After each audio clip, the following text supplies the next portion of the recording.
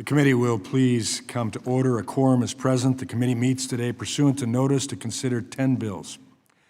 The chair announces that requests for recorded votes may be postponed pursuant to Clause 2 of Rule 11 of the Rules of the House of Representatives and Committee Rule 14B.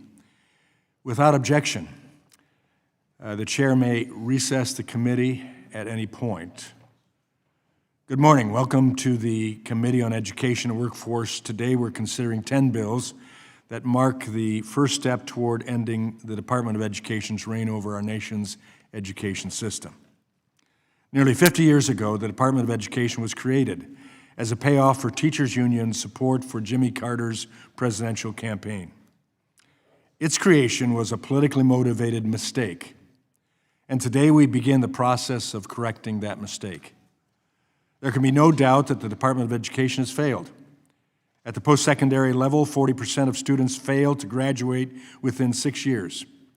The students who do graduate are unprepared, with 85% of recent graduates saying they wish their college had better prepared them for the workforce.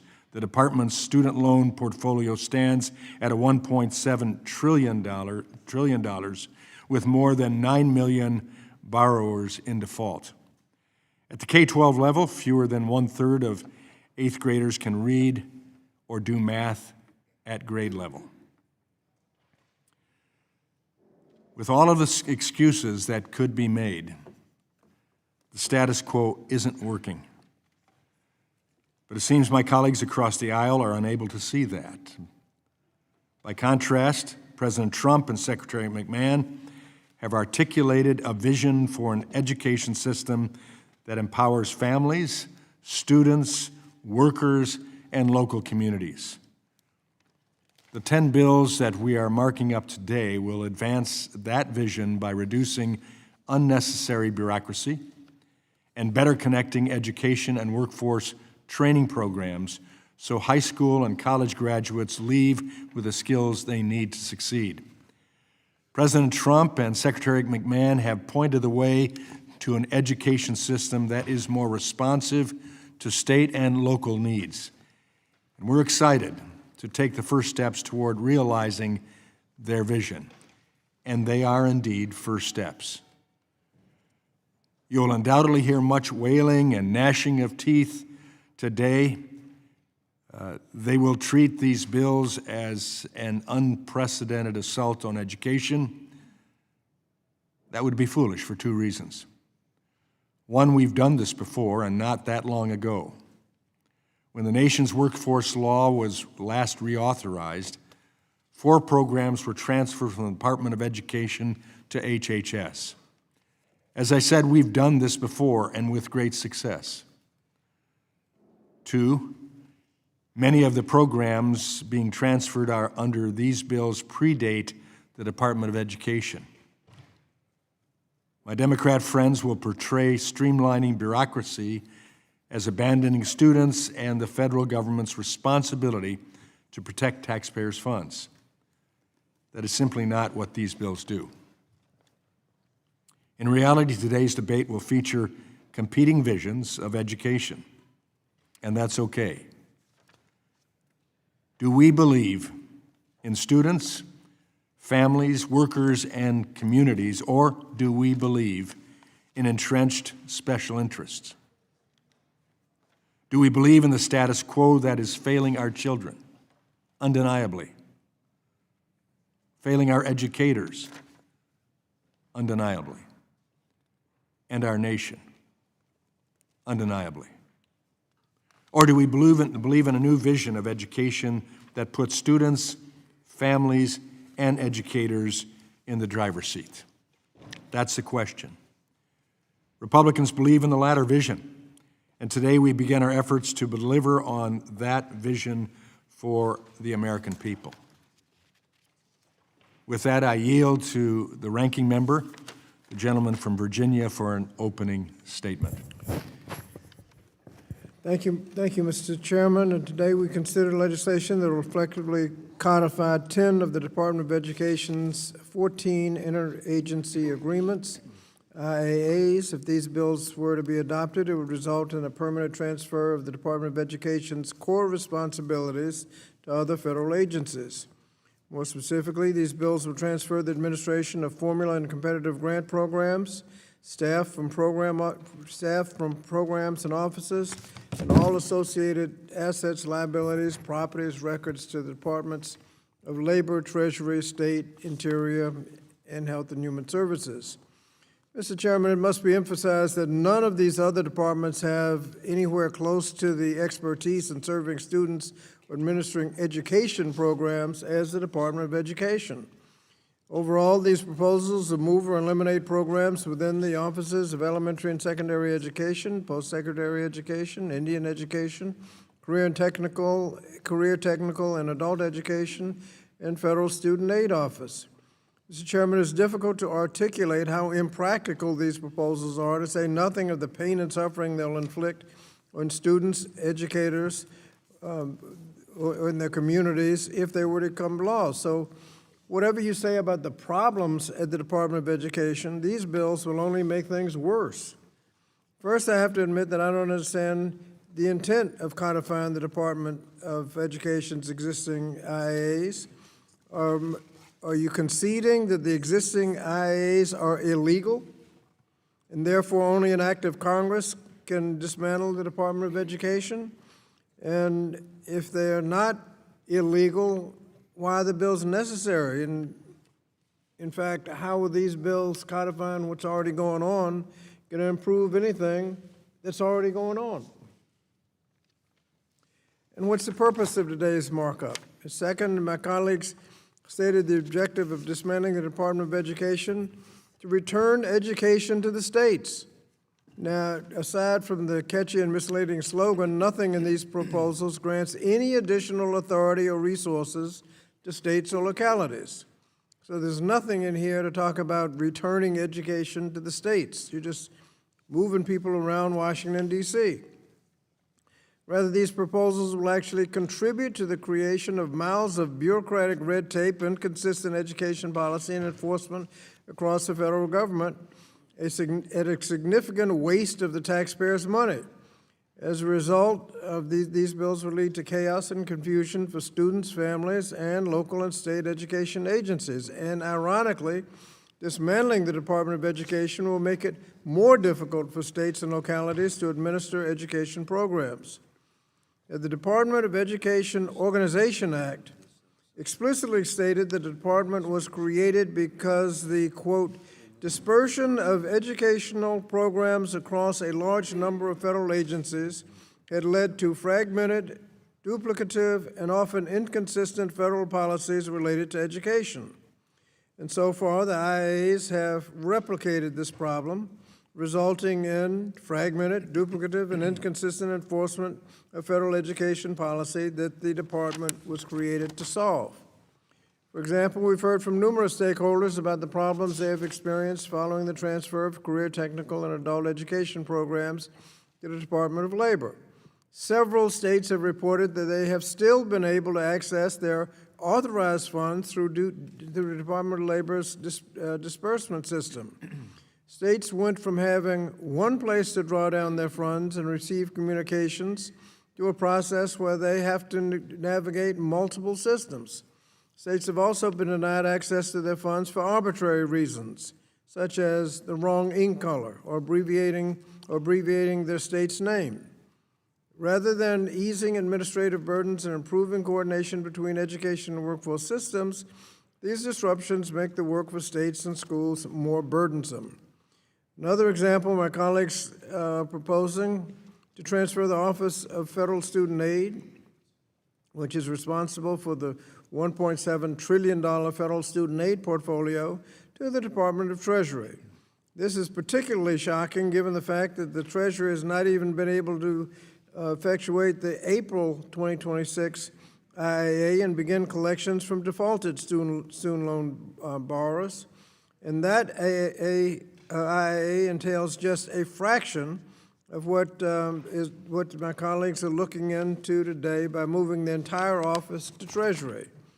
Last month, it was reported the Treasury had to rescind student loan work valued at tens of millions of dollars assigned to 5 debt collection companies, including one previously accused of mistreating student borrowers. Now Treasury must secure another contractor and does not expect to have the contract staff needed to support default resolutions until the end of 2026 at the earliest.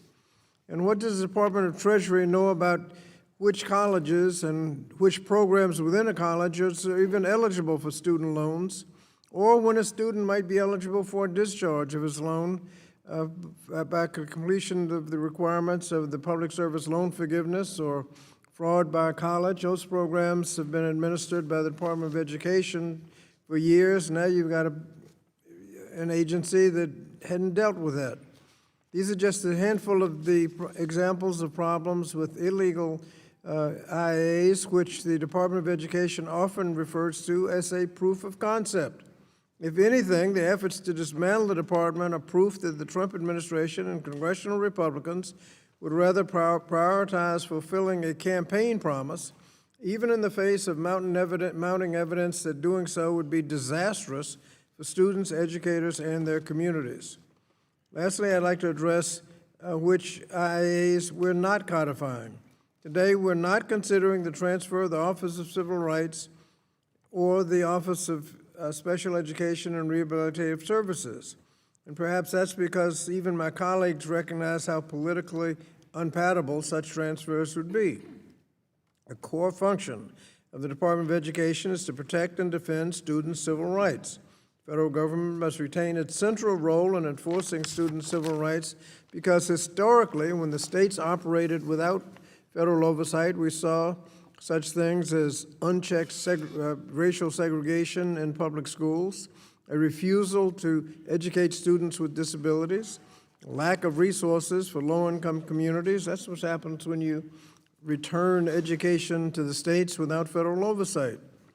In conclusion, my colleagues are not simply proposing to pay for the expenses of moving a few people around different buildings in Washington, D.C. No, these proposals would represent the abdication of the federal government's responsibility to ensure that all students, regardless of race, religion, disability, income, or zip code, have access to a quality public education. So I oppose all 10 of these bills and encourage my colleagues to do the same.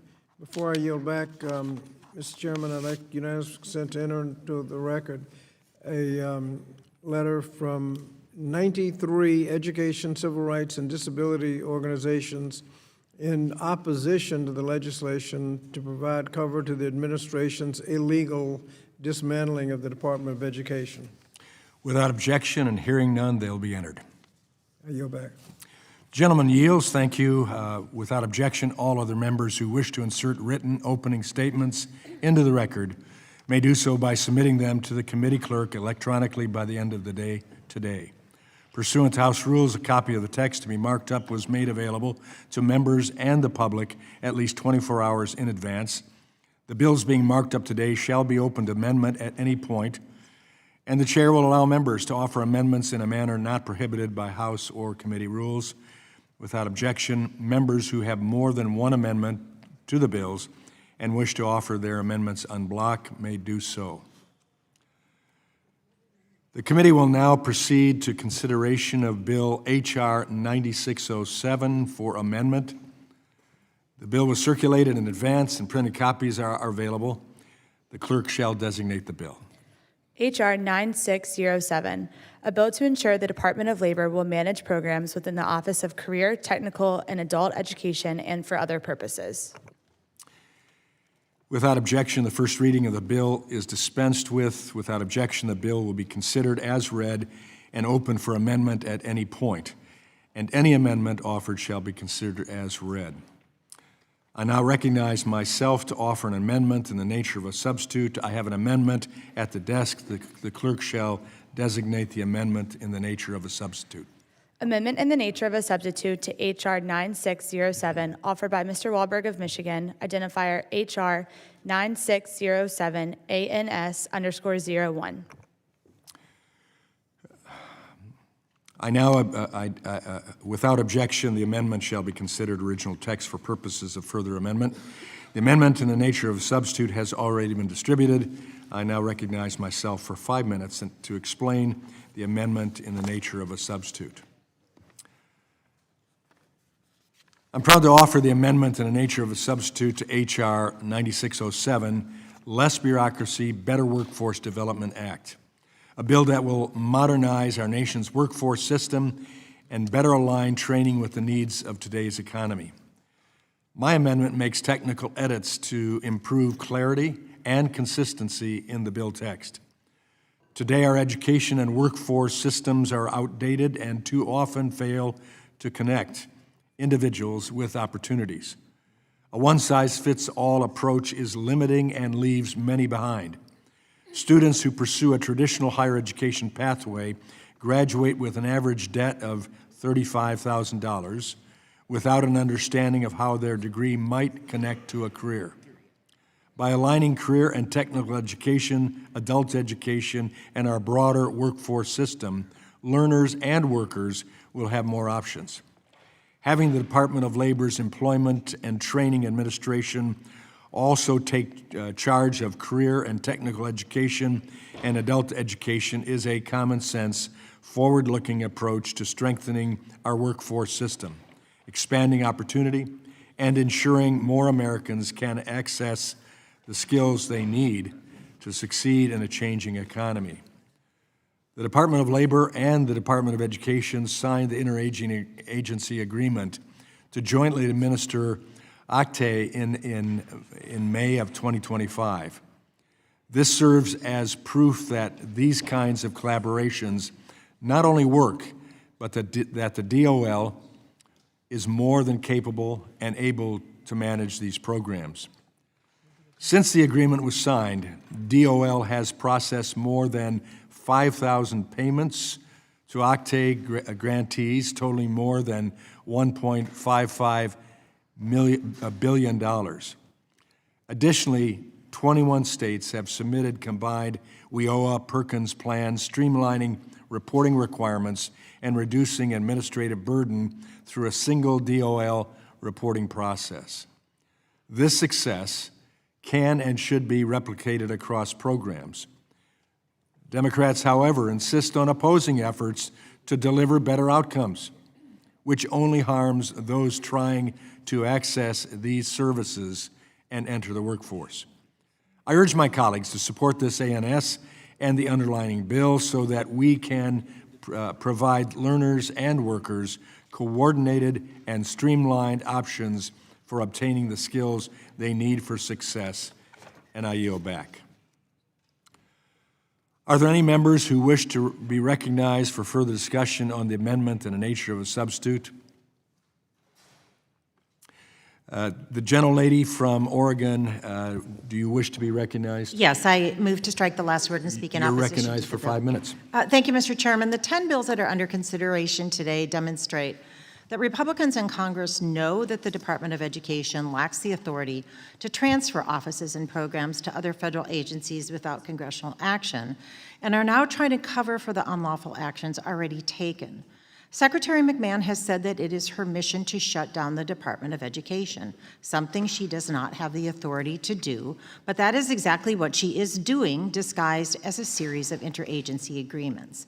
If the department had this authority, why would we be in this markup today? Why would Congress need to enact laws to codify interagency agreements? At the very least, I hope everyone could agree that the unilateral actions the Secretary has taken have already been illegal and unconstitutional, and that her actions must be reversed unless and until Congress passes bills through both chambers and they become law. But the truth is that the majority knows as well as we do that Secretary McMahon has overstepped her statutory authority and committed illegal and unconstitutional acts. That's why I and 19 co-sponsors so far have called for Secretary McMahon's impeachment. She has willfully and systematically refused to comply with the law. She made false statements to Congress, and she breached the public trust. Republicans have enabled this behavior, and it's time for us to stand together, respect the law, and fight back. I'll note that all of these bills start with the words less bureaucracy. I honestly don't understand how anyone can logically argue that any of these interagency agreements reduce bureaucracy when in fact they increase it, and it has been an unmitigated disaster. What actually reduced bureaucracy was having all of the education programs at the Department of Education. Now, I'm going to speak in response to the comments about the Department of Education functions in connection with H.R. 9610. But I do want to note that currently the Department of Education, this is what they do and what they don't do. They don't pick your kids' curriculum. They don't approve textbooks. They don't mandate lesson plans. They don't decide what's taught in your school. But they do enforce civil rights. They do help fund under-resourced schools. They do support rural areas, English language learners, and special education. They oversee Pell Grants and student loans. And they track national data and do research so we know how to improve education. This first bill addresses the illegal interagency agreement that moved the Office of Career, Technical, and Adult Education, which Congress put in the Department of Education, to the Department of Labor's Employment and Training Administration. This agreement is more than a year old, so we have plenty of evidence about how it's worked in practice, and it has been a failure. Transferring OCTAE, the Office of Career and Technical and Adult Education, to the Department of Labor has resulted in significant funding disruptions and delays. State CTE offices expected to receive funding by October 1st, but instead several couldn't access their funds until the end of November. Additionally, the Department of Education is paying the Department of Labor to cover the cost of administering these new programs, which has cost taxpayers more than $1 million more than fiscal years 25 and 26. Well, this is the textbook definition of waste. Additionally, Labor is not equipped to take on the Department of Education employees who have apparently been moved to administer the programs into a new location. And education employees had to be bused to the Labor building because there weren't enough parking spots. And once there, they've reported issues with internet connectivity and access to the software they need to do their jobs. But problems aren't limited to federal workers. State governments and local school districts have also been suffering because of these inefficient and chaotic interagency agreements. An assistant state superintendent in the Maryland Department of Education said, "This shift is like asking states to fly with no air traffic control." He went on to say that when you phase out these sorts of programs and put them in agencies that are not well equipped with the subject matter expertise to take on a number of these large educational programs, the result is going to be a lot of confusion. Programs for career and technical education and adult education are about education, not labor and training, and they belong in the Department of Education. Advanced CTE and ACTE, organizations that represent CTE directors and local CTE professionals respectively, have both publicly opposed this transfer. So I don't understand why my Republican colleagues are not listening to state and local stakeholders. Codifying the dismantling of the Department of Education will harm learners and educators in the short term and also in the long term. The majority knows this, and yet they will not speak out against the president's authoritarian agenda and instead are pushing through bills that make life harder for Americans. So it's long past time that this committee fought for students. Before I yield back, I would like to introduce into the record a letter from the American Federation of Teachers on behalf of the 1.8 million members of AFT who work in education, healthcare, and public services in opposition to all 10 of these bills. They note that these bills will increase bureaucracy, disrupt funding to schools and students, and weaken protection for students, and increase bureaucracy, not efficiency. Creating multi-agency structures with overlapping responsibilities, duplicated costs, and unclear chains of accountability. Gentlelady's time has expired. And I yield back. Thank you. Without objection, they will be entered. Are there any other members who wish to be recognized? The gentlelady from Michigan, do you wish to be recognized to speak on this amendment, nature of substitute? Mr. Chairman, I move to strike the last word. You are recognized for 5 minutes. Well, thank you, Mr. Chairman, and to everyone tuned in to today's hearing. Let it be clear that this is an effort to mismanage and abuse your taxpayer dollars at the expense of an insidious and gross agenda that whittles away at what the people of Michigan and this country, families and students need in order to be successful. Look, my colleagues and I have many healthy disagreements, but this is not one. This is a disagreement based on ideology and the foundation of our government. I believe that your tax dollars should work for you. I believe that your hard-earned tax dollars should work for you, that we should get a return into our communities, and that we should have reliable and functional government. We see today the false crusade to completely dismantle the Department of Education. The bills that we are considering move critical programs administered by this very department to other agencies that don't have staff, that don't have institutional knowledge, that don't have a transition plan. The effort to shut down the Department of Education is paired with massive funding cuts. The president's most recent proposed budget would cut $8 billion from K through 12 programs. Michigan students and parents, what are they going to do? Look, I have spent countless hours with the educators, administrators, and families in Michigan. And over the last year and a half, we have discussed the challenges facing the teacher workforce pipeline, our inability to fully fund Individuals with Disabilities Education Act. The Individuals with Disabilities Education Act is not fully funded in the United States of America, and it is robbing our families. It is robbing our students. It is stealing the dream of what public education means in the United States of America. And now this effort to dismantle, this effort to belie the very American people who have paid in for years with the assumption that we will have a functional Department of Education, a true partner to our schools and to the families. You have a kid with extraordinary disabilities, all you have is your public school. All you have is your Medicaid. All you have is just clinging to the belief that society will be there for you. What is this doing? It's a gross agenda.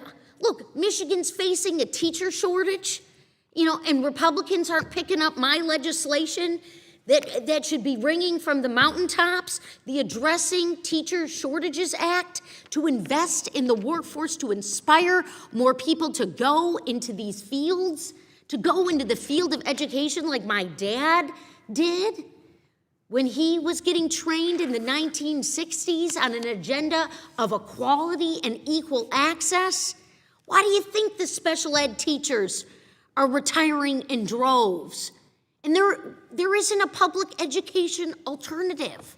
So let's get back to basics before we belie the American people and their tax dollars that this is some effort to serve you better and to streamline, because it's not.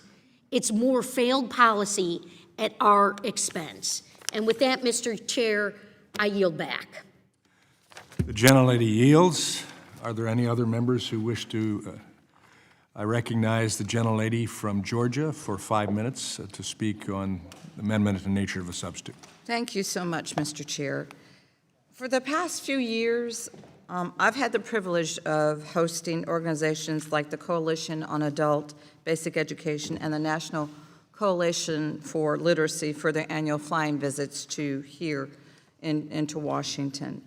And adult educators from around the country come to Washington every year. They come to share their priorities and talk about what they need from Congress, what they need from us to ensure that every adult in this country has the basic skills that they need to live a long, fulfilling life.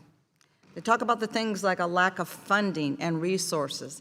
They talk about this over and over and over again, about how they need more teachers, about how they do this work unpaid because they believe in it. They believe in our young people. They believe in our students. They believe in America because they truly believe that the work that they do is going to help someone provide for themselves and provide for their families to give them a good future. someone who was passed along and left behind by whatever school system that they attended. They tell me about how they have to turn away adults who were left behind once already because they don't have the room for or the time to talk to any more students or to take on any more students. In the many years that I have worked with adult educators, and my youngest sister is an educator, I come from a family of educators, I've heard them ask for many things, but not once have they told me that their jobs would be easier or better if Congress shut down the Department of Education. They actually tell me the opposite. This will only make their jobs and their lives and the students' lives far more difficult. That moving the Office of Career, Technical, and Adult Education to the Department of Labor will only make a bad situation worse. It would be one thing if this change were being considered because it was going to help our students learn or make it easier for teachers to do their jobs, but that isn't what this is about at all. This is about the Republican leadership and this president seeing their political dreams of dismantling the Department of Education come true. It's not about helping adults who never had a chance or were left behind. It's not about helping them to get the foundational skills that they need to be productive members of our society. Adult education is about teaching people the basics, things like reading, writing, and basic math. They are the basics that every adult in this country needs to be truly functional in our society, as a member of our society. It's more than just helping people get a job. There's absolutely no reason that we should be moving these programs from the Department of Education and from the Department of Labor when Congress can improve them right here where they are right now. If my Republican colleagues were serious about helping Americans get good jobs and helping them to keep them, we would be spending this time marking up the original Stronger Workforce for America Act. That was a bipartisan bill that should have been signed into law well over a year and a half ago. A bill that this committee, Republicans and Democrats, worked on together in a bipartisan way for years, and it was expected to pass unanimously before Republicans decided to cancel the vote at the last second at the direct request of the richest person on earth. My Republican colleagues have a very clear choice. They can choose between trying to jam through a doomed effort to dismantle the Department of Education, or we can do the difficult thing and we can try to work together on bills that will really help people back home get good jobs and help them to keep these jobs. So I look forward, as I always say to my colleagues across the aisle, I look forward to working with any of you on legislation that will truly get Americans the basic skills that they need, but more so that they deserve, so that they can have decent employment. And I really encourage all of my colleagues to oppose this bill, and I yield. Gentlelady yields. There's a gentleman, the ranking member from Virginia, wish to be recognized. Yes, Mr. Chairman, I move to take the last word. The gentleman is recognized for 5 minutes.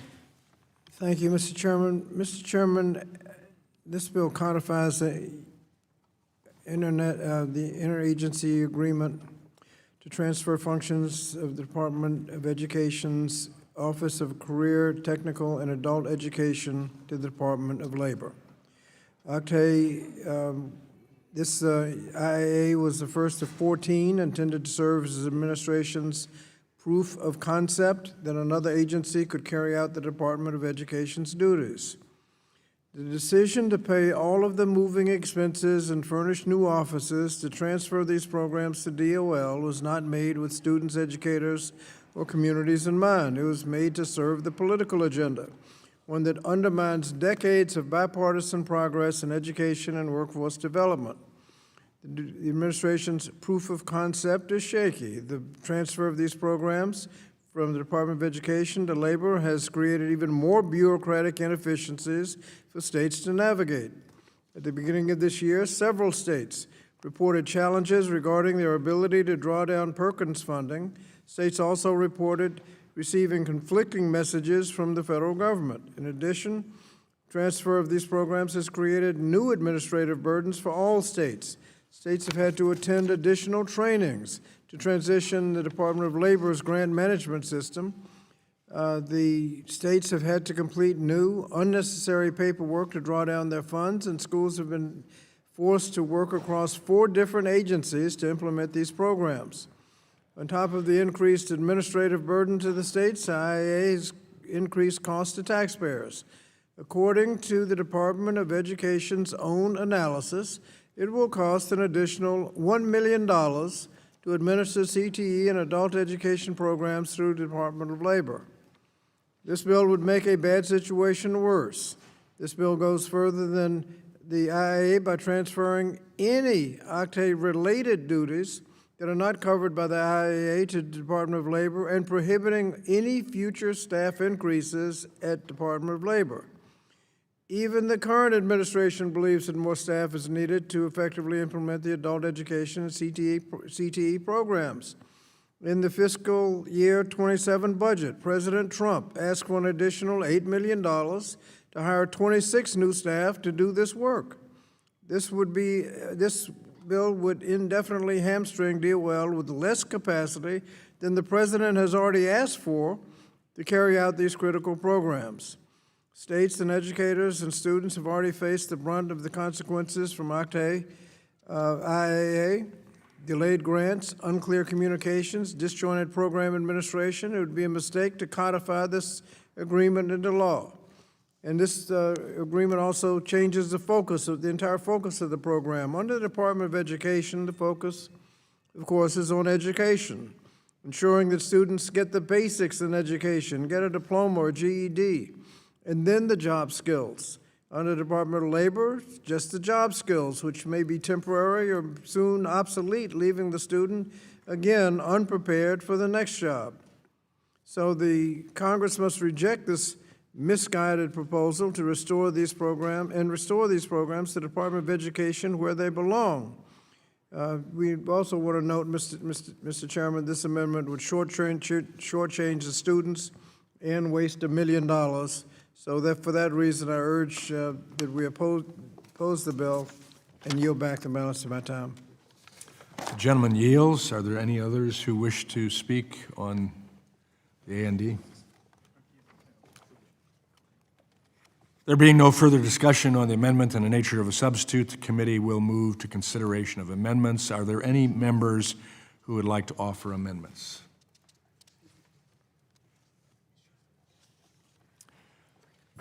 Mr. Chairman. The gentleman from Connecticut, do you wish to offer an amendment? I do, Mr. Chairman. You're recognized for 5 minutes. At the desk. The clerk will designate the amendment. Amendment to the amendment in the nature of a substitute to H.R. 9607, offered by Mr. Courtney of Connecticut, identifier Courtney_9607, AMD_05. Does the gentleman from Utah wish to reserve a point of order? Reserve point of order. A point of order is reserved.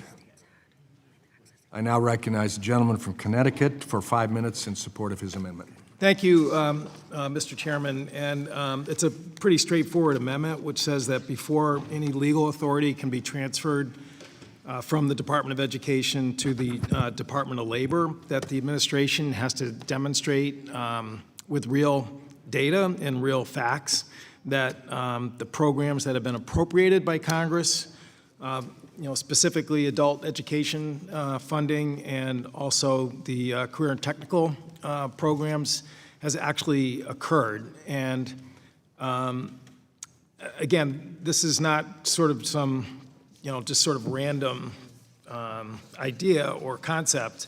The fact of the matter is that the administration jumped the gun in terms of transferring programs for career and technical schools as well as adult education to the Department of Labor before Congress weighed in, even though the Department of Education was created by an act of Congress back in 1979. The legal authority to dismantle the department, I think, is completely unfounded. But nonetheless, that did not stop the Trump administration from just shoving these programs over to the Department of Labor. And, we had hearings over the last year or so where warnings were made by people who worked at the Department of Labor in terms of the Employment and Training Administration, which is going to be the recipient of the funds, which is that Department of Labor is already completely overtaxed in terms of the existing programs that exist at the Department of Labor, and they really are not in a position to take on career and technical schools as well as adult education. As was testified by Brent Parton, who was the former acting assistant secretary for Employment and Training Administration at the Department of Labor.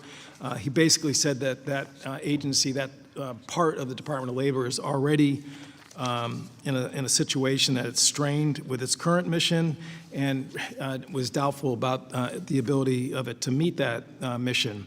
All of this was happening in the context of Elon Musk's Doge, where, again, the fork in the road memos were again, shoving people out of the Department of Labor so that already an overtaxed office was losing key persons and personnel.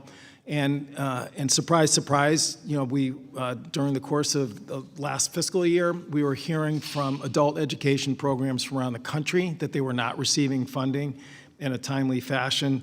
And the administration pretty sort of pathetically tried to respond to that by saying that they have been having great success in terms of putting funds out there for 43 states. Last time I checked, we have 50 states in this country, so there were 7 states that they did not report on in terms of actually receiving their funds. And let's be clear here, we're talking about an economy right now where the labor market is desperately in need of the skills that career and technical schools provide, and over a whole host of issues, whether it's healthcare, manufacturing, information technology. So, this is not, again, some sort of Washington, D.C. parlor talk. This is having a real impact in terms of young people's ability to skill up and take advantage of job openings that exist. Same is true of adult education, where, again, the funding was not distributed to adult education courses or programs throughout the country. And again, that's sort of the entry-level skill, which is language skills for people who, again, want to take over positions where there are job openings in the economy. So this amendment really doesn't really ask too much from the administration. It just says that before this legal transfer, which I completely oppose, actually takes place, that they actually have to demonstrate that they're actually following the law, the appropriations that are coming out of Congress for these programs, which, again, employers rely on in terms of filling job openings, is actually happening. So, again, I would urge strong support from both sides of the aisle for what really is just a bare minimum for performance from the Trump administration to demonstrate they are actually following through on congressional appropriations. And again, we have a couple of articles that I would ask that be admitted for the record. From Politico, the Education Department gave another agency power to distribute its money. It hasn't gone well. That's the title of the article from November 2025. And a second article from Government Executive, again, stating the title is Trump Administration Acknowledges Difficulty in Transferring Education Programs to Other Agencies, Internal Documents Show, and that's an article by Eric Katz dated November 20, 2025. Without objection, And I hearing yield none, back. they'll be entered. Gentleman yields. Are there any others who wish to, does the gentleman withdraw? I withdraw my Withdraw. resolution. Point of order is withdrawn. Are there any others who wish to speak on this amendment? I recognize the gentleman, the ranking member from Virginia, Mr. Scott, for 5 minutes. Thank you, Mr. Chairman. Mr. Chairman, I've read and supported the amendment. At the end of last year, the Department of Labor's own press release celebrated the alleged successful transition of grantees to the Department of Labor's grant management system after failing to deliver funds to 7 states' education and workforce programs. By failing to properly transition states to a program called Payment Solutions, the Department of Labor's grant system that these grantees were not used to, many states face needless delays in receiving their funds for avoidable errors like inputting their state name as an acronym or not knowing what kind of signature was required. Even states that made the transition to the Department of Labor's grant management system faced additional administrative burdens because they had to submit payment justifications. States do not have clarity on what information is needed in these payment justifications or who is reviewing their submissions. This process just creates unnecessary hurdles for formula funds that Congress has already appropriated. Many Department of Education grantees have been used to a certain system for years, and having to suddenly make changes just because this administration wants to dismantle a department is a burden on states, the very states administration claims it's trying to serve. Countless administrators have spent precious time and limited resources that could go toward serving students in an effort to quickly adjust to a new system and only hope that they will be able to access the dollars that Congress gave them when the time comes. And nobody asked for this. In fact, concern from states have delayed the transition to payment solutions for other education programs that have been impacted by IIAs. In an April 17th letter to states, the Assistant Secretary Baszler acknowledged that she heard the state's concerns, and she was pleased to announce that K-12 formula grants would be released using the Department of Education's grant system, one that the grantees are used to this year. This amendment is common sense. It would be irresponsible to make the transfer of OCTAE permanent until the Department of Labor can certify that all states and territories can draw down their Perkins and adult education funds without delay. I urge my colleagues to support the amendment and yield back. The gentleman yields. Are there any others who wish to speak on this amendment? I then recognize myself for 5 minutes. The amendment attempts to delay any sort of improvement to workforce development programs. The amendment lacks clarity and provides no improvements to the underlying bill. In addition, DOL has successfully processed 5,914 payments to OCTAE grantees, totaling over $1.6 billion under the IAA. We should oppose this amendment and support the underlying bill, and I yield back.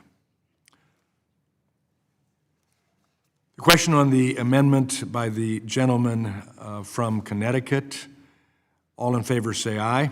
Aye. All opposed, no. No. In the opinion of the chair, the noes have it, and the amendment is not agreed to. A roll call vote is ordered pursuant to the chair's previous announcement. This vote will be postponed. Are there any further amendments to the amendment in the nature of a substitute? Does the gentleman from Virginia, the ranking member, wish to offer an amendment? Yes, Mr. Chairman, I have an amendment at the desk, 9607 AMD_01. The clerk will report the amendment. Amendment to the amendment in the nature of a substitute to H.R. 9607, offered by Mr. Scott of Virginia, identifier Scott_9607, AMD_01. Does the gentleman from Utah wish to reserve a point of order? A point of order is reserved. I now recognize the gentleman for Virginia, the ranking member, Mr. Scott, for 5 minutes in support of his amendment. Thank you, Mr. Chairman. Mr. Chairman, the administration has touted the transfer of the Office of Career and Technical and Adult Education as a proof of concept that other agencies can carry out the Department of Education's duties, but publicly available information says otherwise. At the end of the year, the Department of Labor's own press releases celebrate success, a successful transition of grantees to DOL's grant management system. They say the joint agencies have successfully processed nearly 800 payment requests from 43 unique states and territories. And that obviously points out that at least 7 states did not get any money, and that's celebrated as a success. Additionally, the Department of Education revealed in September that the transfer of education and workforce programs to the Department of Labor would cost the taxpayers an additional $1 million through fiscal year 2026. We have no idea how much it would cost to make this transfer permanent. Department of Labor has taken victory laps on the success of the so-called Workforce Development Partnership by pointing to the historic expansion of WIOA combined state plans. 21 states submitted combined Perkins and WIOA state plans this year. My understanding is that no state submitted a new 4-year Perkins plan this cycle. Effectively, this data point from Labor indicates that states staple their WIOA and Perkins plans together, not a transfer of programs, improving alignment or coordination. So the question remains, how is the transfer of career, technical, and adult education proof that abolishing Department of Education improves efficiency, lowers costs, returns power to the states, or bolsters program outcomes? So this amendment puts the burden of evidence back on the Department of Education before this transfer can take place.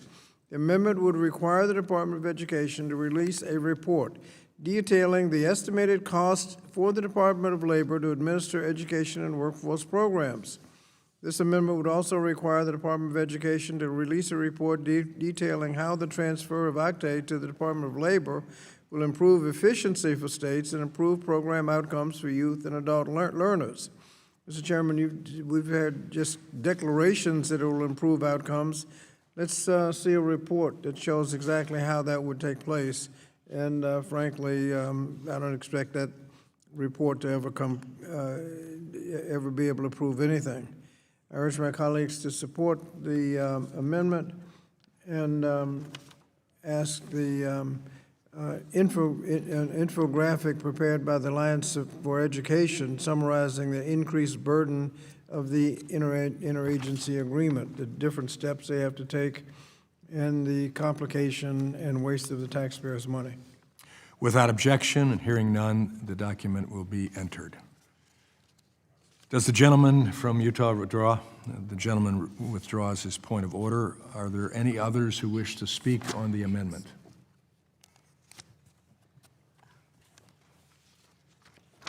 Hearing none, I recognize myself. I certainly oppose this amendment.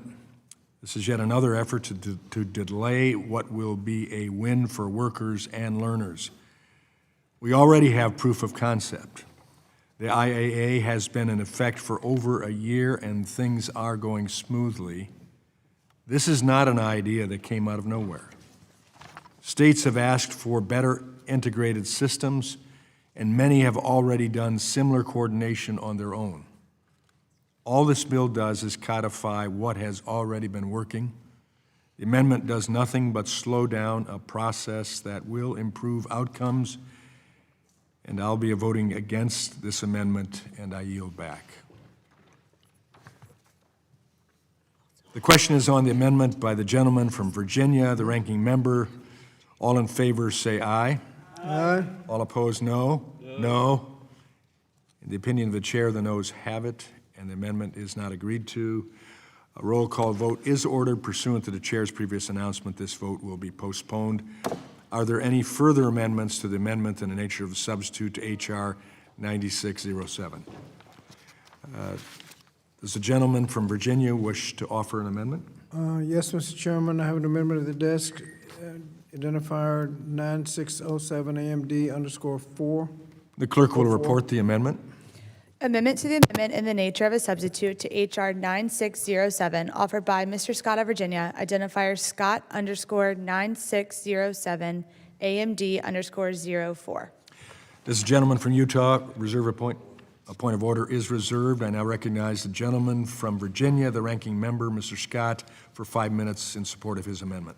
Thank you, Mr. Chairman. Mr. Chairman, for several months, the Department of Education has sent a number of employees to the Department of Labor as detail to continue their work previously housed at the Department of Education. On top of navigating increased workloads following the mass layoffs last year, former Ed staff also faced unsafe working conditions at the Department of Labor's Francis Perkins building. Earlier this year, AFGE Local 252, the union representing the Department of Education employees, filed an OSHA complaint which described the offices as unsanitary, and described issues such as mold, asbestos, insert, and a variety of vermin.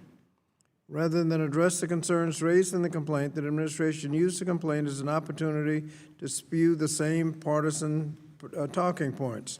Our public servants should be focused on serving the American people, not whether their office will have heat in the winter or whether there will be mold in their cubicle.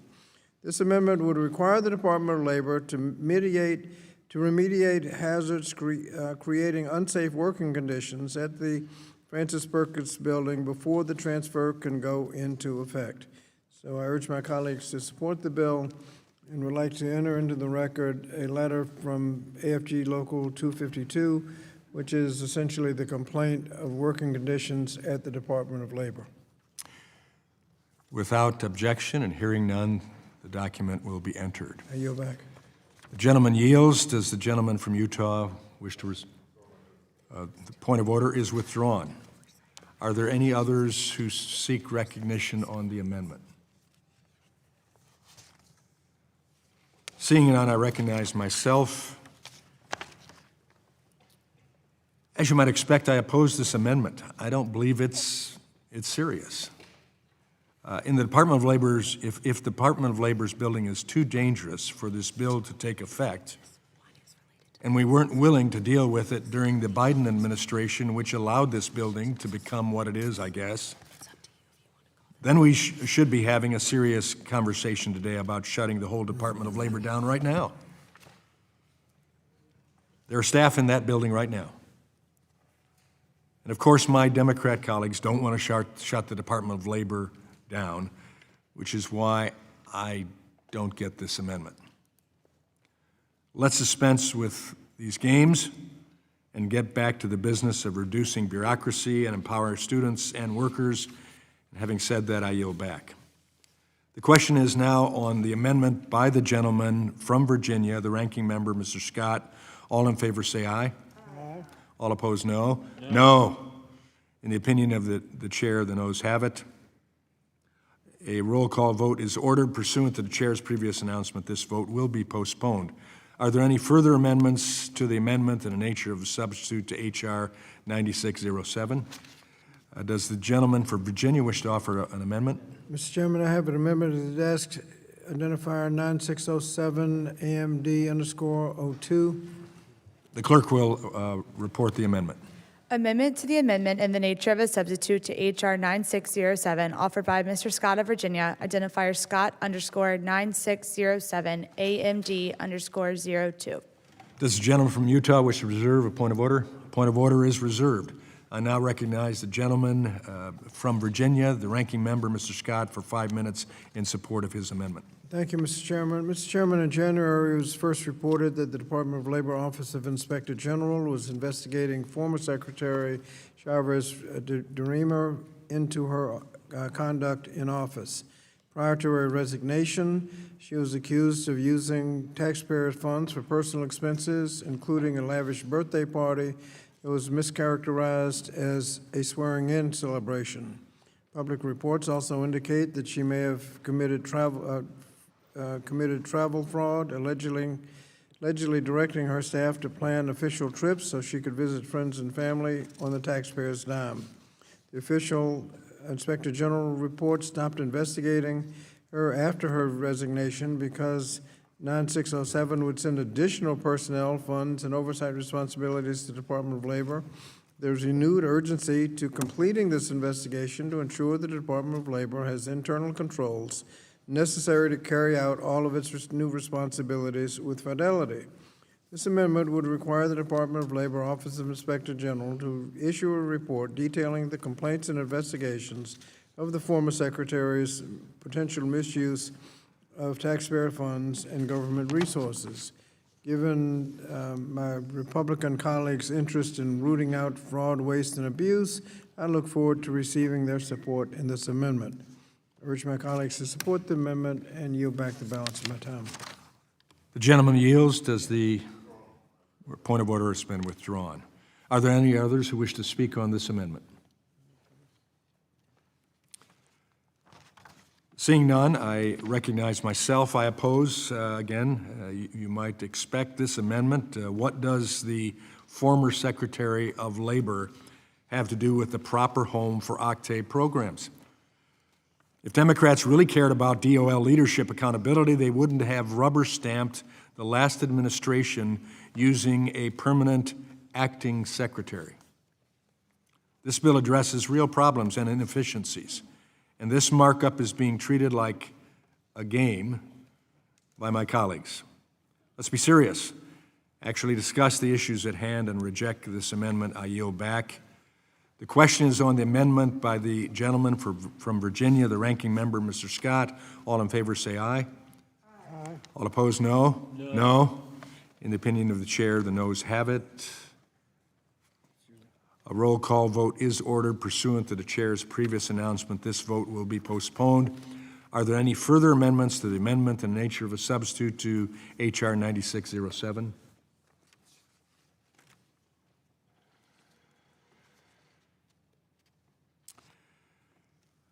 No further amendments being requested. Further action on There being no further amendments, the question now occurs on the amendment in the nature of a substitute.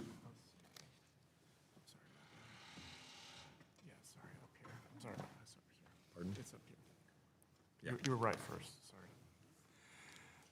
May it be noted that counsel said the chairman was right. That doesn't happen much. Further action on H.R. 9607 is postponed. We'll now move to consider the next bill. The committee will now proceed to consideration of Bill H.R. 9609 for amendment. The bill was circulated in advance and printed copies are available. The clerk will designate the bill. H.R. 9609, a bill to ensure the Department of Treasury will manage all federal student loans, federal student debt, and policies regarding student aid eligibility and for other purposes. Without objection, the first reading of the bill is dispensed with. Without objection, the bill will be considered as read and open for amendment at any point, and any amendment offered shall be considered as read. I now recognize myself to offer an amendment in the nature of a substitute. I have an amendment at the desk. The clerk shall designate the amendment in the nature of a substitute. Amendment in the nature of a substitute to H.R. 9609, offered by Mr. Wahlberg of Michigan, identifier H.R. 9609 ANS_01. Without objection, the amendment shall be considered original text for purposes of further amendment. The amendment in the nature of a substitute has already been distributed. I now recognize myself for 5 minutes to explain the amendment in the nature of a substitute. $1.7 trillion.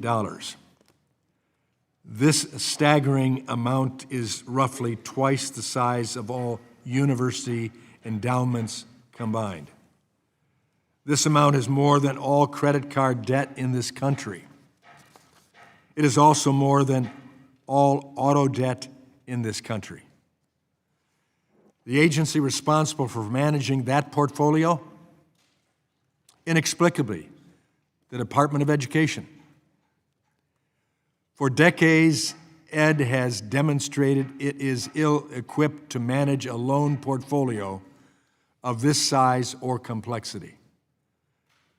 Unfortunately, this was further exacerbated by actions of the Biden-Harris administration.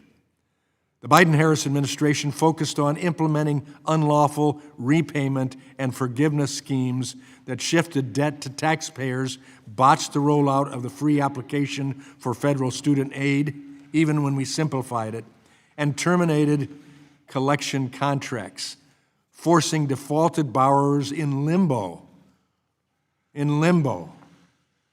for more than 6 years. Meanwhile, uncapped student loans allowed institutions to continually raise prices for degrees that didn't interest employers, bringing student loan debt to record levels without addressing key workforce shortages. These failed policies have left more than 9 million borrowers in default and another 3.5 million more than 30 days behind on their payments. The status quo has failed students and taxpayers, and it is time to shift responsibility for fixing it from Ed to an agency much better equipped. The Treasury Department contains our country's strongest monetary expertise and can manage highly complex financial and information technology systems while servicing delinquent and defaulted borrowers.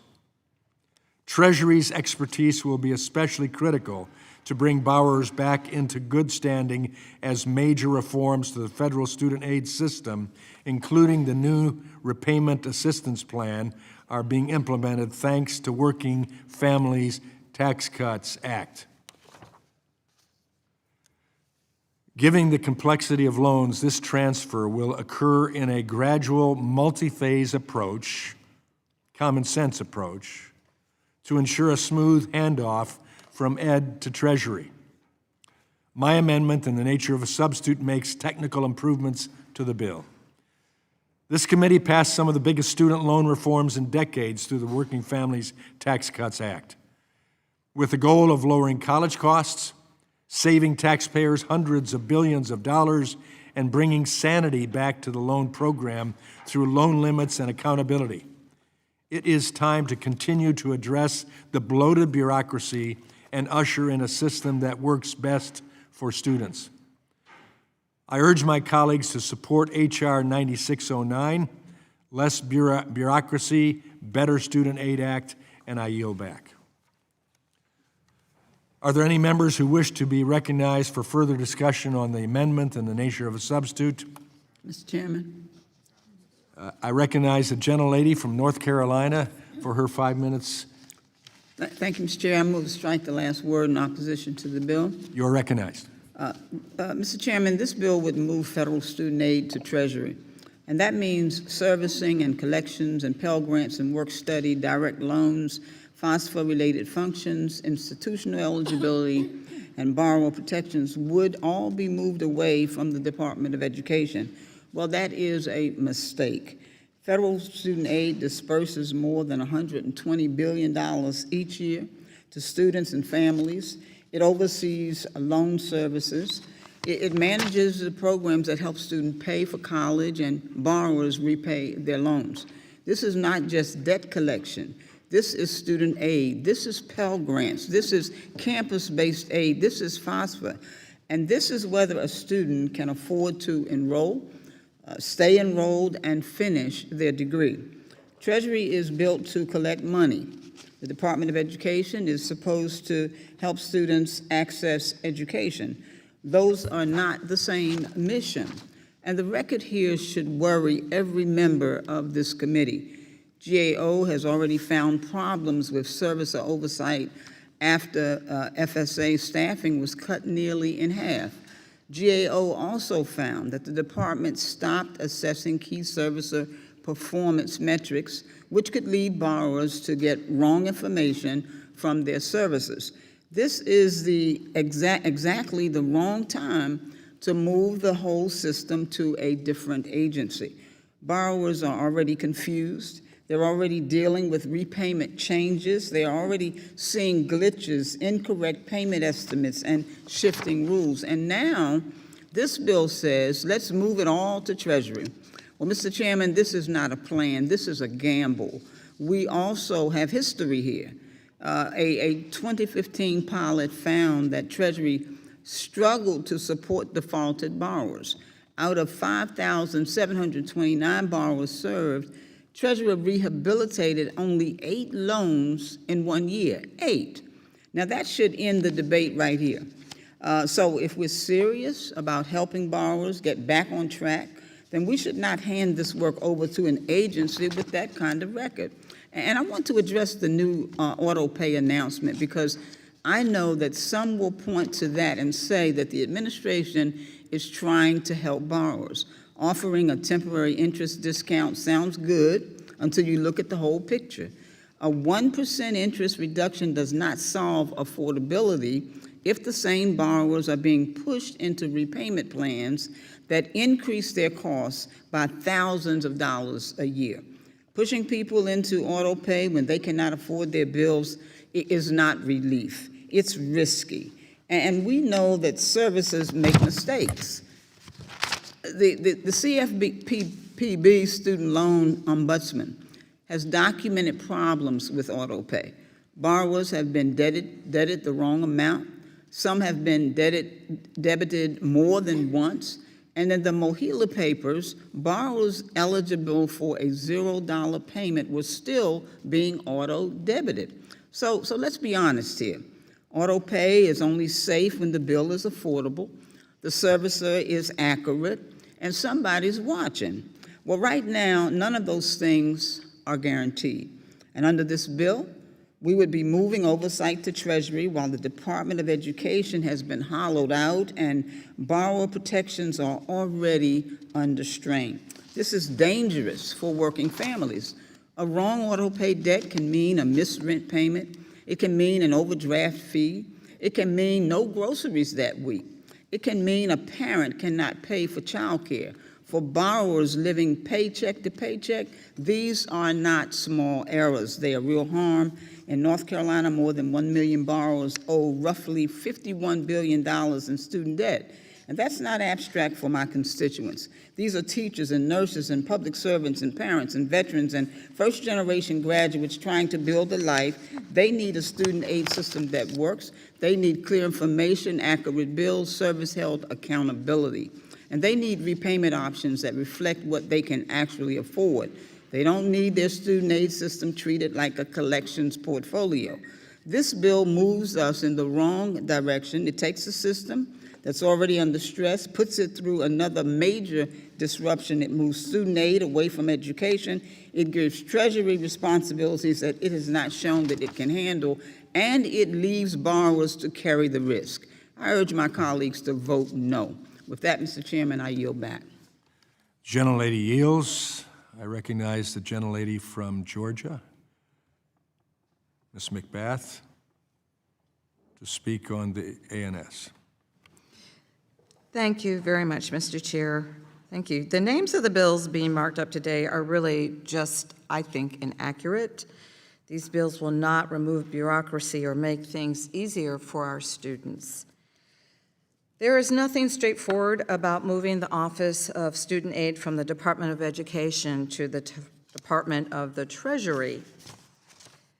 That isn't where any regular person would expect that this office to be when there is a perfectly capable department that is specifically dedicated to education. No matter what title they put on these bills, this legislation will make life harder and more confusing for the American people, just not make it easier for them. People who already can't get help with student aid will not be able to magically get the help that they needed for so long because the Federal Student Aid Office is now at the Treasury. These agencies will not be more likely to pick up the phone when Americans call in to get the help that they need. If anything, it's going to take years for these agencies to do exactly what the Department of Education can and should be doing right now. This is not about ensuring that the American people have the best possible service from their government. It isn't about empowering people's lives at all. It's about getting rid of a federal agency that this president and the Republican Party believe shouldn't exist because it goes against their idea of how government should be run. It's about fulfilling their political dreams, no matter what the impact will have on the American people. Early this Congress, I heard from one of my constituents who had her credit score drop by over 100 points after their student loan servicer failed to update their contact information and wrongly locked them out of their account. Even though she did everything right, stayed on top of her accounts, she still had her credit score drop by over 100 points because her student loan servicer failed to do what they were supposed to do. My constituent came to me because she tried over and over again to get help from the federal agencies, but she couldn't, specifically because these agencies had been gutted by the House Republicans and this administration. She was told to go to the Consumer Financial Protection Bureau, but they couldn't help her because they didn't have the staff. She went to the Federal Student Aid Ombudsman, the specific office at the Department of Education that is supposed to help people when their student loan services get something wrong. But nobody ever got back to her. A direct result of the president firing all of the people responsible for resolving these complaints and getting the American people the responses that they asked for, the responses that they deserve. With nowhere else to go, my constituent came to me as a last resort effort. But just because this president refuses to do his job does not mean that I will do the same. With no federal agency to help them, my staff called into the student loan services, the servicer themselves, sat on hold for over 4 hours and refused to take no for an answer. After weeks of back and forth and many hours of work by my office, we got the loan servicer to correct their mistakes and successfully remove the negative reporting from her credit. I'm always happy to help, but my staff and I should never, ever have to go through that much work to help our constituents. That is exactly what the Federal Student Aid Office was for before it was dismantled. My constituent should have gotten the best help that she needed when she needed it. She shouldn't have had to have her member of Congress pull some strings just to get the government agencies to work how they're supposed to work. Just because my constituent is a regular person does not mean that she is any less worthy of getting the help she deserves. Not only should she and her family not have to go through any of this to begin with, but she should never have had to wait so long for someone in our government to take her seriously. This is exactly why the American people feel like nobody listens to them. Because when they try to get some help, nobody picks up the phone, or they're told that they called the wrong number and really need to call another number instead of anything else, because that office has been streamlined. And at a certain point, it's obvious that Republicans want to make going to your government as inconvenient and time-consuming as possible. They do that so that people not only give up on getting the help that they need, but now have a negative opinion of their government because it failed them in a situation it specifically said that it would be there for them. I encourage my colleagues to stop making life harder for our constituents and for everyday Americans, and to oppose these bills. I yield. The gentlelady yields. Does the gentleman from New York wish to be recognized to speak on the ANS? Thank you, Mr. Chair. I move to strike the last word. The gentleman is recognized for 5 minutes. Thank you, Mr. Chair. I strongly oppose this bill, which I believe is one of the more reckless components of the attempts to dismantle the Department of Education. This bill would gradually transfer all core functions of the Office of Federal Student Aid out of the Department of Education and over to the Treasury Department. That includes the management of all student loans, debts, and aid eligibility. The Treasury Department clearly lacks experience in administering student aid programs, and I don't see how transferring an entire agency, including all of its programs, personnel, contracts, grants, property, and records, is a responsible use of taxpayer funds. This is wasteful, it's impractical, and not in the best interests of our students and our borrowers. And the timing of this could not be any worse. I hear from constituents all the time with outstanding student loans who are concerned about recent changes to their repayment options and whether or not they can afford their payments. In many cases, they've been left in the dark because the Department of Education has fired hundreds of FSA staff since this administration took over. The fact is that FSA is now hiring back many of those positions. It shows us clearly that they know that this administration has made a serious mistake and they're now struggling to keep up with the demands. So there's nothing efficient about delegating all of these responsibilities and upending the system. It does not remove any bureaucracy. Borrowers are simply asking for clarity and responsiveness, and this move needlessly risks further delays and is impacting millions of Americans. Thank you, Mr. Chair, and I yield back. The gentleman yields. Does the gentlelady from Oregon wish to be recognized? Yes, thank you, Mr. Chairman. I move to strike the last word and speak in opposition to the bill and the ANS. You're recognized for 5 minutes. Thank you, Mr. Chairman. First, I want to say, Mr. Chairman, with all due respect, you made a comment that Democrats are somehow not taking this markup seriously or suggesting that it was some sort of game. I assure you, Mr. Chairman, nothing could be farther from the truth. As you know, I've been on this committee for more than a dozen years and very committed to doing everything we can to improve education. I've had many conversations, including most recently with parents, particularly parents with disabilities who are pretty distraught about what they see is about to happen with the OSER's office and IDEA. I've had conversations recently over the years with students who are struggling with student loan debt.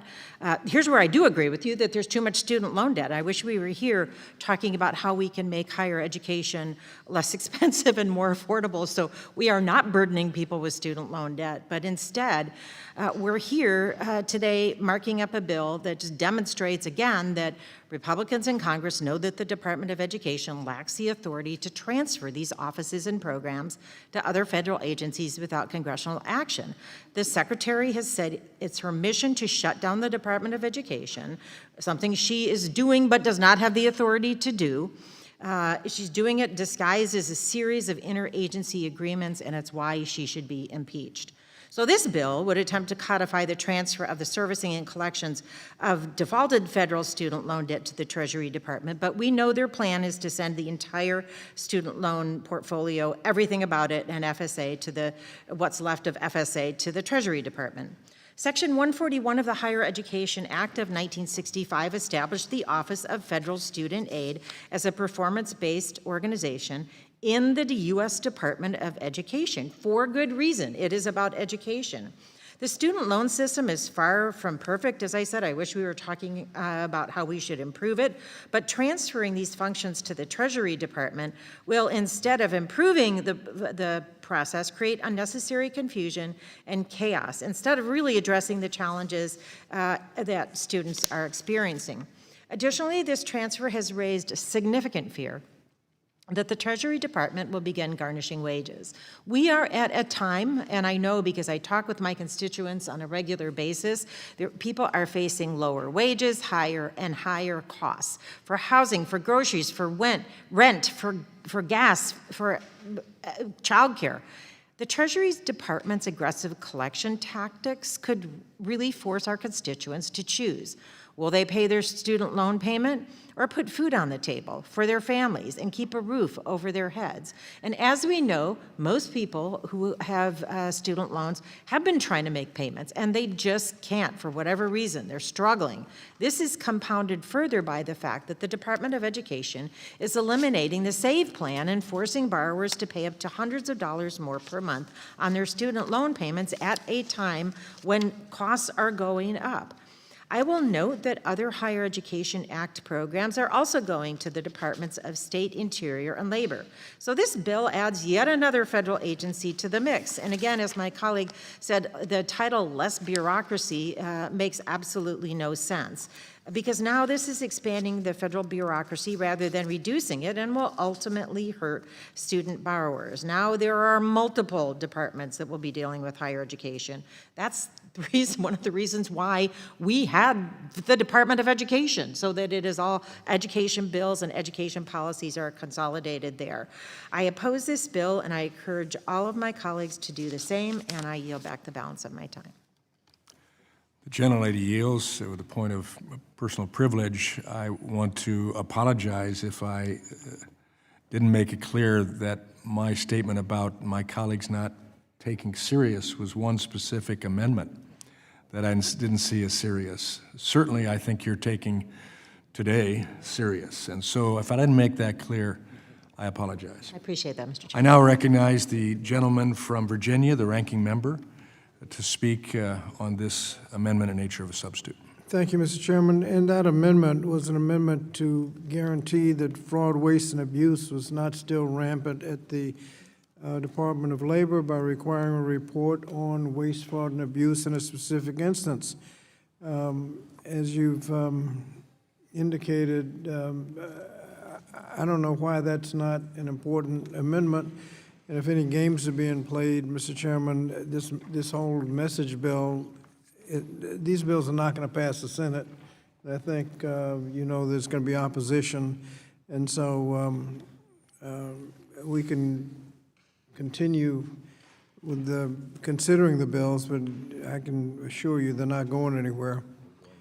Mr. Chairman, this bill would transfer the oversight of federal student aid, including Pell Grants, student loans, loan repayment, public service loan forgiveness, default and delinquency, from the Department of Education to the Department of Treasury.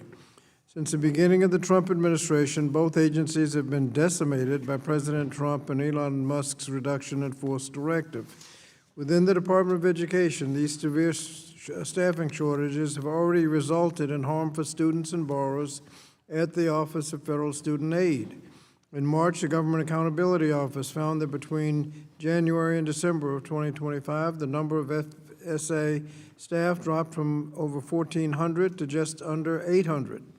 This resulted in a rollback in key oversight in federal loan servicers, and FSA was not ensuring that servicers were providing accurate information to borrowers.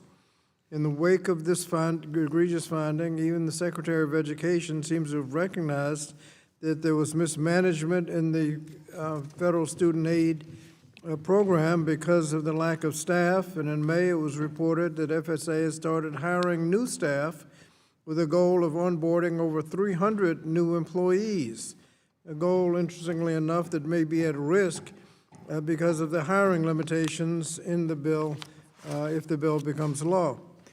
Furthermore, Mr. Chairman, the Treasury has given the public absolutely no assurance that it has the capability of running a complex federal student aid program that disperses over $120 billion in student aid annually and manages a $1.7 trillion student loan portfolio. In fact, the federal government has already tested whether the Treasury could take on such a larger role in student loan management, and the experience shed some light on how poorly equipped the agency may be.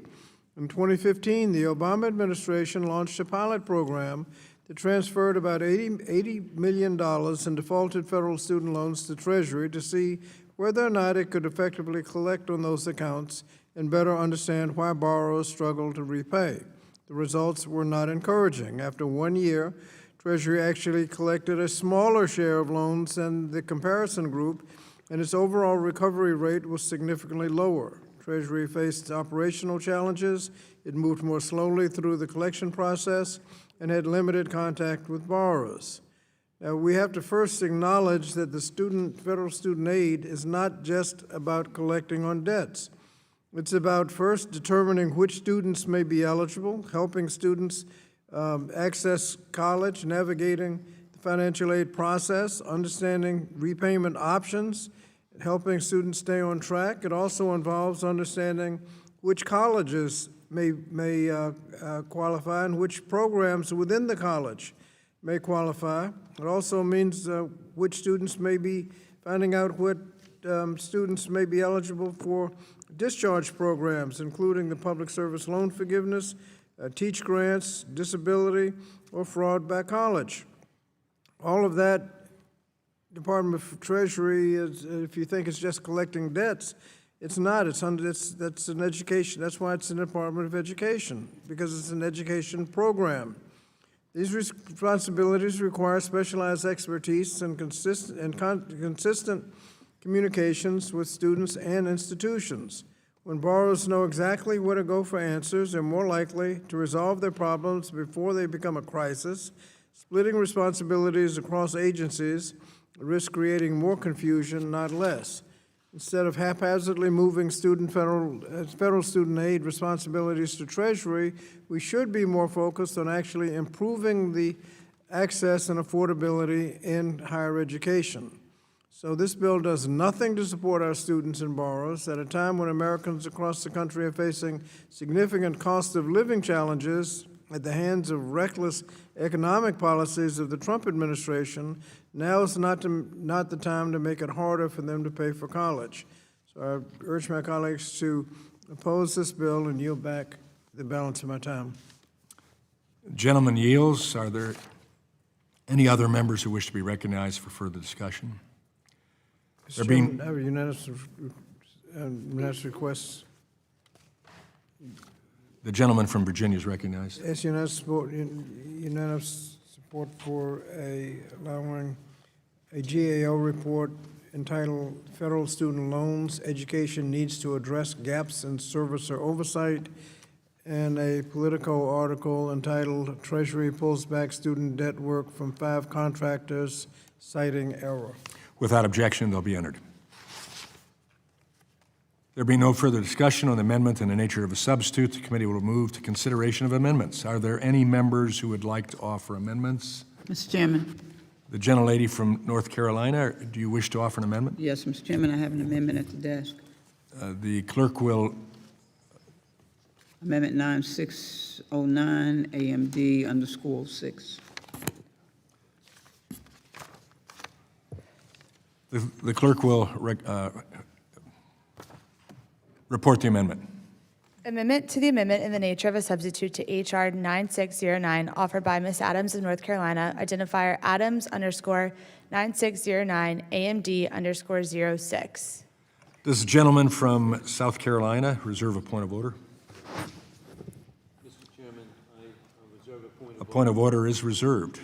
I now recognize the gentlelady from North Carolina for 5 minutes in support of her amendment. Thank you, Mr. Chair. I do move to strike the last word in support of my amendment.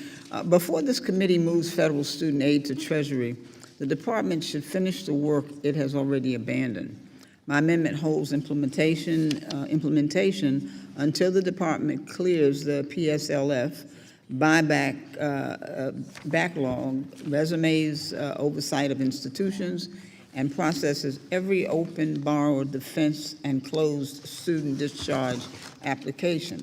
As of March, more than 89,000 public servants were waiting on PSLF buyback applications. Some have waited more than a year. At the current pace, the backlog could take more than 2 years to clear. These borrowers are not asking the department to bend the rules. They're asking it to apply the law.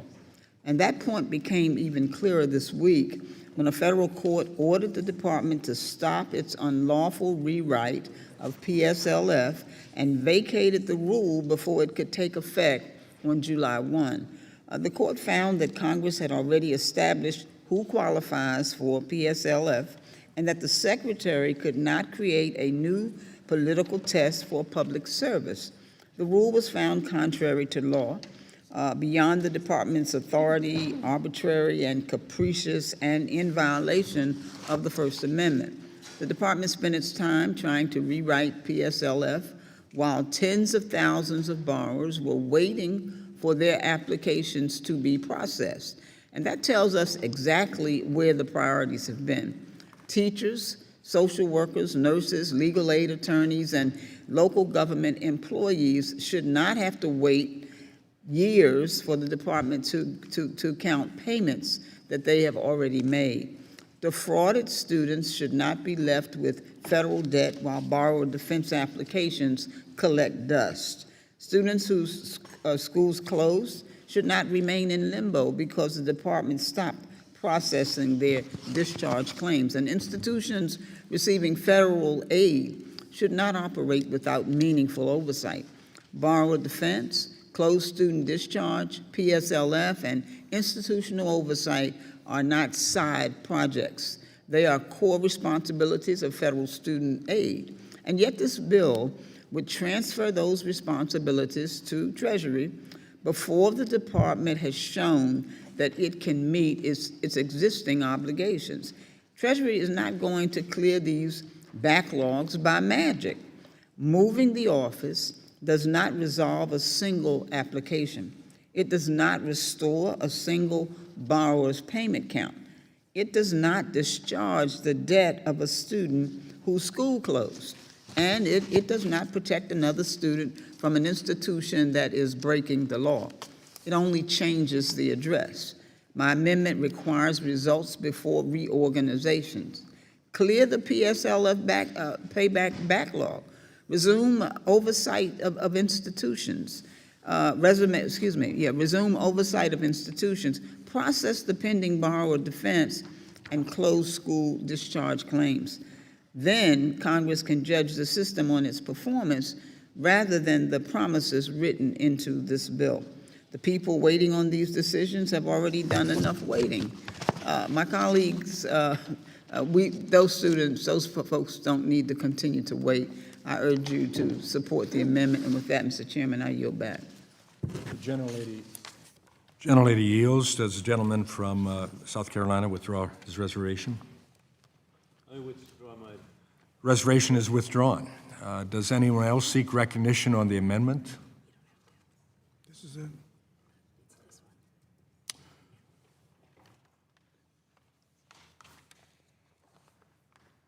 Seeing none, the question is on the amendment by the gentlelady from North Carolina. All in favor say aye. Aye. All opposed, no. No. In the opinion of the chair, the noes have it. Mr. Chair, I ask for a recorded A vote. roll call vote is ordered. Pursuant to the chair's previous amendment, this vote will be postponed. Are there any further amendments to the amendment in the nature of a substitute? Mr. Chairman, I have an amendment. I recognize the gentlelady from North Carolina for the purpose of amendment. Thank you, Mr. Chairman. I have amendment 9609 AMD_08A. The clerk will report the amendment. Amendment to the amendment in the nature of a substitute to H.R. 9609, offered by Ms. Adams of North Carolina, identifier Adams_9609 AMD_08A. Does the gentleman from South Carolina reserve a point of order? Mr. Chairman, I reserve a point of Point order. of order is reserved. I now recognize the gentlelady from North Carolina, Ms. Adams, for 5 minutes in support of her amendment. Thank you, Mr. Chair. My amendment would prevent implementation of this reckless transfer until the department restores the employment of all staff in the Office of Federal Student Aid.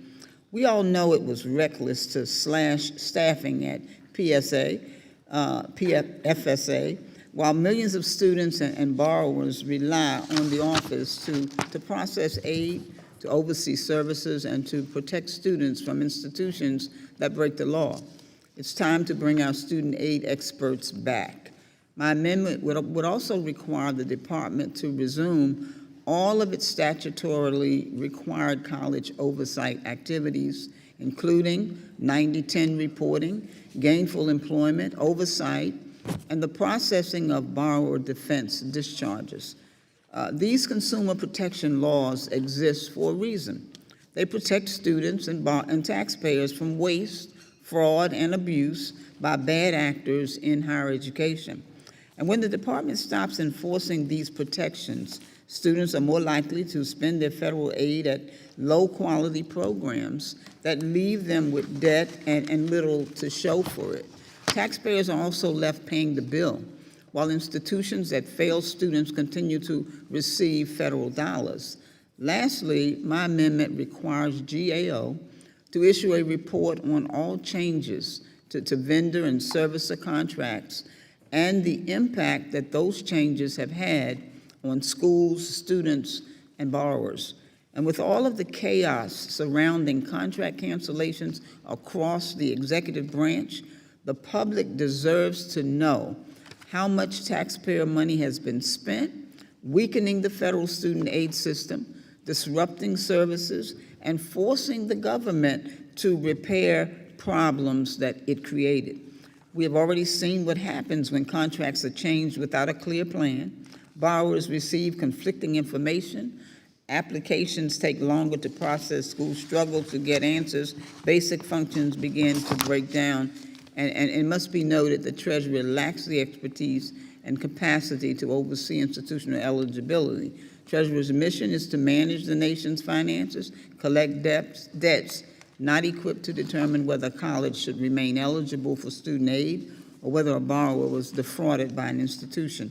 Those duties require higher education expertise, experienced staff, and a functioning oversight operation. Instead of rushing through this transfer, the Department of Education should focus on restoring the full functionality of FSA, restarting its oversight responsibilities, and fixing its vendor and servicer contract systems. Congress should not approve a transfer while the department is still failing to carry out the law. I urge my colleagues to support this amendment, and with that, Mr. Chairman, I yield back.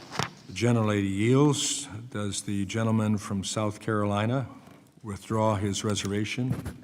Mr. Chairman, I withdraw my reservation. Reservation is withdrawn. Does anyone else seek recognition on the amendment? I recognize the gentleman from Virginia, the ranking member, to speak on the amendment. Thank you, Mr. Chairman. Mr. Chairman, as part of its oversight responsibilities, the department is required to ensure that student loan servicers and agency contractors provide student and borrowers with accurate information about their loans and grants. Earlier this year, the GAO found that due to President Trump's layoffs of nearly half the workers at the Federal Student Aid Office, because of those layoffs, there is a weakening of servicer oversight. Furthermore, the department has refused to fully implement many of the Biden administration's regulations designed to protect students from fraud, waste, and abuse, such as borrower defense and the 90-10 rule. Its refusal to fully conduct oversight of student loan services, vendors, and colleges has hurt our students, and this bill should not go into effect until that oversight is actually in effect. I urge my colleagues to support the amendment and yield back. The gentleman yields. Are there any others who wish to speak on the amendment? Seeing none, the question is on the amendment by the gentlelady from North Carolina. All in favor say aye. Aye. All opposed, no. No. No. In the opinion of the chair, the noes have it, and the amendment is not agreed to. Chairman, I A ask roll for- call vote is ordered. Pursuant to the chair's previous announcement, this vote will be postponed. Are there any further amendments to the amendment in the nature of a substitute to H.R. 9609? Mr. Chairman, I have an amendment. The gentlelady from North Carolina is recognized for an amendment. Thank you, Mr. Chair. I have Amendment 9609 AMD_4. The clerk will report the amendment. Amendment to the amendment in the nature of a substitute to H.R. 9609, offered by Ms. Adams of North Carolina, identifier Adams_9609 AMD_04. Does the gentleman from Washington reserve a point of order? Mr. Chair, thank you. I do reserve a point of Point order. of order is reserved. I now recognize the gentlelady from North Carolina for 5 minutes in support of her amendment. Thank you, Mr. Chairman. This amendment is very straightforward. It requires GAO to look at default prevention and loan rehabilitation, including the work happening right now under the interagency agreement between the Department of Education and Treasury. Before we move student loan functions to Treasury, we must know whether borrowers are actually being helped before they fall into default, and whether borrowers already in default are being given a real chance to get back on track. And that should not be controversial. We're talking about 1.7 trillion student loan portfolios. We're talking about millions of borrowers, and we're talking about people who are already struggling with rent and groceries and utilities and childcare and the basic costs of living. And this is not just about collecting debt. This is about whether the federal government is handling borrowers fairly. And I have some real concerns that the Treasury is not prepared for this work. Earlier this year, we saw reporting that Treasury pulled back student debt collection work from 5 contractors after saying these assignments were made in error. And one of those contractors had previously been accused of misleading student borrowers. Well, that's a red flag. And if Treasury is already having procurement issues before fully taking this on, then Congress should not just wave this through and hope for the best. Treasury is built to collect debt. The Department of Education is supposed to understand students' repayment options, borrower protections, loan rehabilitation, and the path out of default. Those are not the same things.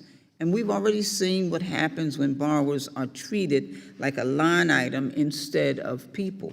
Last year, Congressman Raskin and I led a letter after the Department of Education seized tax refunds from more than 80,000 student borrowers in default, many reportedly without clear warning. And for a lot of families, a tax refund is not extra money. It is rent. It is utilities, it's groceries, it's the money that they were counting on to stay afloat. Federal law requires notice for a reason. Borrowers should have a chance to challenge errors, to understand their options, and to rehabilitate their loans or seek hardship relief before the government takes their refund. And we know errors happen. We know servicers have made mistakes, and we know borrowers have been given bad information, and we know that payments have been misapplied and records have not always been accurate. So before we move ahead, let's get the facts. How many borrowers are at risk of default? Are they getting accurate information? Are default prevention efforts working? Are rehabilitation options actually accessible? Are balances being sent to collections accurate? And is Treasury prepared to manage this without making a bad situation worse? That is all this amendment asks GAO to examine. It doesn't stop the bill. It doesn't create a new program. It does not forgive debt. It simply says that Congress should have an independent look at whether this system is working for borrowers before we make this transfer permanent. Because student loan default has real consequences. It affects credit, wages, tax refunds, housing, and a family's ability to keep going. And we should be helping borrowers avoid default, not just building a faster collections machine that after they fall behind. And so I urge my colleagues to support this amendment. And with that, Mr. Chairman, I yield back. The gentlelady yields. Does the gentleman from Washington continue to reserve a point of order? Thank you, Mr. Chair. I do indeed reserve a point of order. Does the gentleman continue the point of order? I do continue the point of order. I withdraw. Excuse me, Mr. Chair. I withdraw my point of order. I thank the gentleman for withdrawing the point of order. Are there any members who seek recognition on the amendment? I recognize the gentleman, the ranking member from Virginia, to speak on the amendment. Thank you, Mr. Chairman. This amendment would prevent the transfer of federal student aid programs to Treasury until the GAO issues a report about the Department of Education's current default prevention and rehabilitation processes. When I talk to students and borrowers, they're asking Congress to lower college costs to prevent having to pay off student loans even after they've retired. They do not want more chaos in the loan rehabilitation process, and they do not want to be locked out of opportunities due to defaulted loans. As I mentioned in my earlier remarks, Treasury has already proven to be ill-equipped with this transfer of power, from a failed pilot program in 2025 to most recently repealed default vendor contracts. They've shown that they're just ill-equipped. It's absurd that we're here today considering transfer and management of the entire student loan program when we don't even have confidence that the agency has the ability to handle the default work, which is a small portion of the student loan portfolio. Students, borrowers struggling to keep up with their payments deserve more than what the Trump administration and congressional Republicans are offering. They want actual solutions, so I urge my colleagues to support the amendment and yield back. The gentleman yields. Are there any others who wish to speak on the amendment? Yes, Mr. Chairman. I recognize the gentlelady from Oregon for 5 minutes to speak on the amendment. Thank you, Mr. Chairman, and I want to speak in favor of this Adams Amendment 8A. It's also relevant to an amendment my colleague, Representative McBath, is offering, Amendment 1, but I'll speak now and then apply also to that. Just by a little background, I used to work at Legal Aid, and I did financial counseling, helping people who were struggling with debt. And I found pretty early on that that wasn't their choice. They had hard times, they had lost a job, they had health care bills they couldn't pay. And it was pretty meaningful work. And then when I worked at the Federal Trade Commission, I worked in the division that enforces the Fair Credit Reporting Act and the Fair Debt Collection Practices Act, and again, had experience seeing the circumstances that people were under. And there's no excuse for not paying someone's debt when they can, but that's not what we're talking about. With student loan debt, for example, many people have been paying. They've been making payments, and the payments all go to the interest. Some people have paid more than the actual amount that they borrowed, which is pretty outrageous. Some get inaccurate information from their servicers. Some are single parents. Maybe some of them were not able to finish their degree, so now they have the debt without the degree. 45%, approximately 45%, attended for-profit colleges. I think that is a wake-up call. So again, Mr. Chairman, we should be talking about how we can help students afford higher education, not sending this entire portfolio over to an agency that doesn't have the experience, that doesn't have the background, that does not understand or have the staff or resources or historical knowledge to address these issues. And again, I wish this committee were focusing on making higher education more affordable, not sending people to collection through the Department of Treasury, and complicating things by adding yet another agency. Thank you, and I yield back the balance of my time. The gentlelady yields. Are there any others who seek recognition on the amendment? Seeing none, the question is on the amendment by the gentlelady from North Carolina. All in favor say aye. Aye. All opposed, no. No. In the opinion of the chair, the noes have it, and the amendment is not agreed to. Mr. Chairman, recorded vote. A roll call vote is ordered pursuant to the chair's previous announcement. This vote will be postponed. Are there any further amendments to the amendment in the nature of a substitute to H.R. 9609? I recognize the gentleman, the ranking member from Virginia, for the purpose of an amendment. Mr. Chairman, I have an amendment to the desk, identifier 9609 AMD_05. The clerk will report the amendment. Amendment to the amendment in the nature of a substitute to H.R. 9609, offered by Mr. Scott of Virginia, identifier Scott_9609 AMD_05. Does the gentleman from Washington reserve a point of order? Thank you, Mr. Chair. I do indeed reserve a point of order. Point of order is reserved. I now recognize the gentleman from Virginia, the ranking member, Mr. Scott, for 5 minutes in support of his amendment. Thank you, Mr. Chairman. Mr. Chairman, this amendment will prevent the transfer of federal student aid programs to Treasury until the Department of Education implements all open recommendations from the Government Accountability Office to improve federal student aid system. There's long been bipartisan interest in improving the Office of Federal Student Aid, but congressional Republicans have continued to depart from this oversight responsibility by enabling the weaponization of federal student aid. Rather than discussing real reforms, they're prematurely moving to move the management of the student aid operations to Treasury with no evidence that this will solve any problem. My amendment would specifically call out the more concerning GAO findings.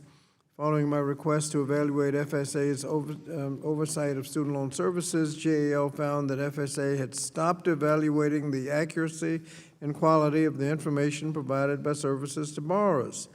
This pause in oversight was in part due to the reckless rifts that gutted the FSA office.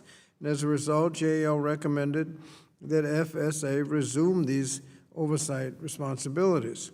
Instead of shuffling the bureaucracy and potentially making it worse, the department should work on implementing these common sense GAO recommendations that will improve student and borrower experiences. And until that happens, Mr. Chairman, I don't think we should be moving the people around. So I urge my colleagues to support the amendment and yield back the balance of my time. The gentleman yields. Does the gentleman from Washington withdraw the reservation of the point of order? Thank you, Mr. Chair. I would like to withdraw my reservation. The gentleman withdraws the point of order. Does anyone else seek recognition on the amendment? Seeing none, the question is on the amendment by the gentleman from Virginia, the ranking member. All in favor say aye. Aye. All opposed, no. No. In the opinion of the chair, the noes have it. A roll call vote is ordered pursuant to the chair's previous announcement. This vote will be postponed. Are there any further amendments to the amendment in the nature of a substitute to H.R. 9609?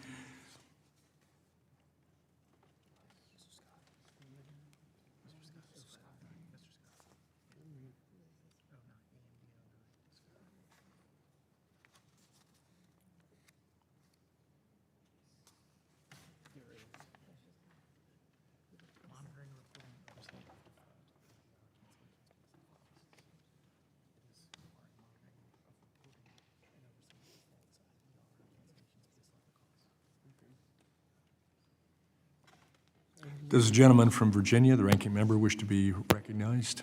Yes, yes, Mr. Chairman, I have an amendment at the desk under the identifier 9609 AMD_09. The clerk will report the amendment. Amendment to the amendment in the nature of a substitute to H.R. 9609, offered by Mr. Scott of Virginia, identifier Scott_9609, AMD_09. Does the gentleman from Washington reserve a point of order? Thank you, Mr. Chair. I'd like to reserve a point of Point order. of order is reserved. I now recognize the gentleman from Virginia, the ranking member, for 5 minutes in support of his amendment. Thank you, Mr. Chairman. This amendment prohibits the implementation of the law until the department provides a cost breakdown of the transfer of the from the Department of Education to the Department of Treasury. Amendment also establishes ongoing monitoring, reporting, and oversight requirements to ensure Congress and the public can evaluate how the student loan portfolio is being administered throughout any transition. Before undertaking a major restructuring of the federal student aid program, Congress deserves to know how much this proposal will cost, what savings it might be expected to produce, if any, and whether this move will actually improve services for borrowers. This bill asks us to approve a massive transfer of responsibilities without providing any basic information about implementation costs, operational risk, or the impact on borrowers. And so that's just not fair to for the students. My amendment requires regular reporting on key performance measures, including default resolutions, income-driven repayment enrollment, loan cancellations, repayment rates, billing and servicing errors, call wait times, and borrower complaints. These are metrics that will tell us whether or not this plan is worth it and provide so-called proof of concept that the Secretary of Education has highlighted in front of Congress many times. If this legislation is truly about efficiency and better student aid, then my colleagues on the other side of the aisle should be willing to measure whether it actually delivers on any of those promises. Taxpayers deserve transparency about how their dollars are being spent. Borrowers deserve accountability in this transition, whether or not this transition results in delays, servicing problems, or reduced access to assistance. While I can't support the underlying bill, I urge my colleagues to support this amendment that will actually improve things. I yield back.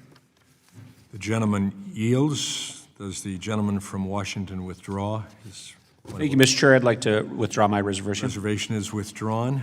Are there any others who seek recognition on the amendment? There being no further discussion, the question is on the amendment of the gentleman from Virginia, the ranking member, Mr. Scott. All in favor say aye. Aye. All opposed, no. No. In the opinion of the chair, the noes have it. No has it. Recorded vote. A roll call vote is ordered. Pursuant to the chair's previous announcement, this vote will be postponed. Are there any further amendments to the amendment in nature of a substitute to H.R. 9609? The gentlelady from Georgia, do you wish to be recognized for an amendment? Thank you, Mr. Chair. I have an amendment at the desk. Gentlelady is recognized. The clerk will report the amendment. Amendment to the amendment in the nature of a substitute to H.R. 9609, offered by Ms. McBath of Georgia, identifier McBath_9609, AMD_01. Does the gentleman from Washington reserve a point of order? Thank you, Mr. Chair. I would like to reserve a point of order. Point of order is reserved. I now recognize the gentlelady from Georgia, Ms. McBath, for 5 minutes in support of her amendment. Thank you, Mr. Chair. My amendment, really, it's pretty simple. This is going to be pretty quick. It basically just helps to address the exact issue that my constituent just dealt with, that I just spoke about about 40 minutes ago. When student loan servicers get things wrong or purposefully, I'm having a hard time today, mislead our constituents, there are major consequences when these kinds of occurrences happen. But those consequences aren't directed towards the servicer, the entity that made the mistake to begin with. Instead, they land on our constituents who have little to no recourse when these mistakes inevitably occur, and they oftentimes don't know where to turn. My constituent, she did everything right, exactly as she should have, but still had her credit score decreased by over 100 points based on inaccurate information that was reported by her loan servicer. And that was based on something that wasn't even true. One of her creditors actually reached out to her unprompted to let them know that they could no longer work with her and her family because she was no longer creditworthy. All because her loan servicer reported something that wasn't true, it was inaccurate, and there was no real process for her to go to fix it. I encourage my colleagues to adopt this amendment. It's easy. It's just simply to establish a process for borrowers to enter interest-free forbearance and temporarily stop credit reporting when a service error has been reported.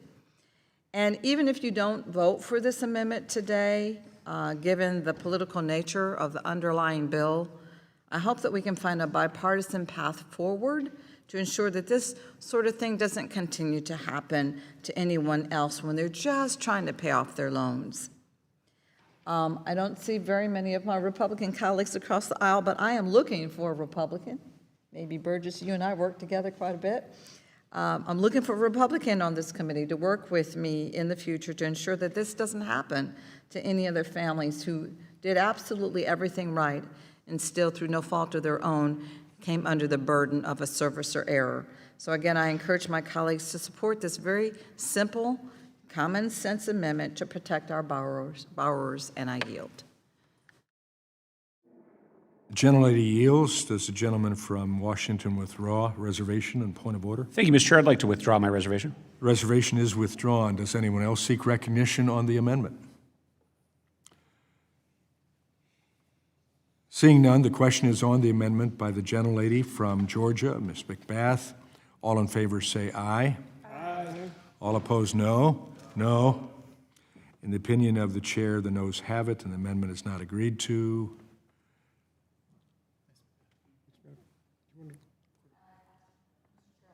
A roll call vote is ordered. Pursuant to the chair's previous announcement, this vote will be postponed.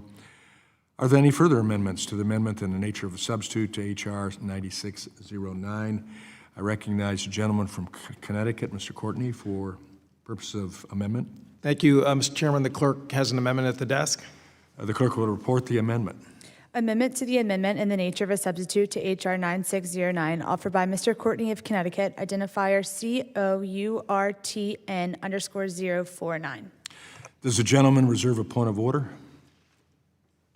Thank you, Mr. Chair. I'd like to reserve a point of order. Point of order is reserved.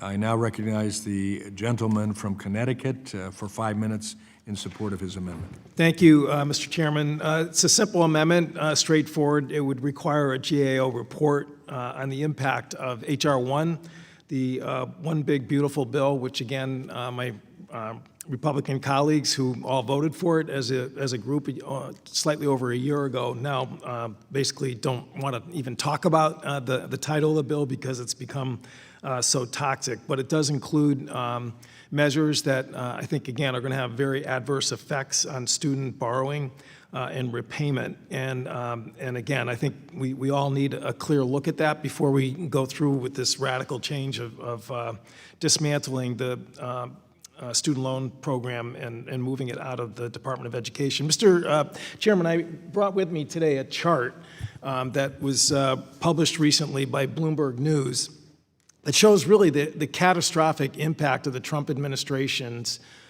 policies dismantling the Department of Education in terms of student loan borrowers. Again, there are 42 million student loan borrowers in the U.S., and this graph shows the skyrocketing rate of defaults that have occurred literally almost coterminous with the president's inauguration and the confirmation of Secretary McMahon and her, again, attack on the Department of Education. It shows now, as the title of the chart states, that we have record federal student loan defaults, about $175 billion out of the total portfolio of student loan student loans that are in the economy right now. 1 in 10 student loan borrowers are in default, so that's roughly about 4.2 million Americans. But what's even more concerning is that there's going to be a second wave of these defaults because 1 in 4 borrowers today are behind in payments. Again, this is really, this chart just sort of, again, pretty graphically shows the failure of this administration to address a problem that is, again, going to affect the economy of this country. When people are falling in default, their credit rating just totally tanks. The ability for people to move forward in life in terms of buying homes, starting businesses, just being able to pay the bills, when their credit rating is absolutely devastated by a default. Again, the trajectory we're on right now is going to have long-term impacts on the U.S. economy. H.R. 1, which makes changes to the student loan program, number one, it caps the amount of student loans that undergraduate and graduate students will be eligible for. We heard just yesterday witnesses describing how that's going to shove students into the private student loan market where interest rates are even higher and the cost of borrowing is even higher. So it's going to aggravate, again, the economic pressure that's driving that trajectory that you see behind me. It also creates 2 new repayment programs, which again, just sort of a, back of the napkin calculation shows that will double or triple the monthly payments for a lot of low-income borrowers that are in the income-driven repayment program today. So it's clear that H.R. 1 is amazingly going to aggravate this trend, which Bloomberg published just recently, that shows, again, we've hit a really sad milestone of record levels of student loans that are in default. And again, the trajectory shows that this is just going to continue to increase, and H.R. 1 is just going to aggravate those trends. So the least we can do is actually just get some headlights on this problem and have a GAO study to show really, again, what the impacts of H.R. 1, which again was rushed through the Congress last year, will be in terms of a huge swath of America's particularly younger population that are experiencing real economic distress. So, Mr. Chairman, I would ask that, again, a paper copy of that chart be entered into the record from Bloomberg News. Without objection, it will be entered. Thank you, and with that, I yield back and urge a yes vote. The gentleman yields. Does the gentleman from Washington withdraw the reservation of a point of order? Thank you, Mr. Chair. I'd like to withdraw the reservation. Reservation is withdrawn. Does anyone else seek recognition on the amendment? I recognize the gentleman from Virginia, the ranking member, to speak on the amendment. Thank you, Mr. Chairman. This amendment would require a GAO report on the impact of the Republicans' big ugly bill on student borrowing and repayment. Federal student aid is one of the largest investments our country makes in opportunity and economic mobility. Decisions we make about its future must be grounded in evidence, transparency, and a commitment to students. While the majority claims that changes made to the student loan borrowing and repayment will help students, cuts to federal student aid did nothing to help working-class Americans. Instead, they're just funding tax cuts for billionaires. There are currently nearly 43 million federal student loan borrowers with over $1.6 trillion in federal student loan debt. Each of them will be impacted by moving the responsibilities from the Department of Education to the Department of Treasury. Instead of conducting actual oversight on the department, the majority is trying to win political points with the president. The real question is what needs to be done to ensure that students who depend on federal student loans have a system that will work for them. So instead of rushing to move the federal student aid to Treasury, we need some facts. Facts like whether or not low-income students have been denied access to college or graduate school or medical or law school because of the big ugly bill, or whether students are more likely to default on the loan because of that big ugly bill. Let's get some facts. And we need to have a clear understanding of what we must fix before we start moving things around. That is how we build a stronger student aid system, not by moving responsibilities and doing nothing to actually address the problems. So I would hope that we would adopt the amendment, and I yield back the balance of my time. Gentleman yields. Are there any others who wish to speak on the amendment?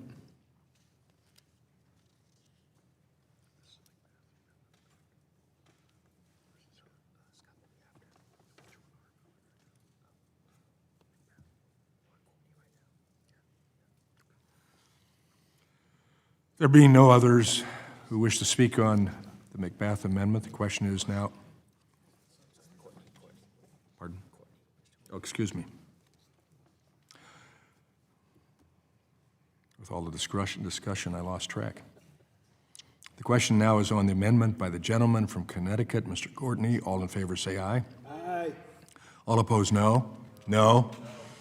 In the opinion of the chair, the noes have it. The amendment is not agreed to. A roll call vote is ordered pursuant to the chair's previous announcement. This vote will be postponed. Are there any further amendments to the amendment in the nature of a substitute to H.R. 9609?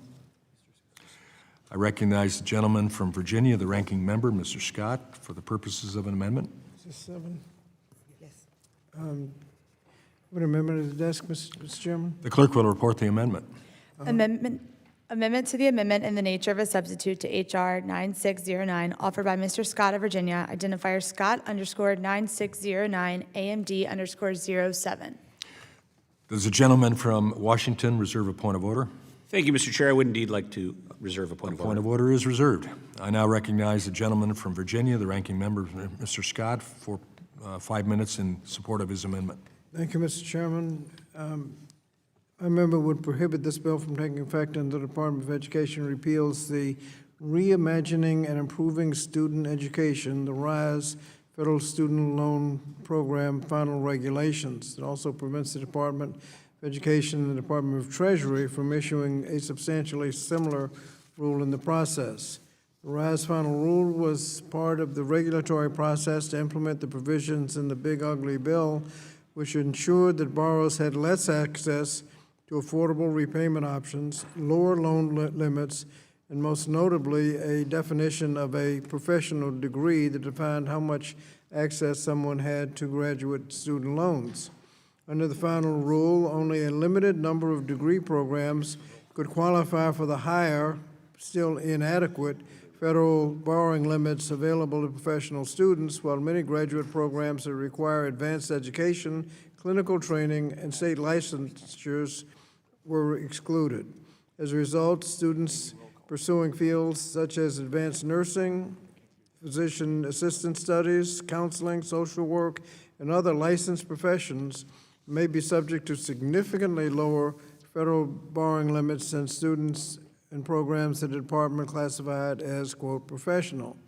That definition has already become the subject of litigation, as a coalition of organizations have challenged the department's interpretation, arguing that the rule unlawfully excludes numerous healthcare and other licensed professions from the statutory definition of a professional degree, and the definition is currently under review.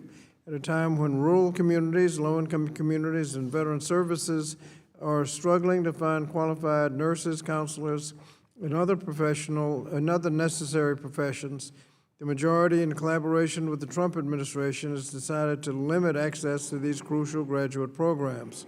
Repealing this rule is an essential first step in ensuring higher education is accessible and affordable for all students in our nation. So I hope we'd adopt the amendment, and I yield back the balance of my time. The gentleman yields. Does the gentleman from Washington wish to withdraw a point of order? Thank you, Mr. Chair. I'd like to withdraw my point of order. Reservation is withdrawn. Does anyone else seek recognition on the amendment? Seeing none, the question on the amendment by the gentleman from Virginia, the ranking member, Mr. Scott. All in favor say aye. Aye. All opposed, no. No. In the opinion of the chair, the noes have it. A roll call vote is ordered pursuant to the chair's previous announcement. This vote will be postponed. Are there any further amendments to the amendment in the nature of a substitute to H.R. 9609? Seeing none, further action on H.R. 9609 is postponed. We'll now move to consider the next bill. The committee will now proceed to consideration of Bill H.R. 9602 for amendment. The bill was circulated in advance, and printed copies are available. The clerk shall designate the bill. H.R. 9602, a bill to ensure the Department of State will manage all foreign gift and contract reporting done under Section 117 of the Higher Education Act of 1965 and for other purposes. Without objection, the first reading of the bill is dispensed with. Without objection, the bill will be considered as read and open for amendment at any point, and any amendment offered shall be considered as read. Does anyone seek to be recognized? Mr. Baumgartner, for what purpose do you seek recognition? Thank you, Mr. Chair. I have an amendment in the nature of a substitute at the desk. The clerk shall designate the amendment in the nature of a substitute. Amendment in the nature of a substitute to H.R. 9602, offered by Mr. Baumgartner of Washington, identifier H.R. 9602 ANS_01. Without objection, the amendment shall be considered original text for purposes of further amendment. The amendment in the nature of a substitute has already been distributed. I now recognize Mr. Baumgartner for 5 minutes to explain the amendment in the nature of a substitute. Thank you, Mr. Chair. I am proud to lead H.R. 9602, the Less Bureaucracy, Better Foreign Gift Transparency Act, which would permanently move the implementation of Section 117 of the Higher Education Act out of the Department of Education and into the Department of State. It is no secret that America's foreign adversaries are targeting our nation's students. They attempt to steal research, push propaganda, and censor free speech. Colleges and universities are on the front lines of this malign foreign interference. Section 117 is a key tool to provide transparency and fight against the threats posed by our foreign adversaries. Section 117 requires universities to disclose publicly gifts and contracts with foreign entities over a certain dollar threshold, shining a light on hidden financial transactions. I'm proud to say that this committee has continued to highlight the importance of Section 117 and the threat to our students and institutions. We've hosted multiple hearings on foreign influence and espionage, including one in March of this year.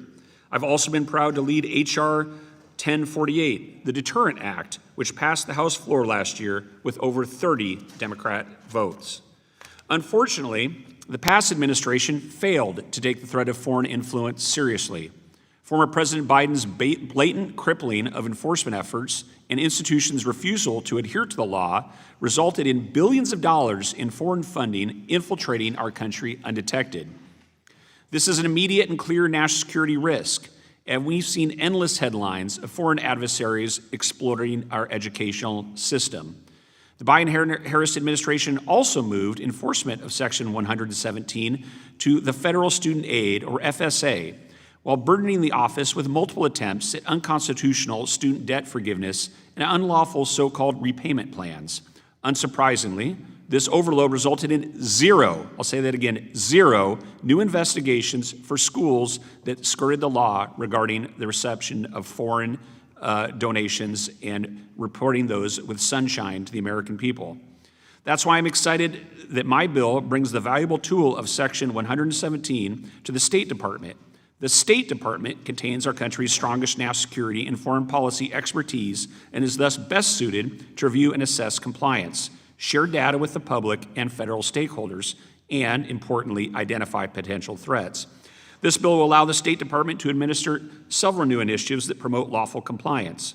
This bill also aligns with significant national security coordination priorities in the Deterrent Act. My amendment in the nature of a substitute makes technical improvements to the bill and fixes a typo in the short title. I'm proud to support this bill to ensure students and colleges are protected from malign foreign actors. And I would ask all the members of this committee and all the members of the House just this simple question. Do your voters, do your taxpayers want to know when foreign governments are putting money into publicly subsidized American colleges and universities? The answer is unequivocally yes. And if you have any doubts about whether you should support this bill, just go ask your voters, and they will say yes, they want to know when foreign money is showing up on college campuses. I urge my colleagues to support H.R. 9602, Less Bureaucracy, Better Foreign Gift Transparency Act, and I yield back. Thank you, Mr. Chair. The gentleman yields. Are there any members who wish to be recognized for further discussion on the amendment in the nature of a substitute? I recognize the gentlelady from Oregon, Ms. Bonamici, to speak on the amendment in nature of a substitute. Thank you, Mr. Chairman. I move to strike the last word and speak in opposition to the bill and the amendment in the nature of the substitute. You're recognized. Thank you. This bill, like the others we're considering today, demonstrates that the Department of Education lacks the authority to transfer offices and programs to other federal agencies without congressional approval, which is something that the Secretary said is her mission, to shut down the Department of Education. She does not have the authority to do that. So this bill appears to be another series in the series to cover up for her unlawful conduct. So this bill moves all the reporting under Section 117 of the Higher Education Act, to the Department of State. This and the other bills we're considering today will then unnecessarily fragment the Higher Education Act among multiple federal agencies, including the Departments of State, Interior, Treasury, and Labor. So counting the Department of Education, or what's left of it, this means that institutions of higher education will then have to navigate reporting to 5 different federal agencies instead of 1. And my colleague, Mr. Baumgartner, my friend and colleague, is a sponsor of the bill, but it's called Less Bureaucracy. And I'm just curious about how does navigating 5 federal agencies instead of 1 result in less bureaucracy? I don't know if you want to respond to that. I'll yield for a response. Yeah, I'll yield for a response if you'd like to respond to that. Well, as evidenced by the fact there were 0 enforcement actions under the Biden administration, moving it under FSA was the bureaucratic bottleneck that deprived the American people of the right to know of the foreign money going on to college campuses. That's where the less bureaucracy comes in. Okay, well, I'm going to reclaim my It's time. hard to have less than 0. Doesn't sound like less bureaucracy. Maybe we need more enforcement, but moving to another agency doesn't solve the problem. There's a lot we could be doing to improve higher education, but this bill is neither necessary nor helpful. It adds bureaucracy and doesn't help students. So I oppose it, and I urge my colleagues to do the same, and I yield back.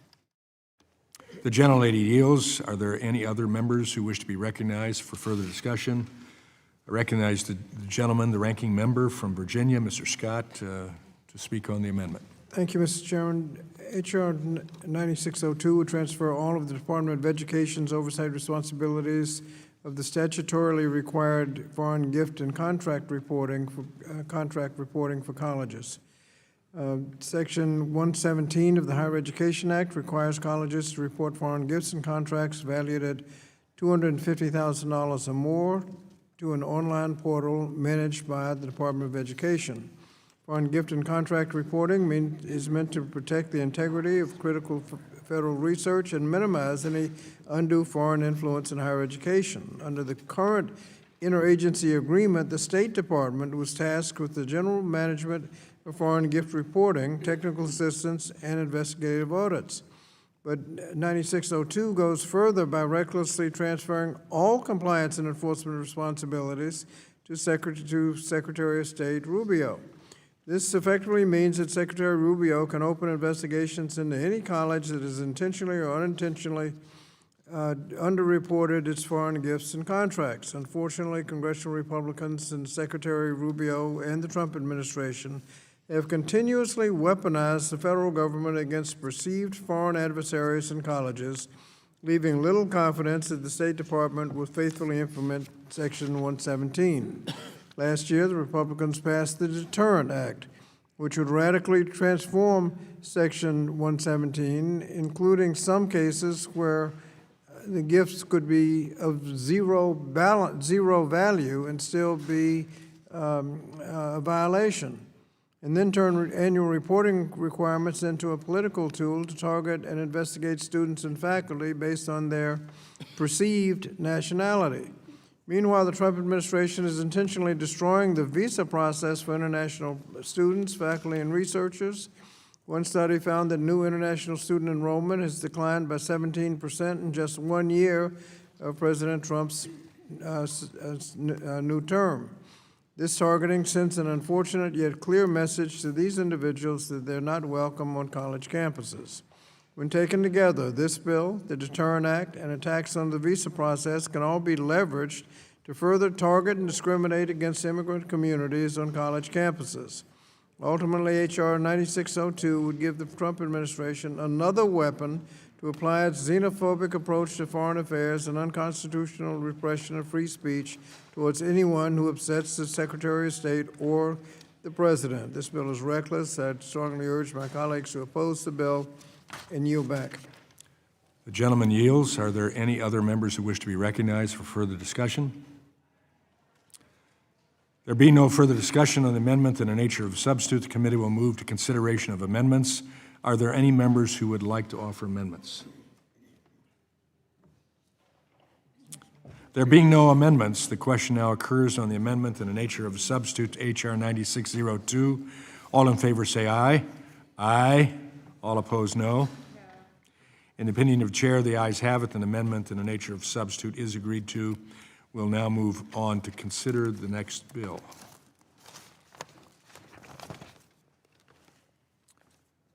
The committee will now proceed to consideration of Bill H.R. 9603 for amendment. The bill was circulated in advance and printed copies are available. The clerk shall designate the bill. H.R. 9603, a bill to ensure the Department of State will manage all international education and foreign language studies programs under Title VI of the Higher Education Act, as well as all Fulbright-Hays fellowships and scholarships, and for other purposes. Without objection, the first reading of the bill is dispensed with. Without objection, the bill will be considered as read and open for amendment at any point, and any amendment offered shall be considered as read. Does anyone seek to be recognized? Mr. Wilson, for what purpose do you seek recognition?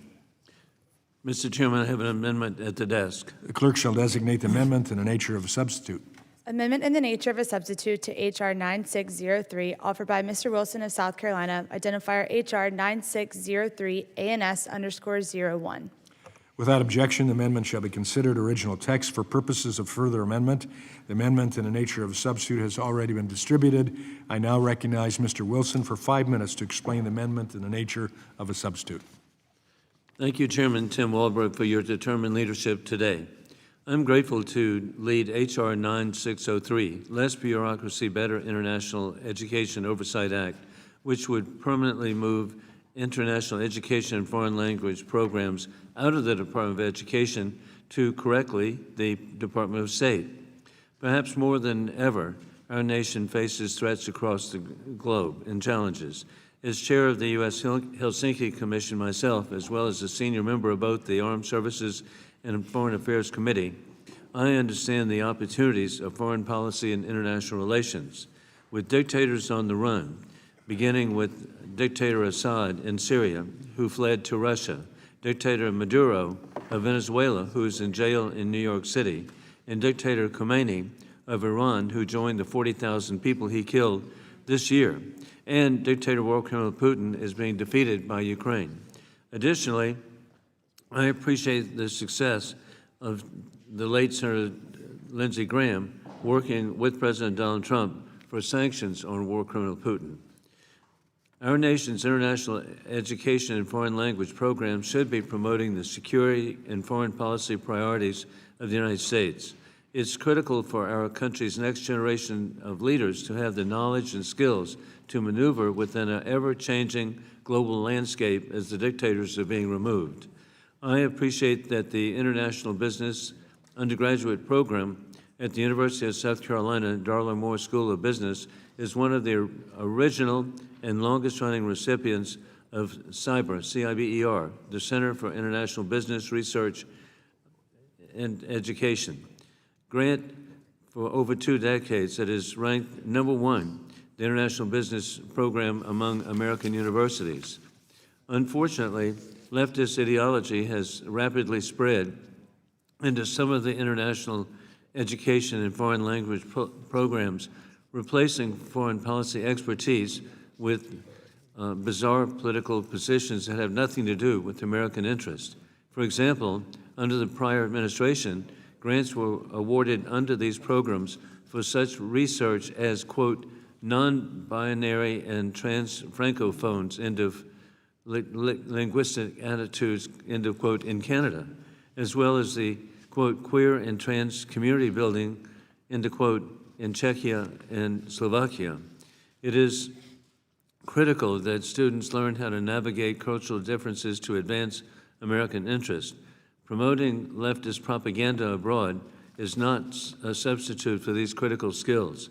The State Department contains our nation's strongest national security and foreign policy expertise, particularly led by Secretary Marco Rubio, and thus it is best suited to right-size the ship and tailor international education programs to correct priorities. This transfer will also improve coordination between different international education programs. My amendment, in the nature of a substitute, makes technical improvements to the bill. I'm grateful to support this bill and ensure that our students learn best how to represent America on the global stage. I urge my colleagues to support H.R. 9603, Less Bureaucracy, Better International Education Oversight Act, and I yield back. Thank you. Are there any members who wish to be recognized for further discussion on the amendment in the nature of a substitute? Ms. Bonamici. Yes, Ms. Thank you, Mr. Chairman. I move to strike the last word and speak in opposition to the bill and the ANS. You're recognized. Thank you, Mr. Chairman. This bill, like the others we're considering today, demonstrates that the Department of Education lacks the authority to transfer offices and programs to other federal agencies without congressional approval. The committee majority is now trying to provide cover, and it's the kind of action that makes our constituents lose trust in government. And more importantly, this bill does not create less bureaucracy, and it doesn't help education. It moves the Fulbright-Hays Grant and other international education programs under the Higher Education Act, they're part of higher education, moves them to the Department of State. This transfer emphasizes a new and unnecessary national security focus on programs that have traditionally been centered on education, again, education through cultural exchange. It's unnecessary politicization of international and foreign language programs, and it will hurt rather than help American learners and our standing in the world. I'd like to also reiterate that this bill, like all of today's legislation, is counterproductive to improving higher education and does nothing to lessen bureaucracy. So I oppose the bill, and I urge my colleagues to do the same, and I yield back. Thank you. Are there any other members who wish to be recognized for further discussion on the amendment in the nature of a substitute? Ms. Scott, Move to strike the last word. recognized.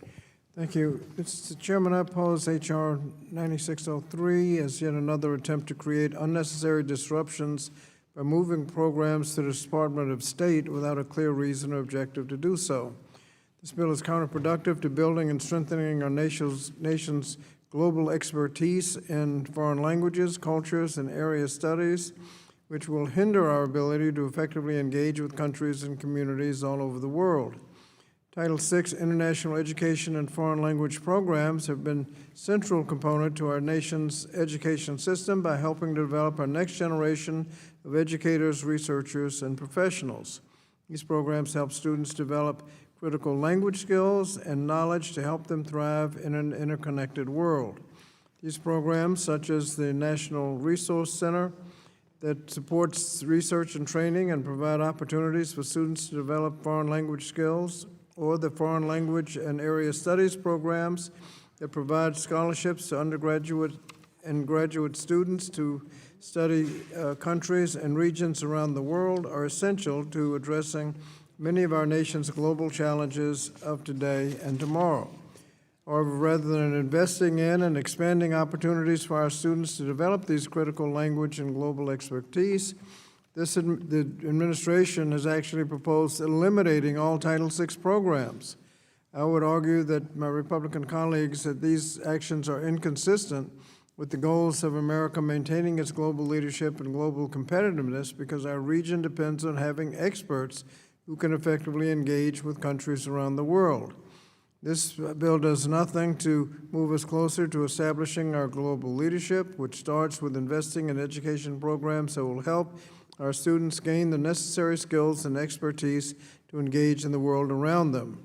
Eliminating these programs, as the President's budget does, or moving them to the Department of State doesn't do anything to help our students. So I urge my colleagues to oppose the legislation. And yield back. Thank you. Are there any other members who wish to be recognized for further discussion on the amendment in the nature of a substitute? There being no further discussion on the amendment in the nature of substitute, the committee will move to consideration of the amendments. Are there any members who would like to offer amendments? Okay. There are no more amendments. The question now occurs on the amendment in nature of a substitute for H.R. 9603. All in favor, say aye. Aye. Aye. No. Aye. Okay. All opposed, say no. No. In opinion of the chair, the ayes have it. The amendment in nature of substitute is agreed to. We'll now move to consider the next bill. Yes.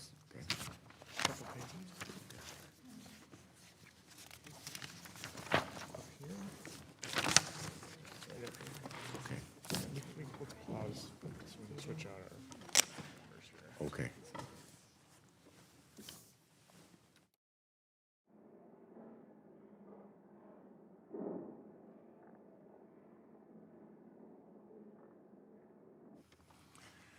The committee will now proceed to consideration of Bill H.R. 9605 for amendment. The bill was circulated in advance and printed copies are available. The clerk will designate the bill. H.R. 9605, a bill to ensure the Department of Health and Human Services will manage accreditation for foreign medical schools and for other purposes. Without objection, the first reading of the bill is dispensed with. Without objection, the bill will be considered as read and open for amendments at any point. Any amendment offered shall be considered as read. Does anyone seek recognition? Mr. Groffman? Mr. Chairman, I have an amendment at the desk, amendment in the nature of a substitute. The clerk shall designate the amendment in the nature of a substitute. Amendment in the nature of a substitute to H.R. 9605, offered by Mr. Grothman of Wisconsin, identifier H.R. 9605 ANS_01. Without objection, the amendment shall be considered original text for purpose of further amendment. The amendment in nature of substitute has already been distributed. I now recognize Mr. Groffman for 5 minutes to explain the amendment in the nature of a substitute. Thank you. I'm proud to sponsor H.R. 9605, Less Bureaucracy, Better Foreign Medical Accreditation Act, which moves the accreditation of foreign medical schools from the Department of Education to the Department of Health and Human Services. A quarter of U.S. physicians attended foreign medical school, and many relied on federal student aid to pursue an education there. By the way, we should be getting more of our American students through medical school. It's a well-paying job. The National Committee on Foreign Medical Education Accreditation is tasked with the mission of ensuring those foreign medical schools are up to similar standards as U.S. medical schools. This important role ensures American taxpayer dollars aren't wasted on sham foreign schools that don't adequately prepare students for the medical profession. My bill moves this committee to the Department of Health and Human Services, which already is familiar with medical education and how best to equip our nation's doctors. The Department of Health and Human Services has shaped medical schools' curriculum through grant funding and nutrition education pledges. And since September, the Department of Health and Human Services jointly administered the National Committee on Foreign Medical Education and Accreditation with the Department of Education. I'm confident the Department of Health and Human Services is prepared to take this role permanently. My amendment in the nature of a substitute makes technical changes to the bill. I'm proud to support this bill to ensure our physicians are trained at reputable medical schools abroad and are prepared to enter the workforce when they enter the U.S. I urge my colleagues to support H.R. 9605, Less Bureaucracy, Better Foreign Medical Accreditation Act, and I yield back. Thank you. Are there members who wish to be recognized for further discussion of amendment in the nature of substitute? Ms. Bonamici, 5 minutes. Thank you, Mr. Chairman. I move to strike the last word and speak in opposition to the bill and the ANS. Thank you, Mr. Chairman. Well, this is another demonstration that Republicans in Congress know that the Department of Education lacks the authority to transfer offices and programs to other federal agencies without congressional action. Secretary McMahon has stated it is her mission to shut down the Department of Education, something she does not have the authority to do, but that is exactly what she's doing, disguised as a series of interagency agreements. These bills are attempting to provide cover for her illegal actions, and I oppose the bill. But this bill codifies the unlawful move of the National Committee on Foreign Medical Education and Accreditation to the Department of Health and Human Services. Congress first established this national committee in the Higher Education Amendments of 1992, and they maintained it in the bipartisan 2008 Higher Education Opportunity Act. This committee is about higher education and accreditation. The fact that it's about accreditation for foreign medical education does not make it appropriate for HHS, and there's no reason whatsoever to move it there when it has been rightly functioning under the Department of Education's jurisdiction for almost 35 years. So I oppose the bill, and I urge all my colleagues to do the same, and I yield back. Thank you. Are there any members who wish to be recognized for further discussion on amendment of the nature of substitute? There being no further,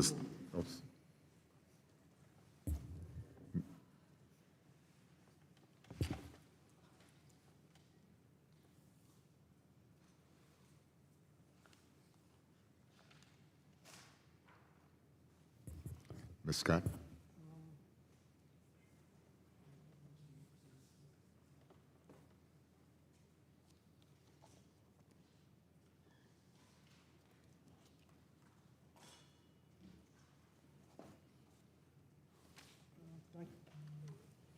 Move to strike last word. Yep, recognized for 5 minutes. Thank you, Mr. Chairman. Mr. Chairman, H.R. 9605 would transfer operations of the National Committee on Foreign Medical Education and Accreditation from the Department of Education to the Department of Health and Human Services. This national committee is authorized under the Higher Education Act to evaluate accreditation standards for foreign medical schools to determine whether a given school can disperse federal student aid to U.S. students. The National Committee is made up of doctors with significant experience practicing medicine and leading medical education programs. These leaders then engage in a range of other medical education and accreditation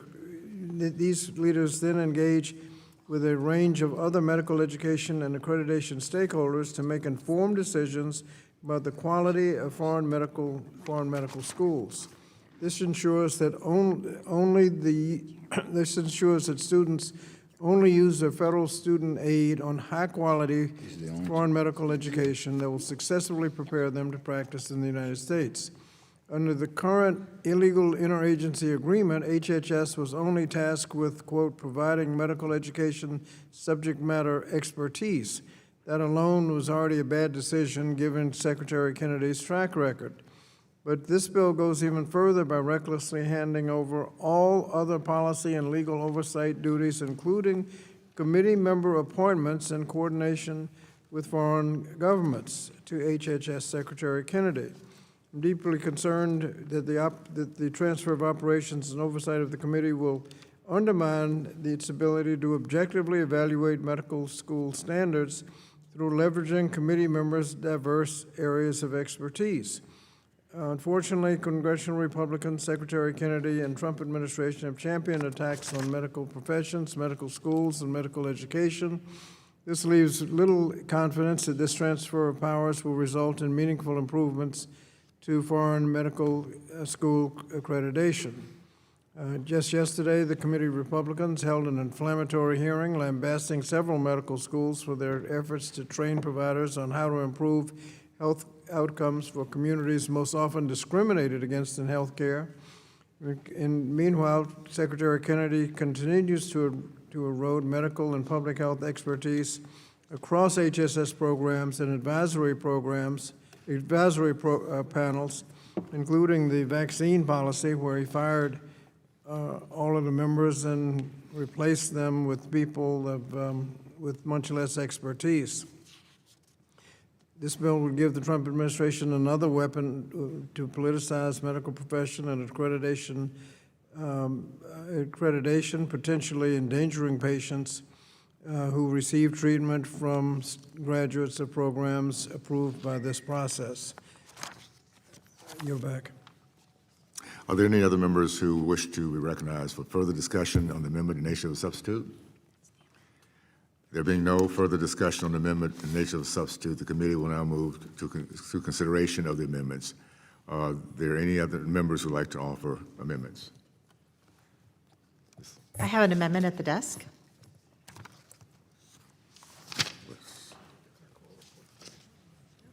Right here. Mr. Clerk We will need to have the report number. the amendment. Amendment to the amendment in the nature of a substitute to H.R. 9605, offered by Ms. Bonamici of Oregon, identifier Bonamici _ 9605, AMD _01. Does Ms. Groffman want to reserve point of order? Yeah, I reserve a point of order. Thank you. Point of order reserved. I right now recognize Ms. Bonamici. Thank you. This bill, H.R. 9605, attempts to transfer functions for the administration, including the advisory panel known as the National Committee for Foreign Medical Education and Accreditation, or National Committee, from the Secretary of Education to the Secretary of Health and Human Services. This National Committee is responsible for evaluating the accreditation standards applied to foreign medical schools. Under current law, the Secretary of Education is charged with appointing medical experts to the advisory panel to evaluate the standards of accreditation applied to foreign medical schools. I oppose the move from the Department of Education to the Department of Health and Human Services, but if it were to happen, this amendment is needed. This amendment takes the prudent step of removing Secretary Kennedy's authority to appoint members to the advisory panel to the National Committee on Foreign Medical Education and Accreditation under the transfer outlined in H.R. 9605 and replaces that Secretary's appointment authority with the congressional appointment process, which is more appropriate because it is 3 members from bipartisan nominations in both the House and the Senate. Time and time again, Secretary Kennedy has shown that he is anti-science. He has appointed individuals who share his views to various important federal agencies and advisory panels. He has appointed anti-vaxxers to the Advisory Committee for Immunization Practices in the Interagency Autism Coordinating Committee, as well as elevating anti-science individuals to key positions within Health and Human Services. In the process, he has called medical professionals, parents, and the general public to lose confidence in the advice of our federal health agencies. It's critically important that we have confidence in the advice of our federal health agencies, and since Secretary Kennedy has been in office, that has been declining. Fundamentally, the Secretary of Health and Human Services should not have the authority to appoint anyone to any medical or science-related federal authorized panel. We have a responsibility as the authorizing committee for the National Committee for the Foreign Medical Education and Accreditation not to inflict this chaos and lack of confidence on this program. The HHS Secretary does not deserve the confidence of the American people, especially scientists, and as such should not have the authority to appoint individuals to the advisory panel. So I urge my colleagues to support this amendment, and I yield back the balance of my time. Is the gentleman from Wisconsin withdraw reservation? I withdraw my reservation. Reservations withdrawn. Does anyone else seek recognition on the amendment? For what purpose? Ms. Scott, do you seek recognition? Move to strike the last word. I recognize for 5 minutes. Thank you. As my colleagues has pointed out, H.R. 9605 transfers functions of the National Committee for Foreign Medical Education and Accreditation, National Committee, from the Secretary of Education to the Secretary of Health and Human Services. The National Committee has an important role in ensuring the accreditation standards are applied to foreign medical schools. And the entirety of the bill we're considering is ill-advised, but these functions, these specific functions, should be retained by the Department of Education. We have reason to be specifically concerned about the integrity of the committee if transferred to HHS's purview. This administration's disregard for science, seen most acutely through the actions taken by Secretary Kennedy regarding vaccines and public health, have been catastrophic for the American people. His poor leadership have had real impacts. Last year, monitoring of parasites has decreased amongst drastic funding cuts implemented by the administration. And now we see that over 30 states are currently being impacted by parasite-caused foodborne illness, with Michigan being the hardest hit. Equipping HHS with the additional power over medical education could further exacerbate the explosion of public health problems across the country. So I urge my colleagues to support the amendment and yield back the balance of my time.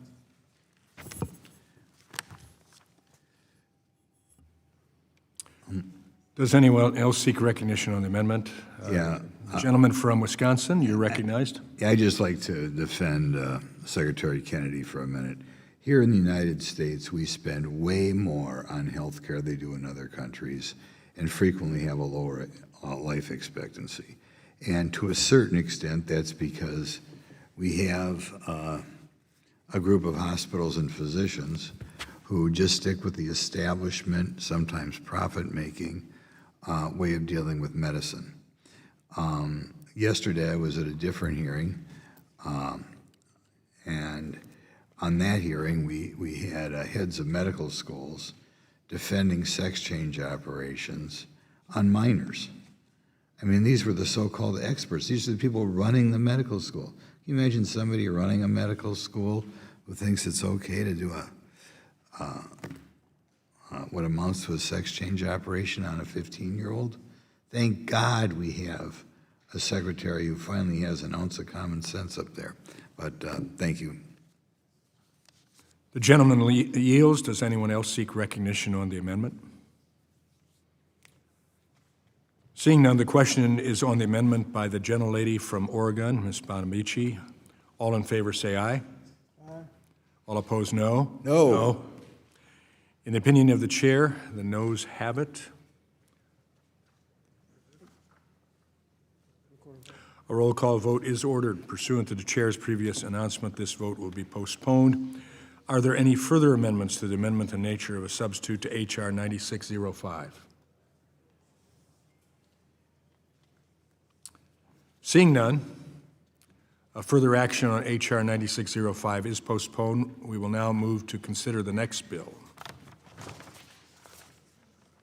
The committee will now proceed to consideration of Bill H.R. 9606 for amendment. The bill was circulated in advance and printed copies are available. The clerk shall designate the bill. H.R. 9606, a bill to ensure that the Secretary of Health and Human Services will manage all functions related to child care access for low-income parents in post-secondary education and for other purposes. Without objection, the first reading of the bill is dispensed with. Without objection, the bill will be considered as read and open for amendment at any point, and any amendment offered shall be considered as read. Does anyone seek to be recognized? Mr. Onder, for what purpose do you seek recognition? Mr. Chairman, I have an amendment at the desk, amendment ANS_01.XML. The clerk shall designate the amendment in the nature of a substitute. Amendment in the nature of a substitute to H.R. 9606 offered by Mr. Onder of Missouri, identifier H.R. 9606 ANS_01. Without objection, the amendment shall be considered original text for purposes of further amendment. The amendment in the nature of a substitute has already been distributed. I now recognize Mr. Onder for 5 minutes to explain the amendment in the nature of a substitute. Thank you, Mr. Chairman. H.R. 9606, Less Bureaucracy, Better Child Care for Student Parents Act, transfers the Child Care Access Means Parents in School program, or SEAT campus, from the Department of Education to the Department of Health and Human Services. The Department of Health and Human Services already has expertise in managing federal child care programs within the Administration for Children and Families, including the Child Care and Development Block Grant Program. My amendment in the nature of a substitute makes technical changes in the bill. I'm proud to sponsor this common sense bill that creates a better coordinated federal child care support system within the Department of Health and Human Services. I encourage my colleagues to support H.R. 9606, Less Bureaucracy, Better Child Care for Student Parents Act, and I yield back. The gentleman yields. Are there any members who wish to be recognized for further discussion on the amendment in the nature of a substitute? Does the gentlelady from Oregon, Ms. Bonamici, seek to be recognized? Yes, thank you, Mr. Chair. I move to strike the last word and speak in opposition to this legislation and amendment in nature of the The substitute. gentlelady is recognized for 5 minutes. Thank you, Mr. Chairman. This bill demonstrates again that the Department of Education lacks the statutory authority to transfer offices and programs to other federal agencies without congressional approval. This is another after-the-fact attempt to give cover for the unlawful transfer of education programs to other agencies. Since January of 2025, the Trump administration has taken numerous steps to undermine families with young children. This transfer would be another one.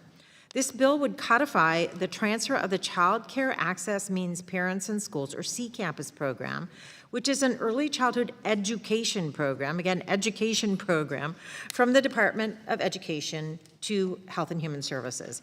The C-Campus program supports accessible, high-quality on-campus childcare for student parents, allowing student parents to complete their college degrees while raising children. But last year, the Trump administration actually gutted the Office of Child Care at Health and Human Services, firing nearly 50% of the staff. This legislation would basically leave student parents to fend for themselves, so I oppose this. And I want everyone to understand that approximately 18% of college students, or more than 3 million college students, have dependent children. This bill would make it more burdensome for them to get the support they need to finish their studies. And again, since Donald Trump took office, his administration has taken several steps to undermine student parents who need the C-Campus program to continue and finish their education. Again, this is an early childhood education program. It belongs in the Department of Education. The administration has delayed funding for C-Campus grantees, leaving many child care programs questioning whether they could continue serving parents. And the C-Campus program has historically had bipartisan support in Congress, so I'm struggling to understand why my colleagues have decided to further harm student parents who need child care. So I oppose this bill and the amendment in the nature of the substitute. We should be keeping early childhood education programs in the Department of Education, and I yield back the balance of my time. The gentlelady yields. Are there any other members who wish to be recognized for further discussion on the amendment? The gentlelady from Georgia, Ms. McBath, is recognized for 5 minutes. Thank you, Mr. Chair. I'd like to speak against the amendment in the nature of substitute. You're recognized. Thank you. Instead of passing bipartisan bills to help more parents stay in school and finish their degrees, we are marking up a bill that will do absolutely nothing to improve child care for our families. A bill that has no real chance of passing in the Senate or no real chance of becoming law. No real chance of helping anybody at all. Making these changes to the program will only make things more complicated for students and their families. Families who are just trying to get ahead by going to school to get the skills that they need to build a decent life for themselves. Democrats, I hope everybody is able to see, we are focused on outcomes. Republicans have their minds made up, and they want these things done no matter what it means for our students and our families. It isn't about what's best for the American people at all, or what's going to get more students to graduate and get them into good jobs.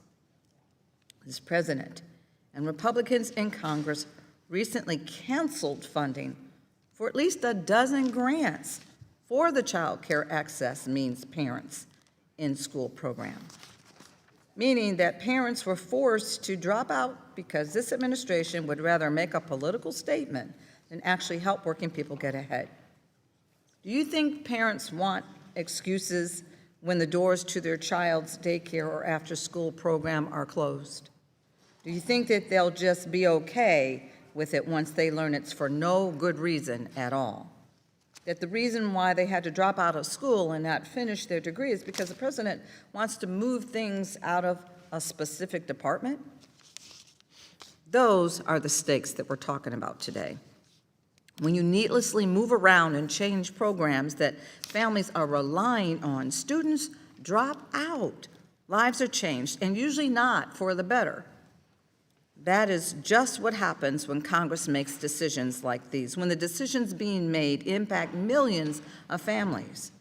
It's on Congress to really think about what we're doing before we do it, because it won't be us that are going to be impacted by the things that we do here.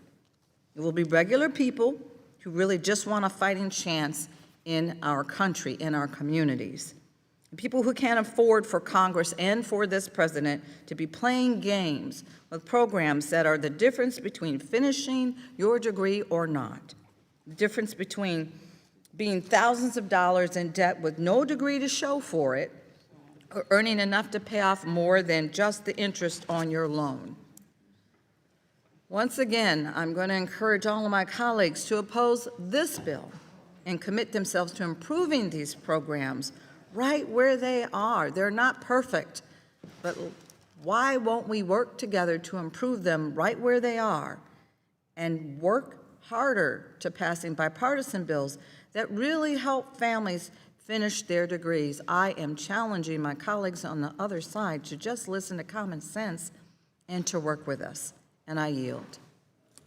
The gentlelady yields. Are there any members who wish to be recognized for further discussion? I recognize the gentleman from Virginia, the ranking member, Mr. Scott. I recognize the gentlelady from North Carolina, Ms. Adams, to speak further on this amendment. Thank you, Mr. Chairman. I move strike the last word in opposition of the bill. You're recognized. Mr. Chairman, this bill moves the child care access means parents in school program or C campus from the Department of Education to the Department of Health and Human Services. Now, I support child care.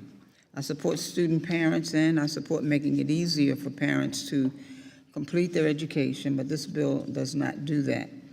C Campus is not just a child care program, it's a higher education completion program. It helps low-income students, it helps low-income student parents stay enrolled, get to class, finish their coursework, and complete a degree or credential while raising children.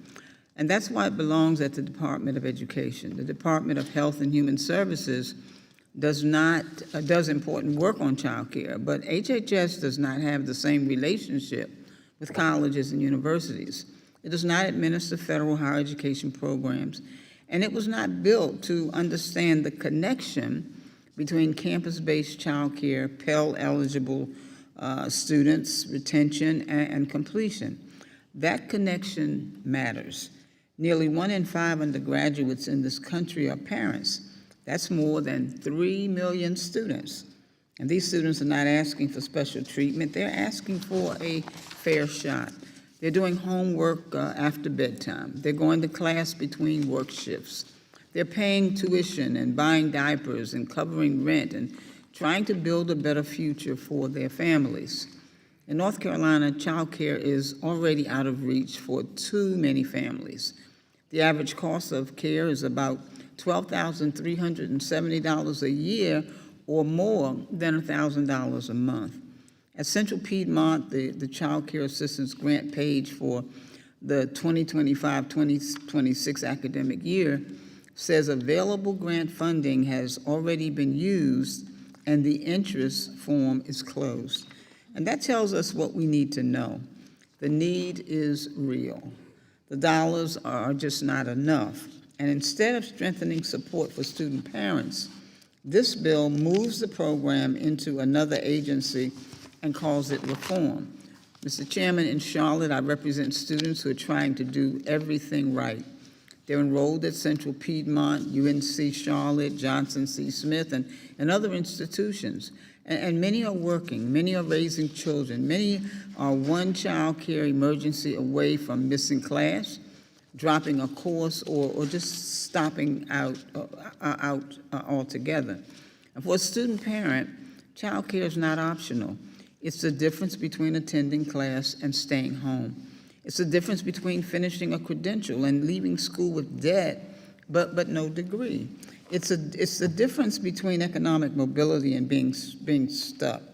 And that's why moving C Campus away from the Department of Education is the wrong approach. And let's not forget the broader context.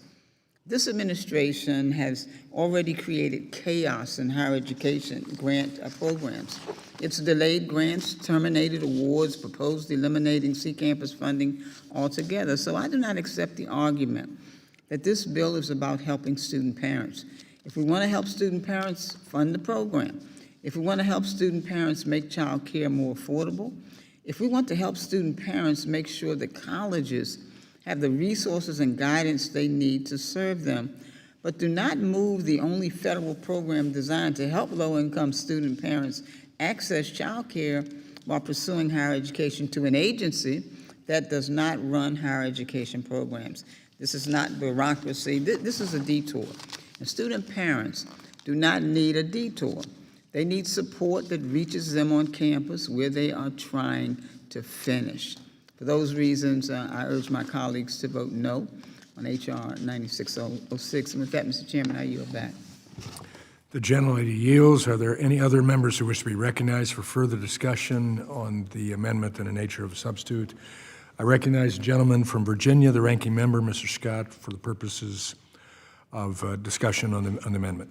Thank you, Mr. Chairman. Mr. Chairman, roughly half the staff at the Office of Child Care within the Administration of Children and Families has been laid off since President Trump returned to office, undermining our ability to administer grants and make child care more affordable for working families and oversee that children are safe and cared for. This administration has also closed 5 regional offices, which provided training and technical assistance, administrative support in ensuring that grants reach families, and served as a liaison between program administrators and the federal government.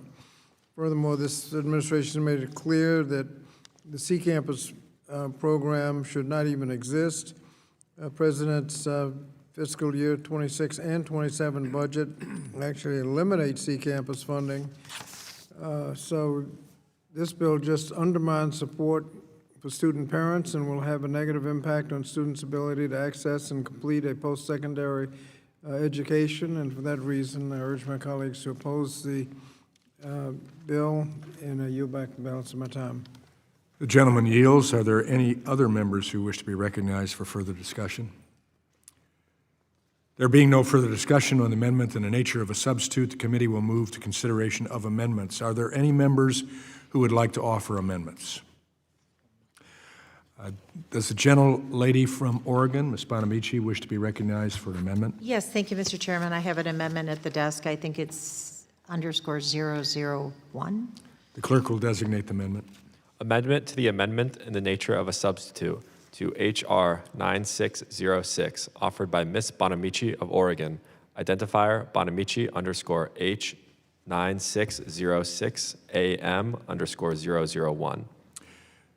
Does the gentleman from Utah wish to reserve a point? I reserve point of order. Point of order is reserved. I now recognize the gentlelady from Oregon, Ms. Bonamici, for 5 minutes for the purpose of her amendment. Thank you, Mr. Chairman. As I stated in my remarks on the underlying bill and amendment in the nature of the substitute, I oppose this underlying bill, but if it should pass, it must include this amendment. Early childhood education is education. It is a good investment, but it takes people, it takes educators, it takes staff. So I'm introducing this amendment to require that if this program, if campus is transferred to the Health and Human Services Department, they must restore staff to the Office of Child Care so they actually have the same number of employees as when Donald Trump came into office. And they must restore the office structure as well. I will note that that adding the Department of Health and Human Services to undertake this task is not less bureaucracy, as the title of the underlying bill is. It's actually more bureaucracy, but assuming that this happens, we should be working together to support students, including student parents, not making it harder for them by limiting their ability to stay in school and complete their education. And again, as I mentioned and my colleague Representative Adams mentioned, there's more than 3 million college students who have dependent children. And again, they need that child care to get through school, and it is a good investment, but it takes staff. So if my colleagues wanted to support parents and encourage people to have children, they should oppose this legislation. But if it passes, they should also support this amendment so we have the staff to do the important work of educating young children while their parents are completing their education. So I encourage all my colleagues to oppose the underlying legislation, but support this amendment, and I yield back the balance of my time. The gentlelady yields. Does the gentleman from Utah reserve the point? I withdraw my reservation. Reservation is withdrawn. Does anyone else seek recognition on the amendment? Does the gentleman from Virginia, the ranking member, wish to be recognized? Yes, Mr. Chairman, I move to strike the last word. Recognized for 5 minutes. Mr. Chairman, this amendment would delay implementation of the bill and avoid placing additional responsibilities of the Office on Child Care until staffing levels are at least restored to levels present prior to the start of this administration. We've talked about fraud and eliminating fraud, but it's important to hold those committing fraud, and it's important to hold those committing fraud accountable, but it's equally important to build systems that prevent fraud in the first place. The problem is not, the real threat to our nation's care infrastructure is really underinvestment.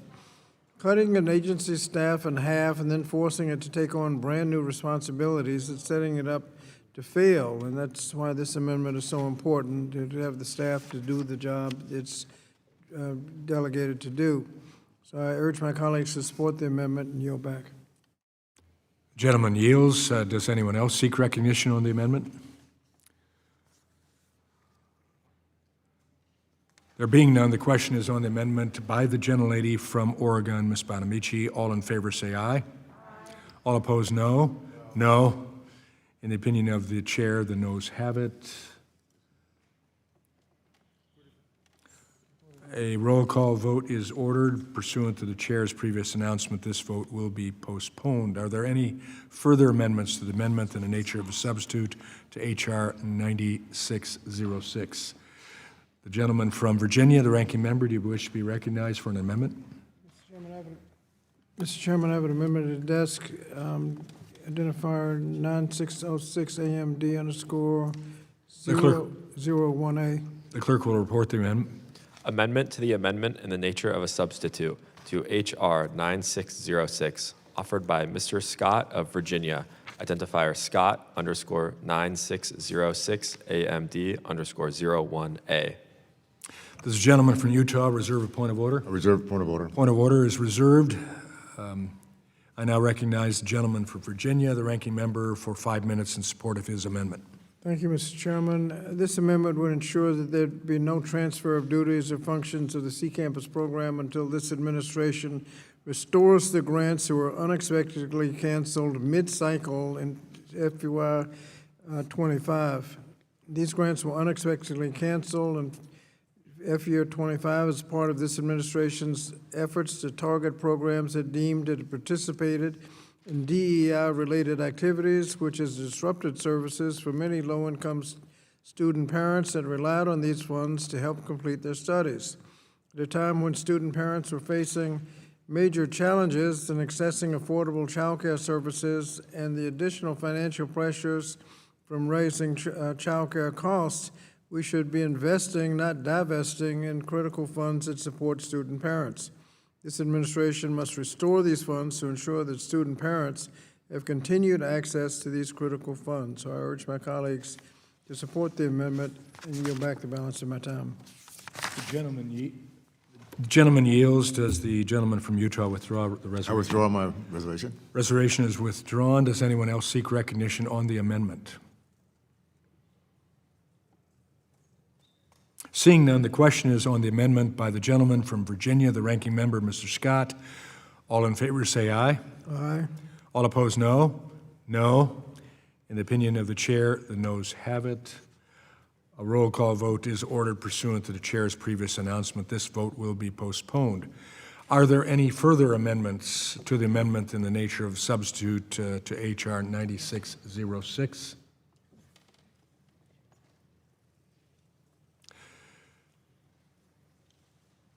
What's next?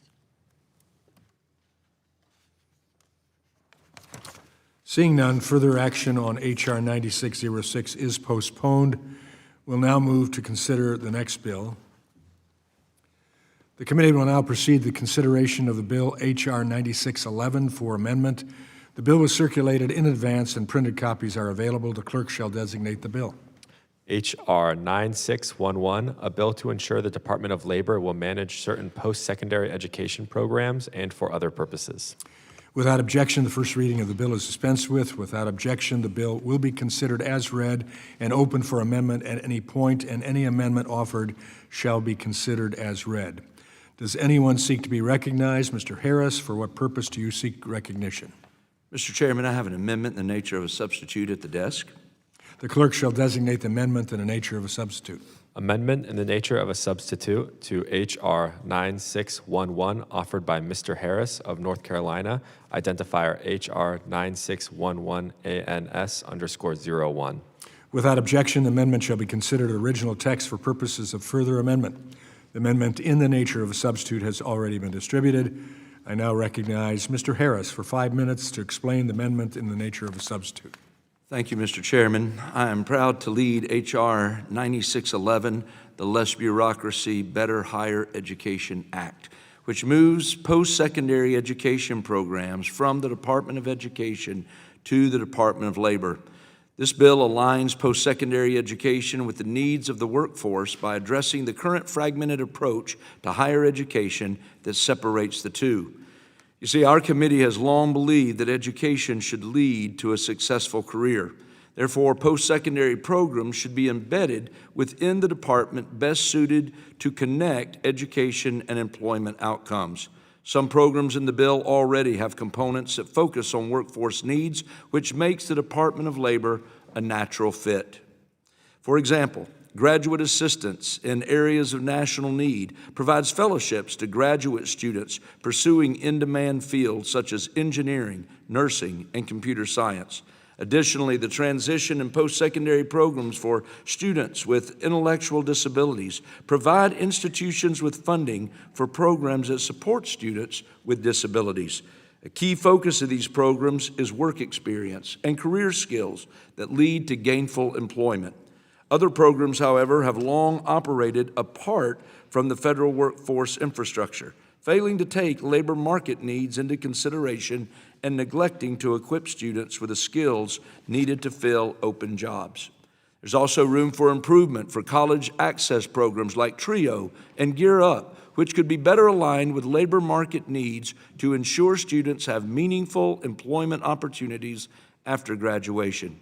I am confident that the Department of Labor is best suited to address these challenges. My amendment in the nature of a substitute makes technical improvements to the bill, and at a time when our country needs more skilled workers, I call upon my colleagues to join me in supporting H.R. 9611, the Less Bureaucracy, Better Higher Education Act. And with that, Mr. Chairman, I yield back.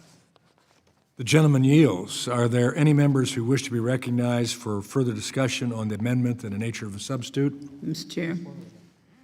The gentlelady from North Carolina, do you wish to be recognized? I do, Mr. Chairman. I wish to be recognized. I move to strike the last word. You're recognized for 5 minutes. Thank you. I move to strike the last word in opposition to this bill, and thank you, Mr. Chairman. Now, I have to say that I take issue with the title of this bill, because moving higher education programs out of the Department of Education, sending them over to the Department of Labor is not less bureaucracy. It's just bureaucracy in a different building. And for students, families, and colleges, that matters. Higher education programs are not just workforce programs. Of course, we want students to get good jobs. Of course, we want students to be prepared for careers. But higher education is also about opportunity.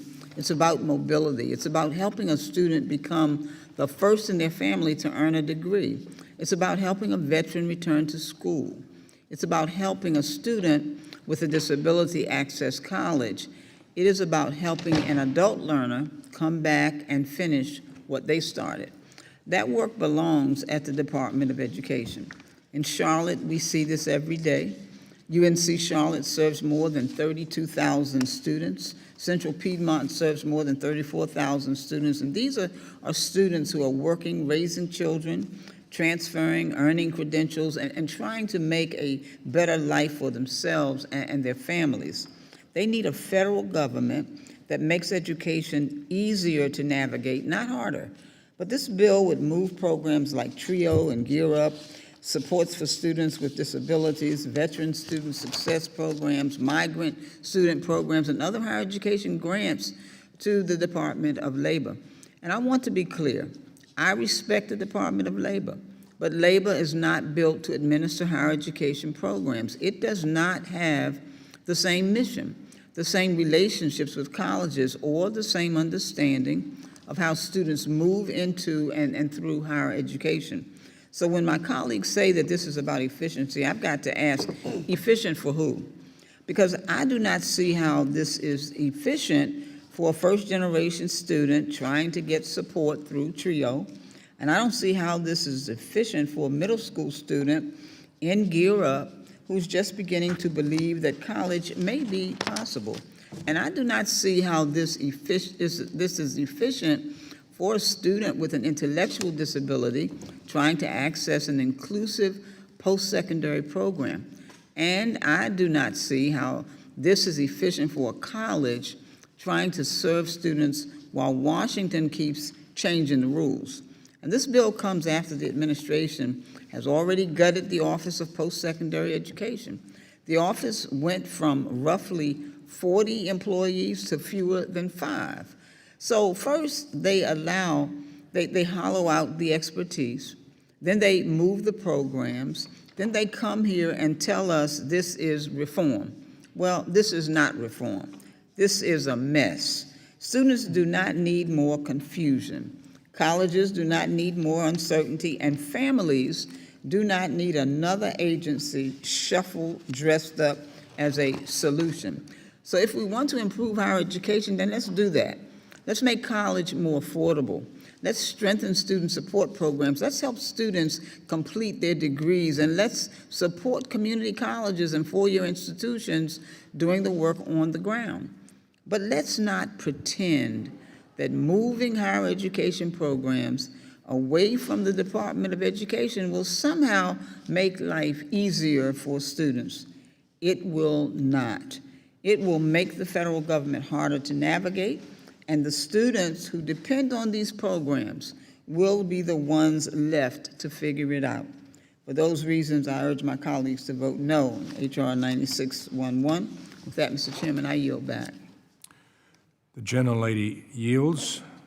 Are there any other members who wish to be recognized for further discussion? The gentleman from California, Mr. Takano, do you wish to be recognized?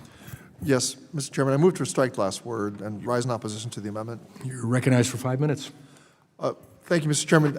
The Trump administration promised that dismantling the Department of Education would lessen bureaucracy. They promised that dismantling the department would cut costs to the taxpayer.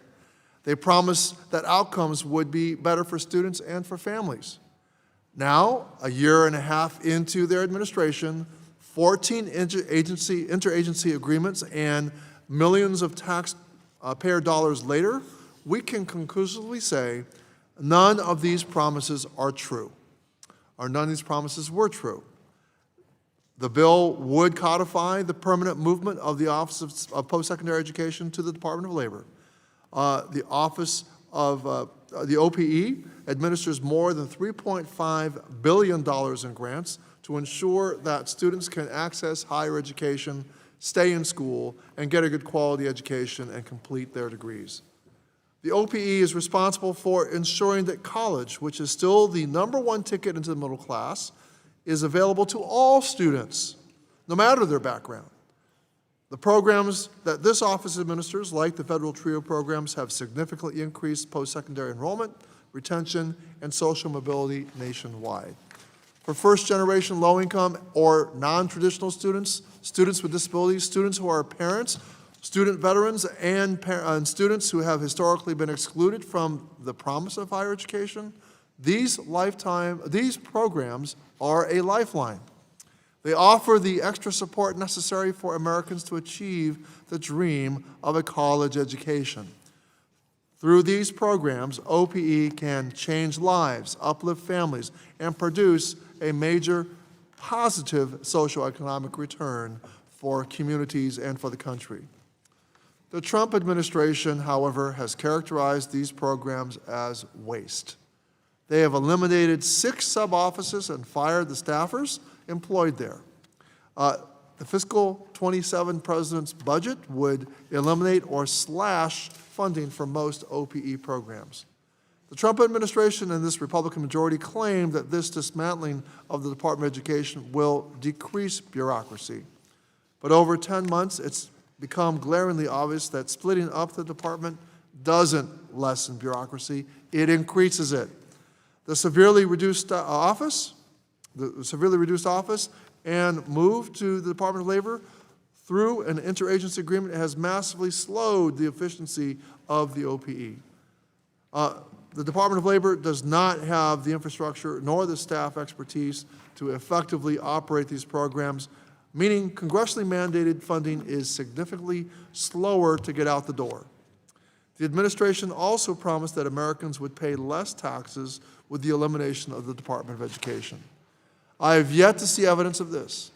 What I do see is American taxpayers paying for a war They're paying for Trump vanity projects. They're continuing to pay for Trump tariffs. And they're still paying for the enormous costs of layoffs, litigation, and other unnecessary legal battles the administration is fighting in order to pursue the department shutdown. The only Americans who are paying less in taxes now are the wealthiest 1%. The average American isn't paying less taxes. They're just getting less for what they pay. So let's be clear about what the Republican majority is attempting to do to codify today by dismantling the department.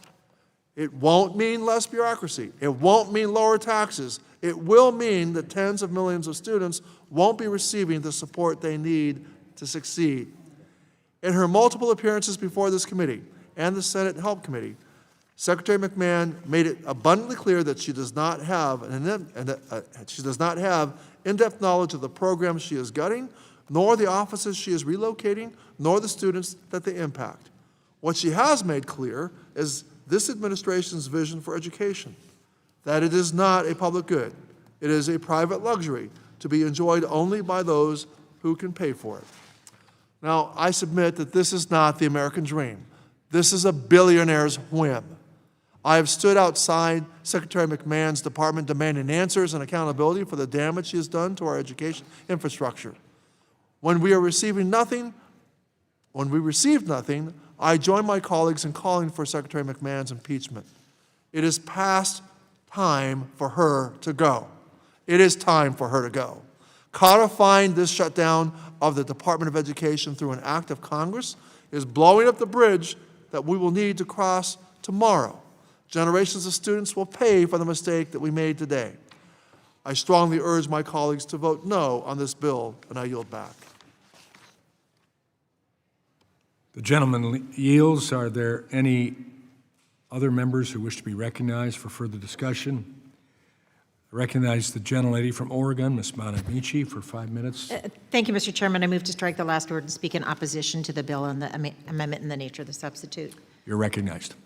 Thank you, Mr. Chairman. This bill is yet another example today of the Department of Education transferring offices and programs to other federal agencies without congressional approval, which is necessary, and now the committee majority trying to provide cover for that unlawful activity. This bill would codify the unlawful move of many higher education programs, including TRIO, teacher preparation grants, funds for minority-serving institutions, and many more, to the Department of Labor. The Department of Labor has not administered or overseen programs like this before and is not equipped to do so now. That's not a criticism of the Department of Labor. It is just not their expertise or area. It is the Department of Education that is best prepared to identify and meet the needs of students because it was specifically designed to do so. Once again, and I've said this in the committee many times, higher education is education, not job training. They are both important, but they are not the same.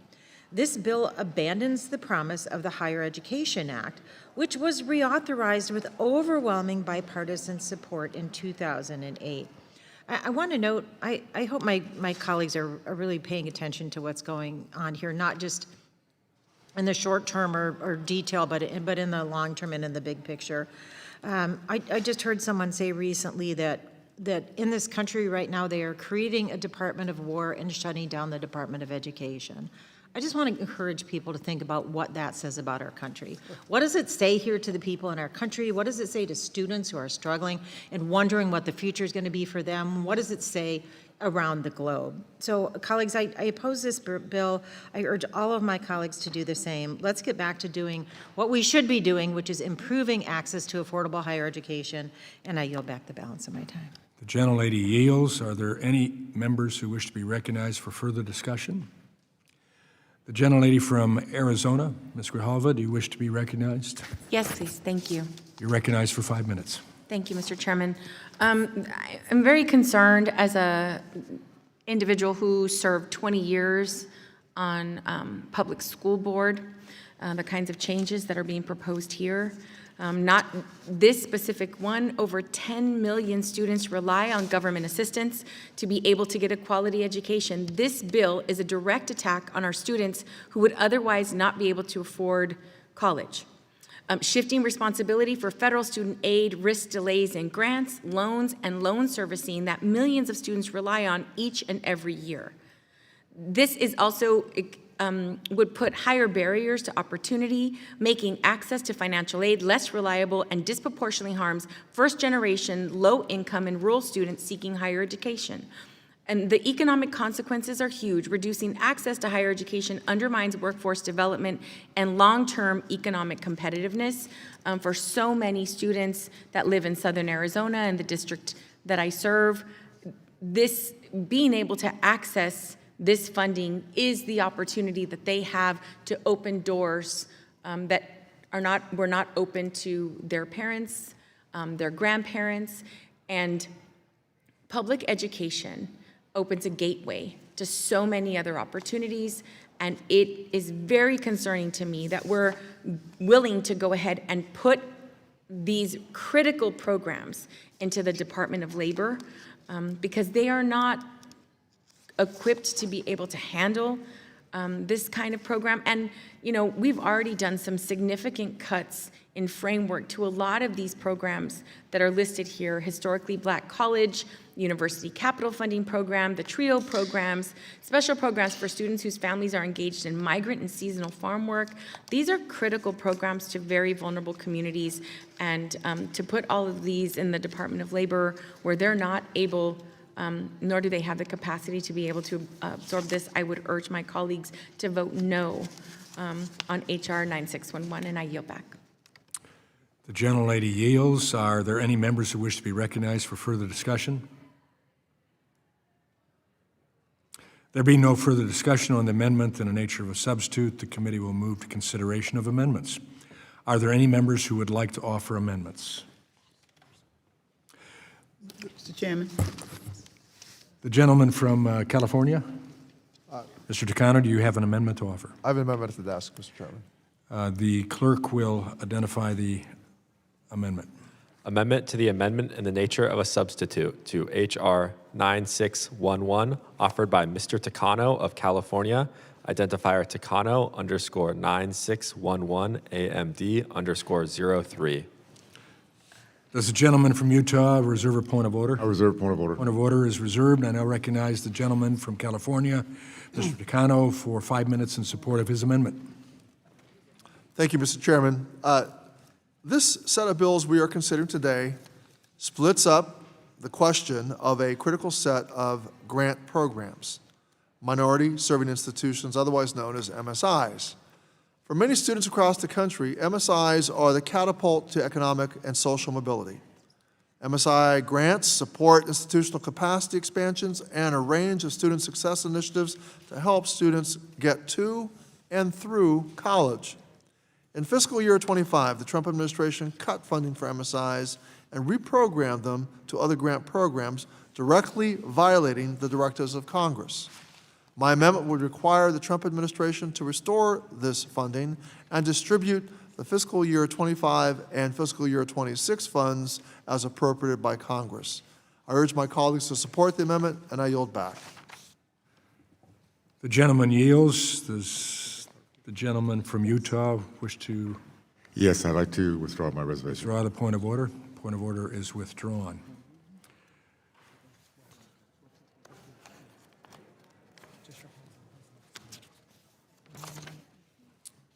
Does anyone seek recognition on the amendment?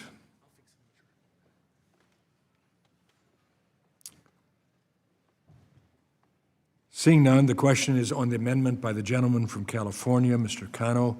All in favor say aye. All opposed, no. No. In the opinion of the chair, the noes have it. Are there any further? A roll call vote is ordered. Pursuant to the chair's previous announcement, this vote will be postponed. Are there any further amendments to the amendment in the nature of a substitute to H.R. 9611? Mr. Chairman. The gentlelady from North Carolina, Ms. Adams, you wish to be recognized. Thank you, Mr. Chairman. I have an amendment at the desk, 9611 AMD _01. The clerk will report the amendment.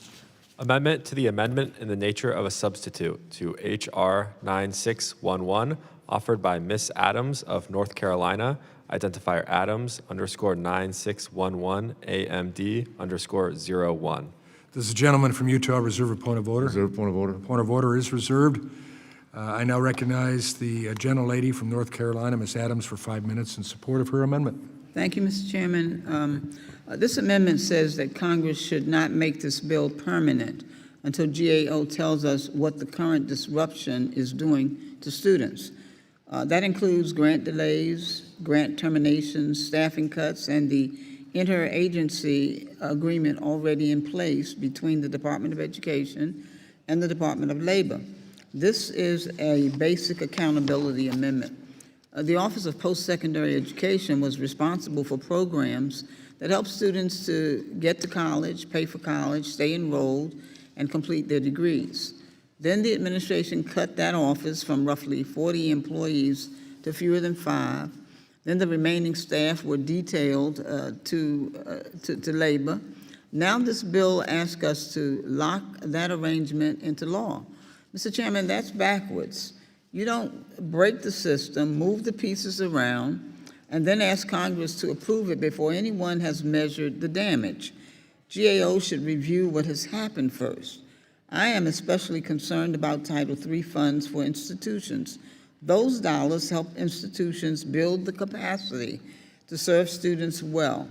They support academic programs, advising, student services, technology, and the infrastructure colleges need to keep students moving toward completion. When Title III funds are delayed, colleges can't plan. When awards are terminated, students lose services. And when the staff who understand these programs are gone, institutions are left chasing answers. Well, that is not efficiency, that is instability.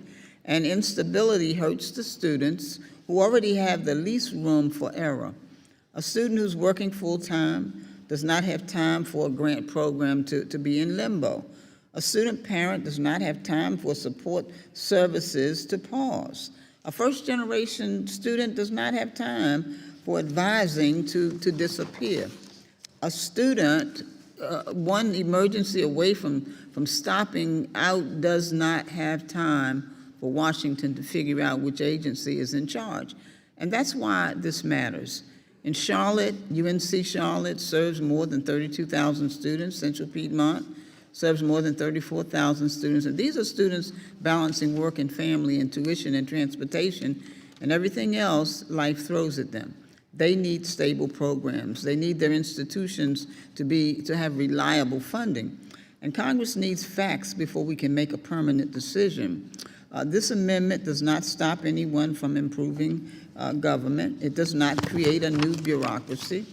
It asks GAO to answer a simple question. Are these changes helping students succeed?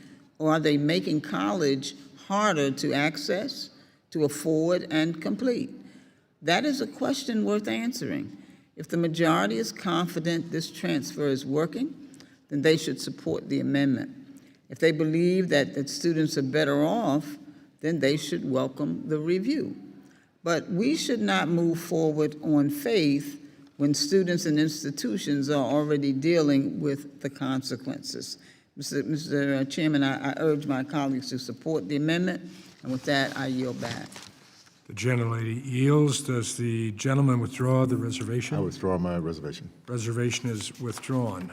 Are there any members who wish to discuss the amendment?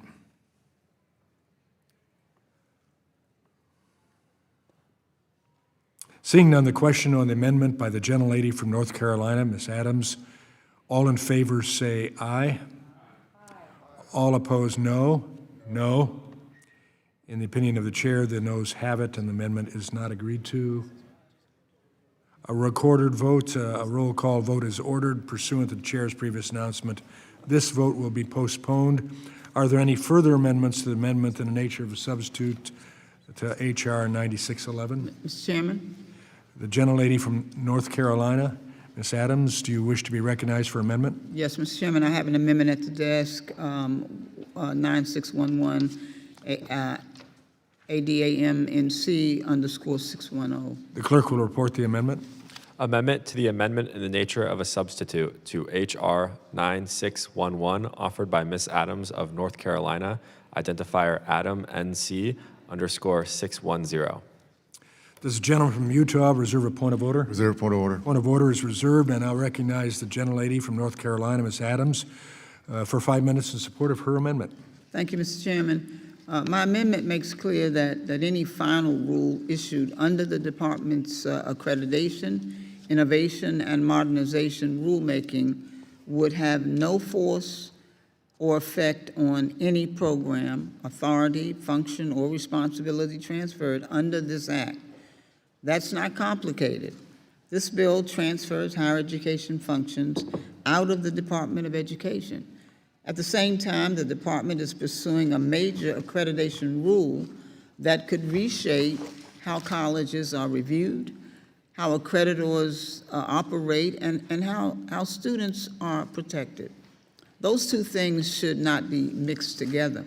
Accreditation is not a side issue. It is the gatekeeper for federal student aid. It is how we make sure that institutions meet basic standards before students and taxpayers are asked to invest in them. And the proposed AIM rule raises serious concerns. It would make it easier for new accreditors to gain recognition. It would make it easier for colleges to change accreditors. And it would push accreditors into question around so-called intellectual diversity and viewpoint assessments. It would restrict diversity-related standards, and it would place new requirements on accreditors around credit transfer, research misconduct, and institutional policies. And it could create new opportunities for weak or predatory institutions to shop around for a friendlier accreditor when their current accreditor starts asking hard questions. This is not a theoretical concern. We have seen what happens when federal oversight is weakened. Students get misled, credits do not transfer, degrees lose value, and taxpayers are left holding the bag. So before we move higher education programs under this bill, we should make clear that this pending accreditation rule does not follow those transferred authorities and create even more confusion. The department itself has described this rulemaking as a major rewrite. One senior department official reportedly said the goal was to upend higher education. Well, Mr. Chairman, students do not need higher education appended. They need colleges that are affordable, accountable, and honest about what students are buying. They need credits that count. They need degrees that lead somewhere. And they need protections from institutions that promise one thing and deliver another. And they need an accreditation system that is focused on quality, not politics. I'm also concerned that this rule could put accreditors in an impossible position.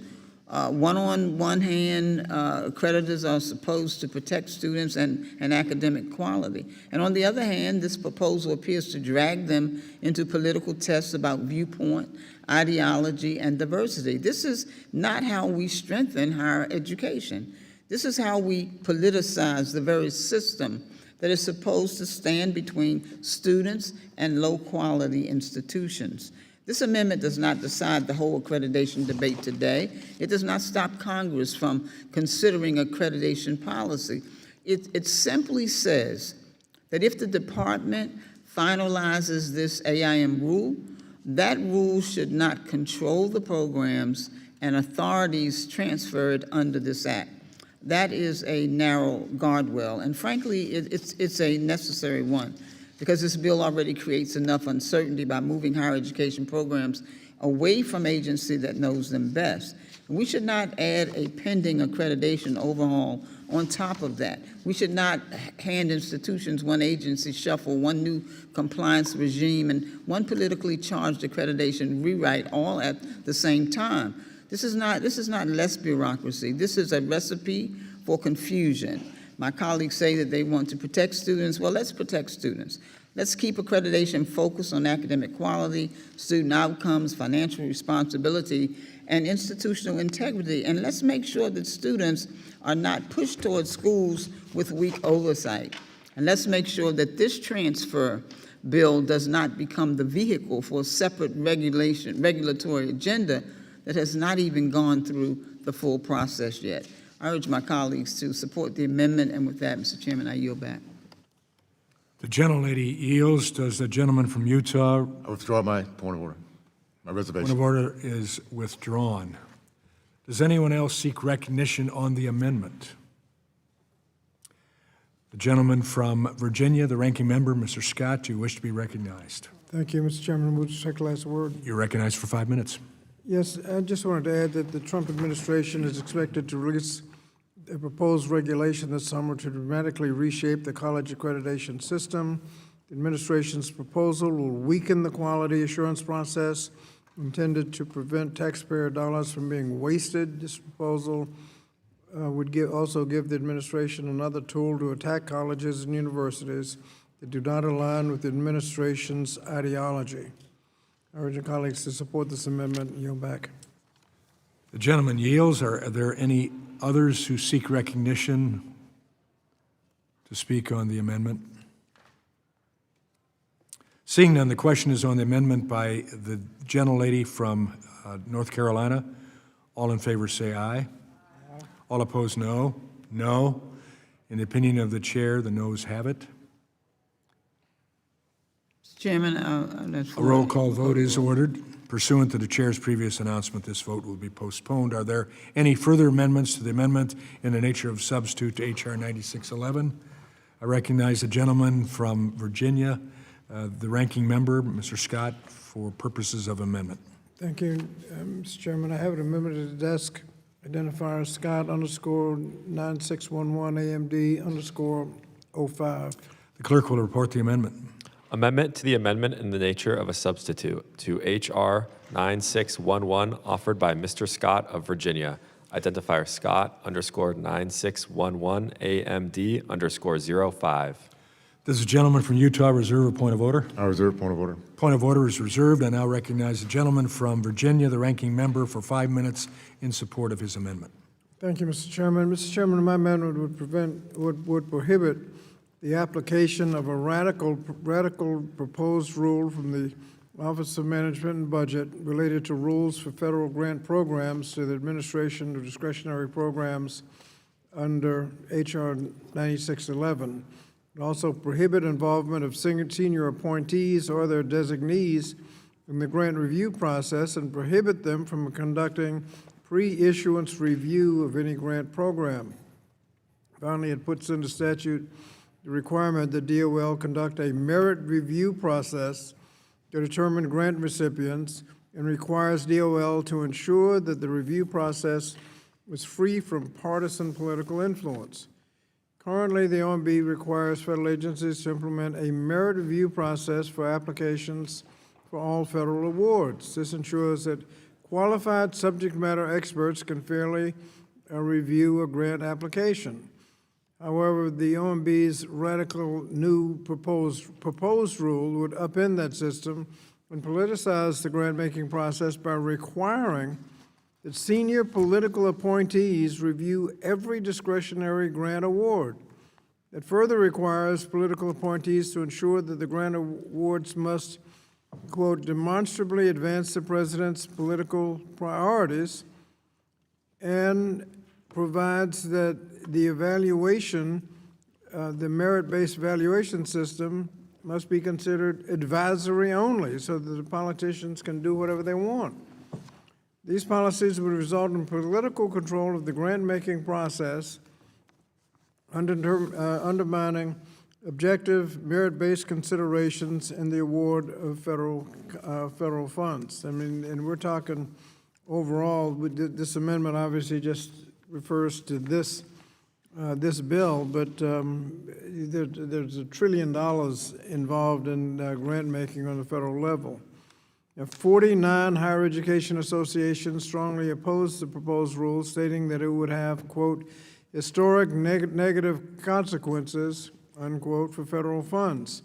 In the end, it is the American people who will be hurt both by this proposed rule and the underlying bill, as it will upend the continuity of federal programs and rigorous research, harming individuals and communities' access to essential services. This administration already has a track record of misusing the levers of government. We should not make it easier for them to have unfettered discretion to politicize the grant-making process and administration while also dismantling the Department of Education. So I urge my colleagues to support the amendment, require merit, and I yield back the balance of my time. The gentleman yields. Does the gentleman withdraw? I withdraw. Point of order. Point of order is withdrawn. Does anyone else seek recognition on the amendment? Mr. Chairman, I have a unanimous consent request. A unanimous consent request for materials. Yes, Mr. Chairman, I ask unanimous request that a letter from the American Council on Education co-signed by 49 education associations opposed to this bill be entered into the record. Without objection, they will be entered.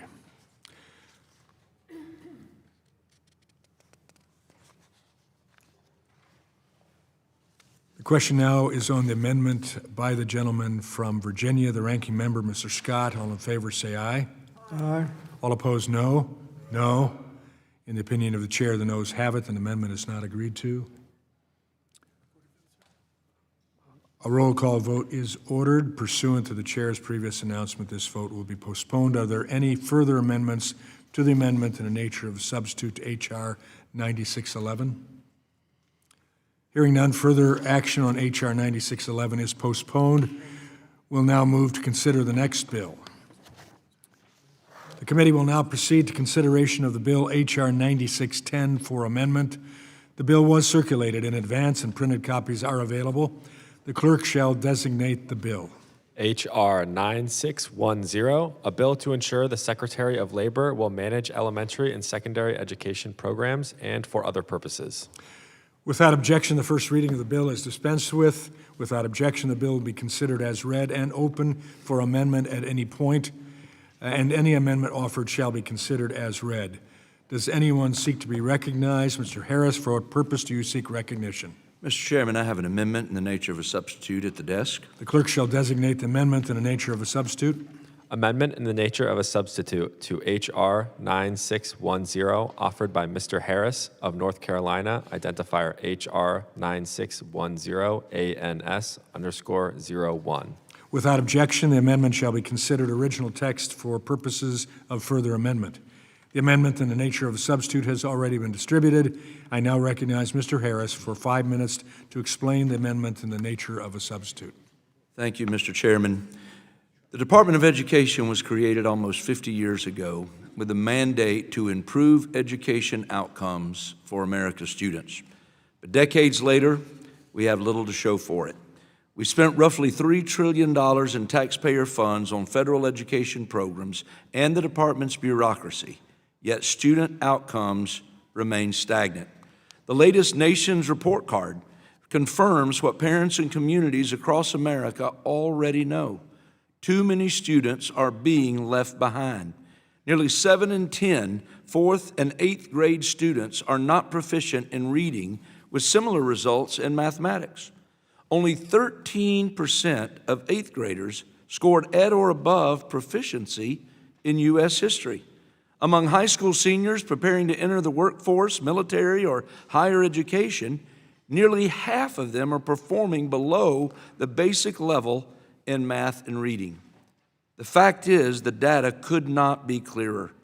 The status quo is failing students. And after 50 years, the Department of Education and its Office of Elementary and Secondary Education have failed to produce the results that our families deserve. One major problem is the enormous regulatory burden the department places on schools.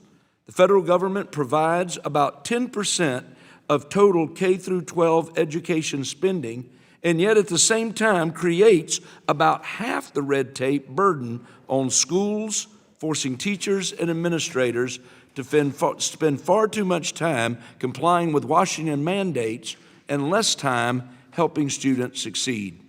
But the department's failures are not limited to bureaucracy.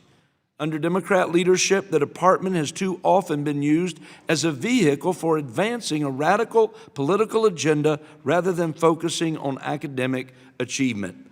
In fact, a 2024 report from Defending Education found that the Biden-Harris administration spent over $1 billion in federal education money on DEI priorities. It is outrageous that taxpayer funds are being spent on this nonsense. Education funds should be spent on teaching students to read and to write, not indoctrinating them with political ideologies. It is time to break up the department and move K through 12 education programs to places better suited to administer them. Under the leadership of Secretary McMahon, the Trump administration has begun taking important steps to dismantle the Department of Education through a series of interagency agreements. This legislation actually builds on those efforts by making the transfers permanent. H.R. 9610, the Less Bureaucracy, Better K-12 Education Act, would permanently shift federal K-12 programs to the Department of Labor's Employment and Training Administration and officially end the Department of Education's role in administering them. The ANS simply makes a technical change to the bill. Moving these programs to the Department of Labor is not just about eliminating bureaucracy. It is about creating a system that better connects education, workforce development, and economic opportunity. It would help states better align education and workforce systems, place greater emphasis on preparing students for future careers, and ensure that what students learn matches up with the needs of employers. For 50 years, Washington has tried the same approach and actually produced the same disappointing results. It is time to try something different. And I urge my colleagues to support the Less Bureaucracy, Better K-12 Education Act. And with that, Mr. Chairman, I yield back. The gentleman yields. Are there any members who wish to be recognized for further discussion on the amendment in the nature of a substitute? Mr. Recognize the Chairman. gentlelady from Oregon, Ms. Bonamici, for purposes of discussion. Thank you. 5 minutes. Mr. Chairman, I move to strike the last word and speak in opposition to the bill and the amendment in the nature of the substitute. You're recognized for 5 minutes. Thank you, Mr. Chairman. The Department of Education lacks the authority to transfer offices and programs to other federal agencies without congressional action. Secretary McMahon has stated it is her mission to shut down the Department of Education, something she does not have the authority to do, but that is exactly what she is doing, disguised as a series of interagency agreements, and it's why she should be impeached. This bill actually states that it is about elementary and secondary education programs. Read the bill. These are education programs. And again, K-12 is education is education. It is not job training. It does not belong in the Department of Labor, which has never administered programs like this and is not equipped to do so. The Secretary and some Republicans, including the bill's sponsor, argue that we don't need the department because test scores have gone down since the department was established. One of the first things any good science class will teach is that correlation does not imply causation. I think my colleagues have missed that lesson. I wish we were discussing factors like smartphones, social media, the pandemic, and student absenteeism, which, unlike the existence of the Department of Education, are contributing factors to test score decline.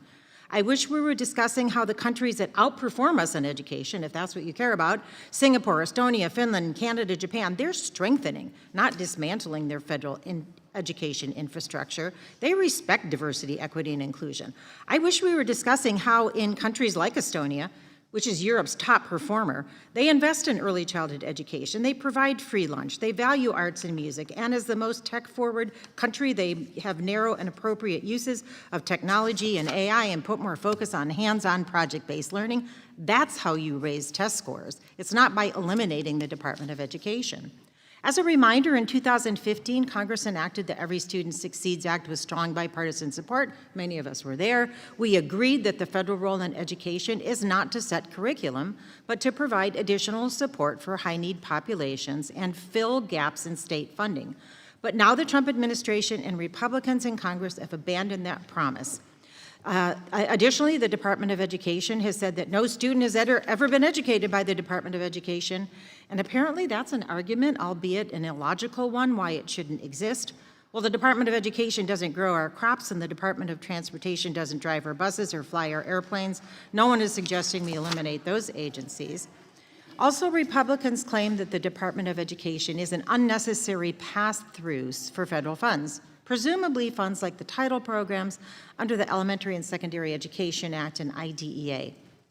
But the department is responsible for monitoring how these funds are used, and by law, they're supposed to conduct civil rights investigations in schools and universities. The department is supposed to guarantee that students receive a free and appropriate education under the Individuals with Disabilities Act. Without the department, will states be using federal funds to serve the neediest students? Will they administer assessments to identify gaps in student learning? Will educators get the professional development they need to succeed in the classroom? Without Title IV-A funding, will students get a well-rounded education?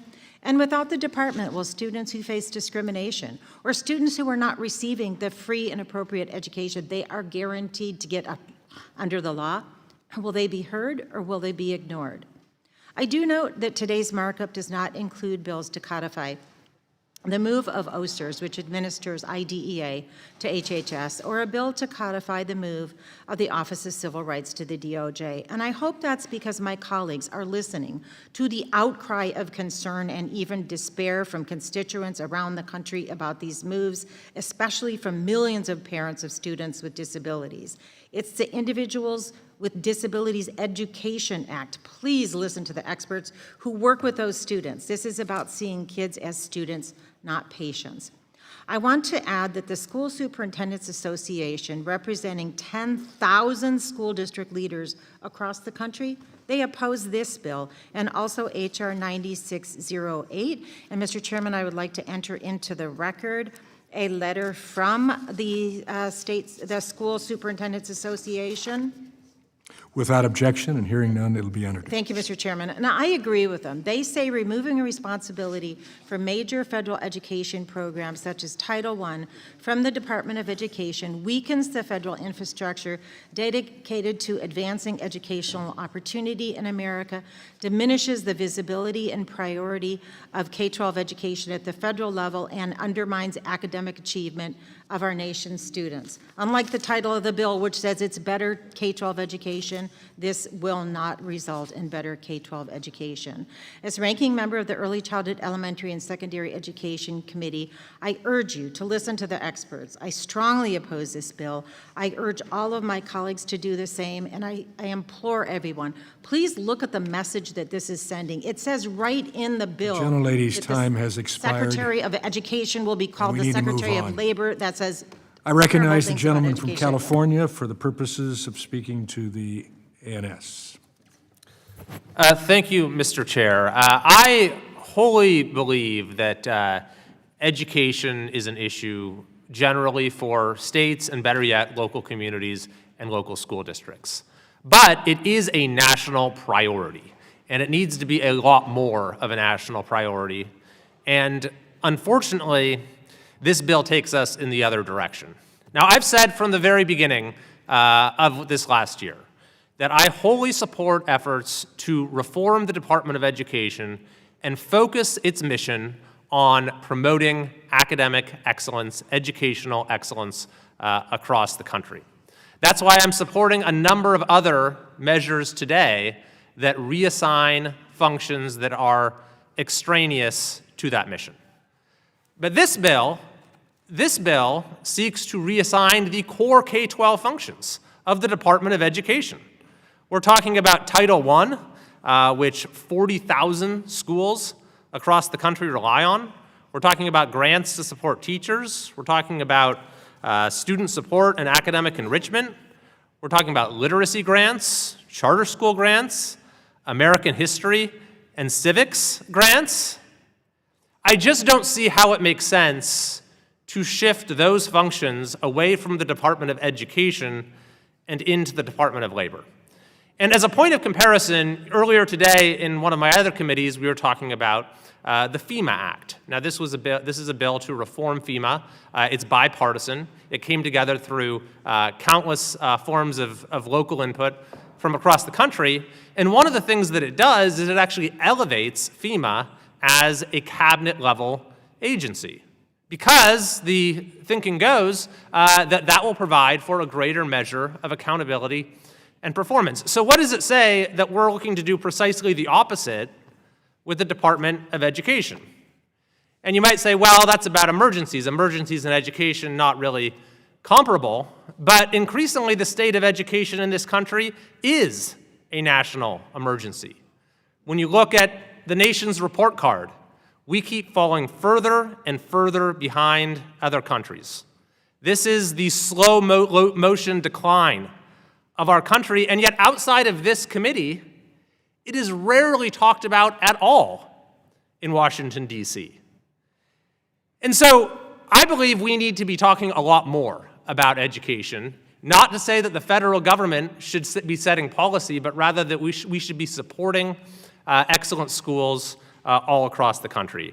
And I'm afraid that with this bill today saying, well, we're actually just going to take these core K-12 functions and put them in a department that has nothing to do with education, largely, then this is doing the exact opposite. It's saying, well, this is a state and local issue. It's not our problem. It's not something that we need to worry about. What we really need to do is something akin to what happened in 1983 when A Nation at Risk was published. And there was this national call to reform education. Now, the results were mixed, across the board, but it did catalyze the education reform movement that has had positive consequences in a number of states.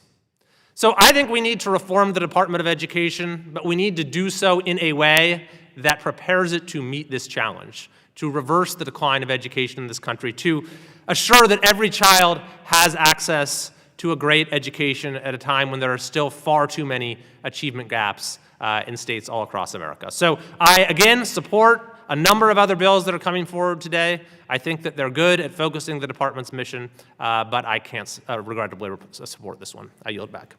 The gentleman yields. Does the gentlelady from Georgia, Ms. McBath, wish to be recognized? Thank you, Mr. Chairman. I would like to speak against the amendment in the nature of substitute. You're recognized for 5 minutes. Thank you. I have to say that moving K-12 education out of the Department of Education to the Department of Labor is definitely not going to help our students learn. It will not improve our students' reading or math scores. That's not going to happen. It's not going to magically increase the number of teachers or paraprofessionals that we need in our classrooms. It will not increase our graduation rates or help students create lives for themselves. It will not decrease violent crime or convince students that they have a better life worth living. It will do absolutely nothing to improve the lives of our students, our teachers, and our families. All it's going to do, all this is really about, is making my Republicans feel good.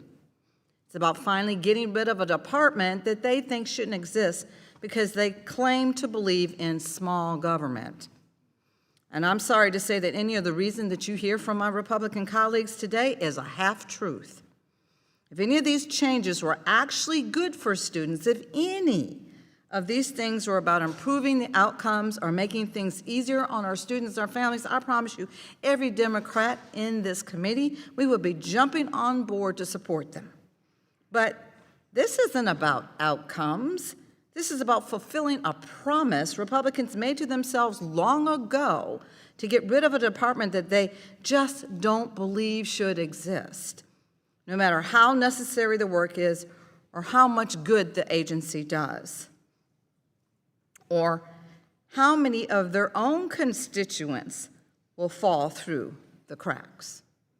Their minds are already made up, and now they're working backwards to find a reason, any reason that they can, to get rid of this department. I promise you, these changes are only going to make things more complicated for our students and for their families. And as I said earlier today, and I've been sitting here all day, Democrats are focused on outcomes. Republicans have their minds made up. They want this done no matter what it means for our students and for our families, and they'll stop at nothing until they get it done. And what we've continued to do in this committee all day today isn't about what's best for American people at all, and it's only a matter of time before we're going to see the serious implications of it. So I encourage all of my colleagues to oppose this bill, and I yield. The gentlelady yields. Are there any others who wish to speak on the ANS? I recognize the gentleman from California, Mr. Takano, to speak 5 minutes on the ANS. Thank you, Mr. Chairman. I rise in opposition to the amendments and nature of a substitute. When Congress passed the Elementary and Secondary Education Act of 1965, we made a commitment to all of America's children that they would have access to a quality education, no matter their background or what circumstances they were born into. Access free, fair, and equal public education is a fundamental tenet of democracy. It is one of the most sacred rights that we defend on this committee. This bill before us today threatens that right. This bill would move the functions of the Office of Elementary and Secondary Education and its functions to the Secretary of Labor, including all programs that support low-income students, teacher training, English language learners, rural education, and support for states. The programs housed in the Office of Elementary and Secondary Education impact over 50 million American children across the country. The Republican majority argues that moving over 25 grant programs from the Office of Elementary and Secondary Education to the Department of Labor will streamline education and workforce efforts. The issues with this plan are glaring. The Department of Education and the Department of Labor have two fundamentally different missions. My colleagues are sending an office which is focused on student achievement and equal access to education to a department whose mission centers on jobs, wages, and workplace safety. Students are more than future workers, whose outcomes are measured by the potential for economic output. If that becomes the sole and exclusive focus of the Office of Elementary and Secondary Education, we will inevitably fail to meet students where their needs are at. While the Department of Labor is equipped with economists, workplace regulators, and employment specialists, administering the Office of Elementary and Secondary Education's massive portfolio requires experts in education, school quality, child development, civil rights, and the like. And with the small number of the Office of Elementary and Secondary Education's staff that survived the DOGE cuts, and a DOL staff that was also heavily reduced, these education priorities will inevitably fall behind. As an example, this bill would move Title I programs to the Department of Labor. Title I provides funding for schools that serve high numbers of low-income students and families. Every single congressional district in the country has at least one Title I school in it. Should Title I hit the inevitable roadblocks thrown up by a greatly reduced staff capacity and an inappropriate departmental infrastructure, every congressional district will feel the impact. Requiring staff at the Department of Labor to evaluate the needs of parents and their toddlers will not, quote-unquote, streamline education efforts, but none of this is really about streamlining anything or reducing bureaucracy. President Trump and Secretary of Education Linda McMahon have been clear about their actual goal with this shutdown. They want to privatize K-12 education. They are manufacturing culture wars and attacking LGBTQ+ students to pull funding from school districts in need. They are increasing unnecessary bureaucracy and cutting staff to slow down and stop grants local communities rely on to support their schools. This administration is set on decimating the public school system by pushing privatization across the board. Schools which are not required to provide accommodations for their disabilities or protect their civil rights. What we need to focus on is bolstering our public school system so that it serves students better, not pushing students toward private options with little oversight and leaving those who can't access private school behind. As a Congress, we should be investigating how public schools can become globally competitive. We should be discussing how to better make education affordable and accessible, and how to improve our reading and math scores, and how to better teacher pay, and a workforce pipeline. Republicans are trying to destroy one of the foundations of our nation: access to free, quality education for all children. At a time when inequality is growing exponentially, it is more important than ever to ensure that we provide all kids with the resources they need to succeed. Taking congressional action to codify this mistake will cause generational damage to the American education system. I strongly urge my colleagues to vote against this bill, and I yield back. The gentleman yields. I now recognize the gentlelady from Arizona, Ms. Grijalva, for 5 minutes in discussion of the ANS. Thank you, Mr. Chairman. I'd like to speak in opposition to the amendment in the nature of a substitute. You're recognized for 5 minutes. Thank you. Let's be clear about what these bills are. These bills are a direct attack on public education, period. An attack on the over 90% of children who attend our public schools. I am the proud product of public education, as are my parents and my children. You know, a society is judged by how they take care of their most vulnerable and their children. And this decision is creating a system of the have and the have-nots, those that have the resources for a private education, and relegating the rest of us to whatever the states can provide or whatever is left over. This is a direct attempt to abolish the Department of Education, and it was said so by some of my colleagues here today. Our children are not just the future workforce. They deserve an opportunity to explore what the future can hold for them. And the programs that are in K-12 education, the ones that we're suggesting get moved over permanently to the Department of Labor, are Title I, prevention and intervention programs, supporting effective instruction on state grants programs, comprehensive literacy state development grant programs, ELL, English language learner programs, 21st century community service learning programs, magnet schools, small rural school achievement and rural and low-income school programs, impact aid programs, teacher quality partnership grants. It is education of homeless children and youth programs. It is frightening what we're looking at. What we're going to see is more bureaucracy and worse outcomes from moving offices and responsibilities to agencies that are less well-equipped to perform these duties and will only lead to more government backlog and worse outcomes for our children. Disruption without a plan. These bills offer no credible transition strategy to ensure students and families, schools, and states continue receiving the services that they depend on. Students are going to pay the price. Instead of improving educational outcomes, these proposals create uncertainty for students, educators, and institutions while diverting attention from real challenges like teacher shortage, affordability, and learning recovery. And it is weakening accountability and fragmenting education programs across multiple agencies that makes oversight more difficult and reduces transparency for taxpayers and families. Republicans are holding our children hostage with these bills, all for the sake of supposed government efficiency. But make no mistake, these bills will not reduce bureaucracy because these departments are already overburdened and underfunded. These bills are cuts that will harm our children and their future. And I yield back. The gentlelady yields. Are there any others who wish to speak on the amendment in the nature of substitute?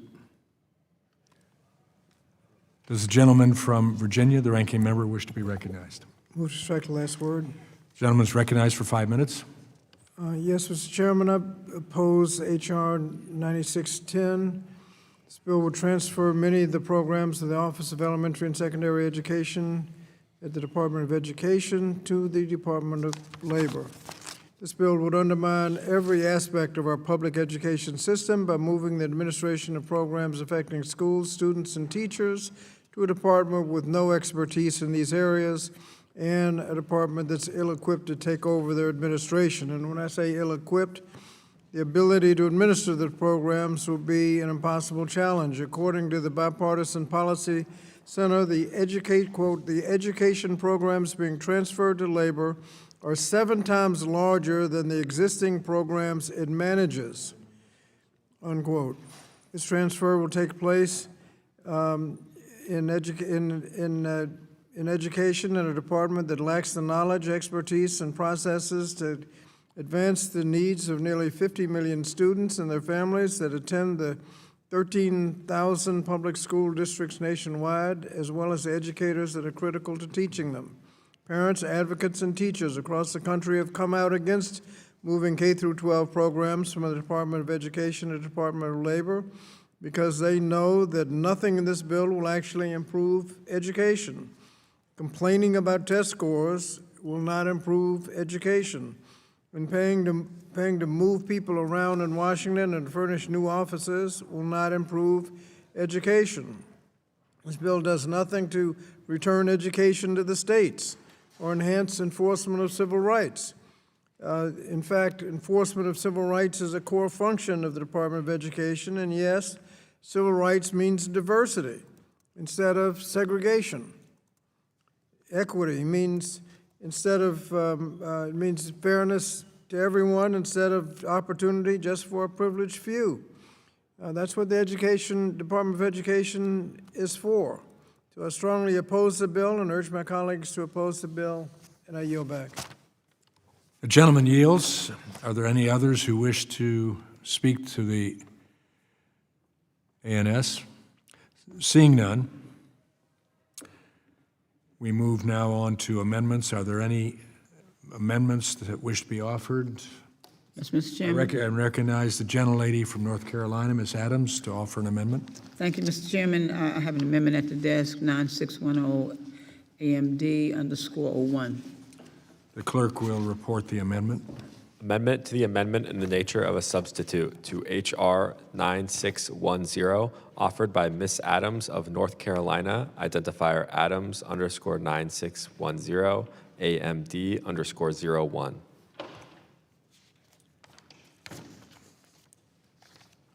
This gentleman from Reserved Utah, a point of order is reserved. I now recognize the gentlelady from North Carolina, Ms. Adams, for 5 minutes in support of her amendment. Thank you, Mr. Chairman. My amendment would prohibit this bill from taking effect until the Government Accountability Office provides a report on how the Department of Education determined that this move will be more efficient for state and local education agencies. State and school districts should not be asked to reorganize how they work with the federal government based on an assumption. They deserve to know what analysis was done, what costs were considered, and how the department plans to prevent delays, confusion, or gaps in service during this transition. The programs covered by this bill support millions of students in thousands of school districts. Moving them from one agency to another is a significant change. Before that happens, Congress should have an independent review of whether this will actually make things easier for the states and districts responsible for carrying out these programs.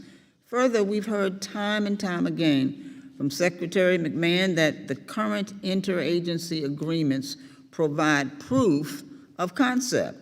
We have also heard from the Department of Education that they're giving education back to the states. However, I have yet to see any evidence supporting either claim. If the majority genuinely believes that moving elementary and secondary education programs to the Department of Labor will help states and districts do what's best for children, then this should be an easy yes. GAO's findings would support their claim. However, I think many of my colleagues know that moving programs from one central location and spreading them across several agencies is not efficient for anyone. It creates more points of contact, more room for delays, and more uncertainty for the people trying to serve students.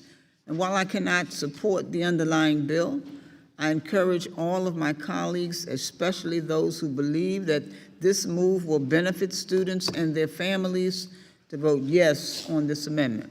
And with that, Mr. Chairman, I yield back. Gentlelady yields. Does the gentleman from Utah withdraw the reservation? Does the gentleman from Utah withdraw the reservation? Withdraw. The reservation is withdrawn. Does anyone else seek recognition on the amendment? The gentleman from California, Mr. Takano, is recognized. Mr. Chair, I have an amendment at the desk. No, we're not. Oh, This is on the Adams amendment. This on is the Adams' amendment, I'm sorry. No, I don't have a comment on her amendment. Does anyone else seek recognition to speak on the Adams amendment? Seeing none, the question on the amendment by the gentlelady from North Carolina. All in favor say aye. Aye. All opposed, no. No. In the opinion of the chair, the noes have it. Chair, I ask for a recorded A vote. roll call vote is ordered pursuant to the chair's previous announcement. This vote will be postponed. Are there any further amendments to the amendment in the nature of a substitute to H.R. 9610? The representative from California, Mr. Takano, do you have an amendment to offer? Yes, Mr. Chairman, I have an amendment at the desk. The clerk will report the amendment. Amendment to the amendment in the nature of a substitute to H.R. 9610, offered by Mr. Takano of California, identifier Takano _9610 AMD _02. Does the gentleman from Utah reserve? I reserve point of order. Point of order is reserved. I now recognize the gentleman from California, Mr. Takano, for 5 minutes in support of his amendment. Thank you, Mr. Chairman. My amendment would prohibit the movement of formula grants between government agencies in the middle of a grant year. This is a very simple yet necessary requirement. Local education authorities, or LEAs, and states base their budgets on federal formula grants, which are monies mandated by Congress. To move them halfway through a cycle would cause enormous disruption for state schools, educators, and students. The Department of Education awards grants in July, before the school year starts. This allows communities to plan for the school year ahead. Moving these grants to DOL would mean dispersing them in the middle of the school year, making it more difficult to proactively address student needs. This move would force state education agencies to spend their scarce resources on changing processes that have been in place for decades, all to accommodate the whims of the Trump administration. This past year and a half has been extraordinarily chaotic for schools and states and school districts. The Trump administration has frozen funds and unfrozen them with little warning or explanation, leaving administrators scrambling. Last year, the Trump administration withheld $6.8 billion in federal K-12 funds, defying the law and leaving school districts high and dry the day before those funds were set to be dispersed. Let me say that again. They withheld $6.8 billion in federal K-12 dollars, defying the law and leaving school districts high and dry the day before those funds were set to be dispersed. Without that federal funding, schools and states faced an unexpected inability to cover staff salaries, vendor contracts, curriculum materials, and other necessary services. They had to frantically find other funding sources or even slash student services before the administration changed its mind. By then, a significant amount of damage had already been done. This administration has also shown a great proclivity for punishing states by withholding their federally mandated funding. In the past year, the administration has tried to withhold or condition billions of dollars in education funding that was already entitled to my home state of California because of political reasons or personal tiffs between the president and the governor. That is completely unacceptable. This unpredictability is detrimental to students and extraordinarily irresponsible on the part of an administration who continues to put politics over the well-being of America's students. Schools and states need predictable, stable funding. I urge my colleagues to support this common sense amendment, and I yield back. The gentleman yields. Does the gentleman from Utah withdraw? I withdraw my point of order. Point of order is withdrawn. Does anyone else seek recognition on the amendment? Seeing none, the question on the amendment by the gentleman from California, Mr. Takano. All in favor, say aye. All opposed, no. No. In the opinion of the chair, the noes have it. A roll call vote is ordered. Pursuant to the chair's previous announcement, this vote will be postponed. Are there any further amendments to the amendment in the nature of a substitute to H.R. 9610? Gentleman from Virginia, Mr. Scott, do you wish to offer an amendment?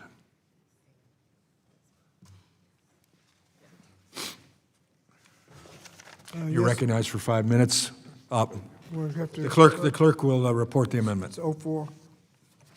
Amendment to the amendment in the nature of a substitute to H.R. 9610, offered by Mr. Scott of Virginia, identifier Scott 9610 AMD _04. Does the gentleman from Utah reserve? I reserve point of order. Reserve point of order. And now I recognize the gentleman from Virginia, the ranking member, Mr. Scott, for 5 minutes in support of his amendment. Thank you, Mr. Chairman. Earlier this year, the Department of Education dissolved the Office of English Language Acquisition, which is responsible for supporting English learners. The department claimed it would redelegate the programs and duties to other offices, thereby dissolving the need for a standalone office. But this office must have been created because there was a need for it. The office has historically been served by a major federal resource for guidance and research for states and districts. Further, it is responsible for administering and monitoring nearly $900 million in Title III, Part A funds. With the elimination of OELA, states and districts may face reductions in essential programs and services, including language instruction and teacher preparation programs. The department claimed that it was, quote, critical that we streamline operations to better support ELs. However, since that's the case, let's confirm that we will continue to help these students. This amendment will prevent the closure of the Office of English Language Acquisition until the Government Accountability Office confirms that English learners will not be negatively impacted because of this bill. English language already face significant educational challenges, including language proficiency, shortages of bilingual educators, and other challenges. The Office of English Language Acquisition plays a major part in helping states and districts address these challenges. Yet this administration undermines these efforts by proposing to eliminate funding for English learners, which would further exacerbate the challenges facing them. I urge my colleagues to support this amendment to provide us with information to ensure that eliminating OELA does not negatively harm English learners. I yield back. The gentleman yields. Does the gentleman from Utah withdraw? The reservation is withdrawn. Does anyone else seek recognition on the amendment? Hearing none, the question is on the amendment by the gentleman from Virginia, the ranking member, Mr. Scott. All in favor say aye. Aye. All opposed, no. No. In the opinion of the chair, the noes have it, and the amendment is not agreed to. A roll call vote is ordered. Pursuant to the chair's previous announcement, this vote will be postponed. Are there any further amendments to the amendment in the nature of a substitute to H.R. 9610? I recognize the gentleman from New York, Mr. Mannion, for the purposes of amendment. Thank you, Mr. Chair. I have an amendment at the desk, Mannion _9610 AMD _05. The clerk will report the amendment. Amendment to the amendment in the nature of a substitute to H.R. 9610, offered by Mr. Mannion of New York, identifier Mannion _9610 AMD _05. Does the gentleman reserve? I reserve point of order. Point of order is reserved. I now recognize the gentleman from New York, Mr. Mannion, for 5 minutes in support of his amendment. Thank you, Mr. Chair. Last month, the Department of Education made an announcement that many feared was coming, an interagency agreement to transfer the Office of Special Education and Rehabilitative Services, or OSERS, over to the Department of Health and Human Services. As we speak, the department is continuing down this disastrous course while the committee is deliberately turning a blind eye and accelerating the process. My amendment today would stop this from happening and keep special education and vocational rehabilitation services exactly where they belong, and that is in the Department of Education. The amendment specifically prohibits the transfer of any activities authorized by the Individuals with Disabilities Act and the Rehabilitation Act to any other department, agency, or outside entity, full stop. This common sense amendment reaffirms what Congress has previously authorized and maintained. We all had a teacher that impacted us, every single one of us. Special education students are no exception.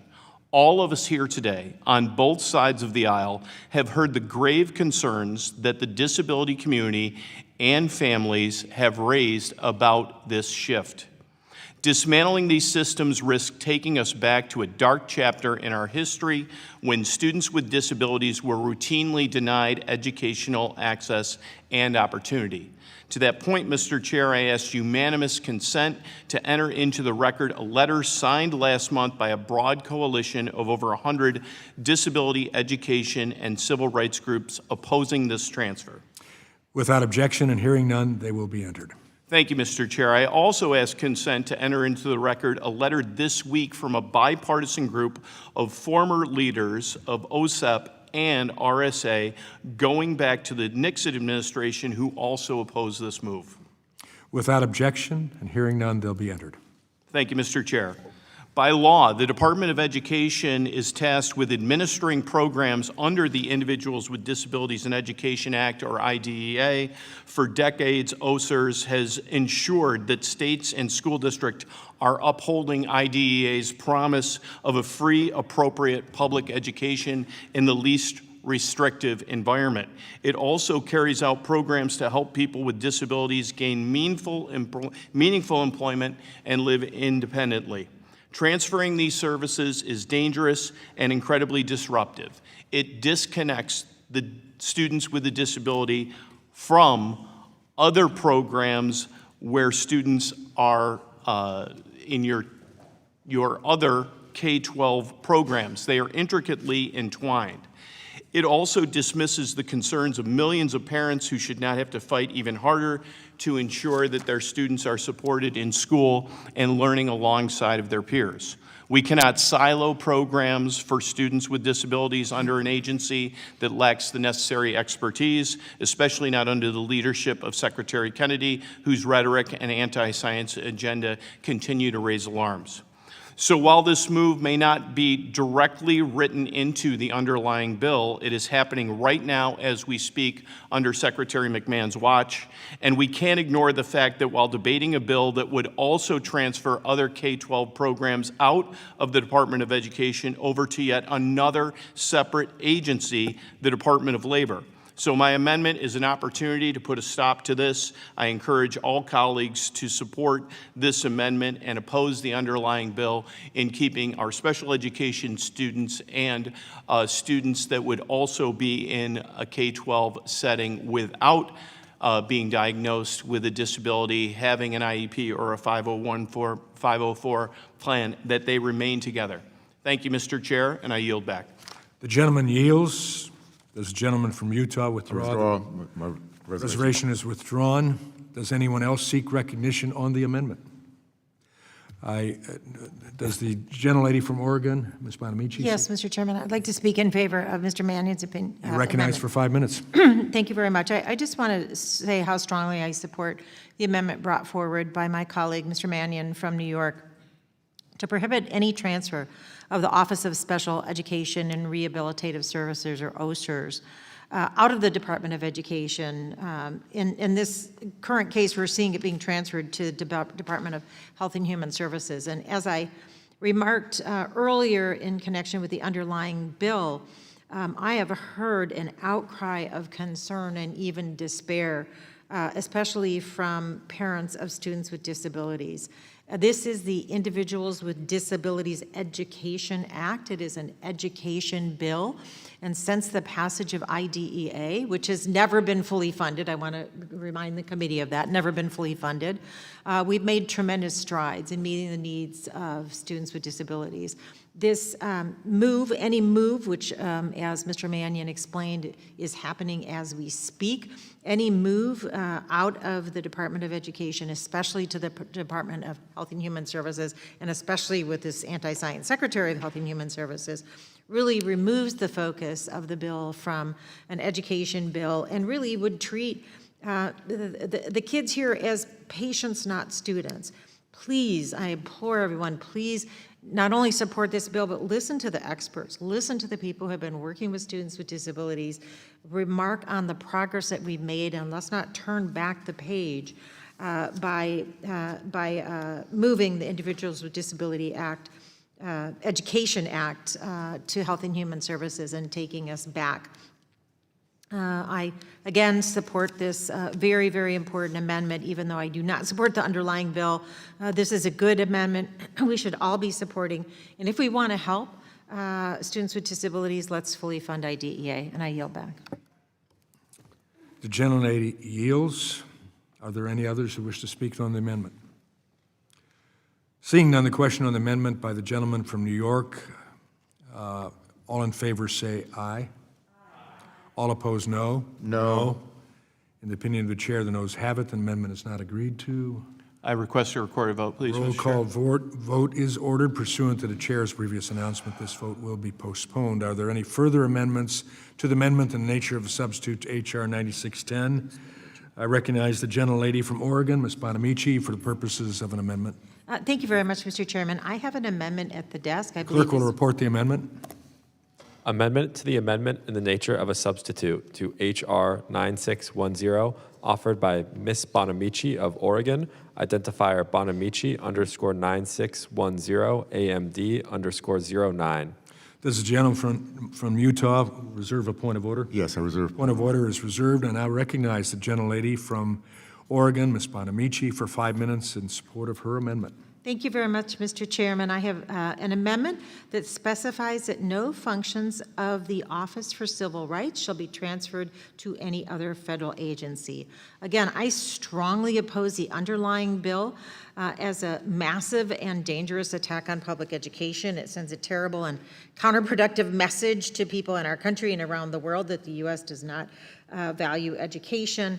But I also have to offer this amendment because it is critical. We've already seen the public outcry and distress since Secretary McMahon announced her intention to transfer the Office of Civil Rights to the Department of Justice. And as Mr. Mannion's amendment deals with, the Office for Special Education and Rehabilitative Services, which manages IDEA, to the Department of Health and Human Services. Contrary to what the Secretary claims, people don't want this for their children, and they certainly don't want to navigate multiple federal agencies to guarantee that their children receive access to a free and appropriate public education as required by the law without fear, discrimination, or harassment. I will note, Mr. Chairman, that the name of this bill is Less Bureaucracy, Better K-12 Education Act, but in fact, it is more bureaucracy and not better K-12 education. So imagine this. Let's imagine a parent has a child with disabilities.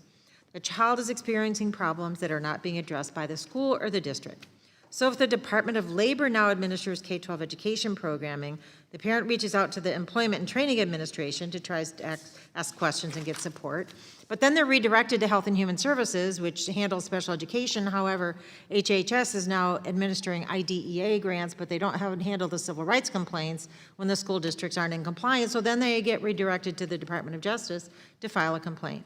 And of course, the complaint likely results in a dismissal or no response at all because the Department of Justice is understaffed, underfunded, and unequipped to manage educational caseloads. At the current Office of Civil Rights, or what's left of the Department of Education, Their practice has been to review every civil rights case that comes up.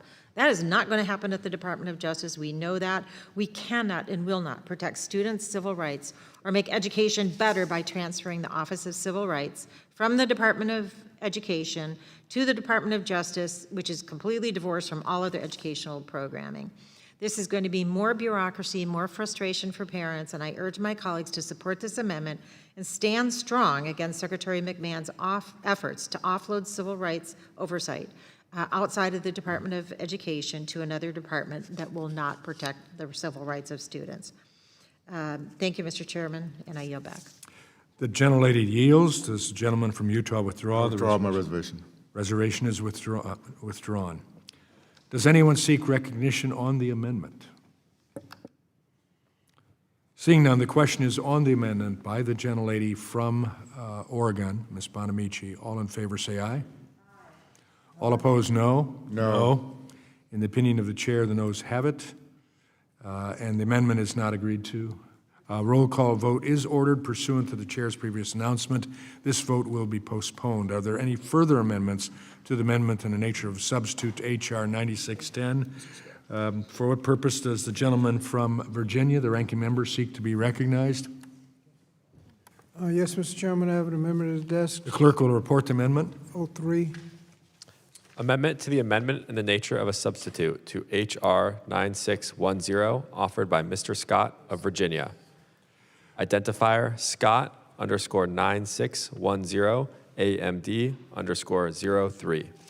This gentleman from Utah. Reserve point of order. Point of order is reserved. I now recognize the gentleman from Virginia, the ranking member, Mr. Scott, for 5 minutes in support of his amendment.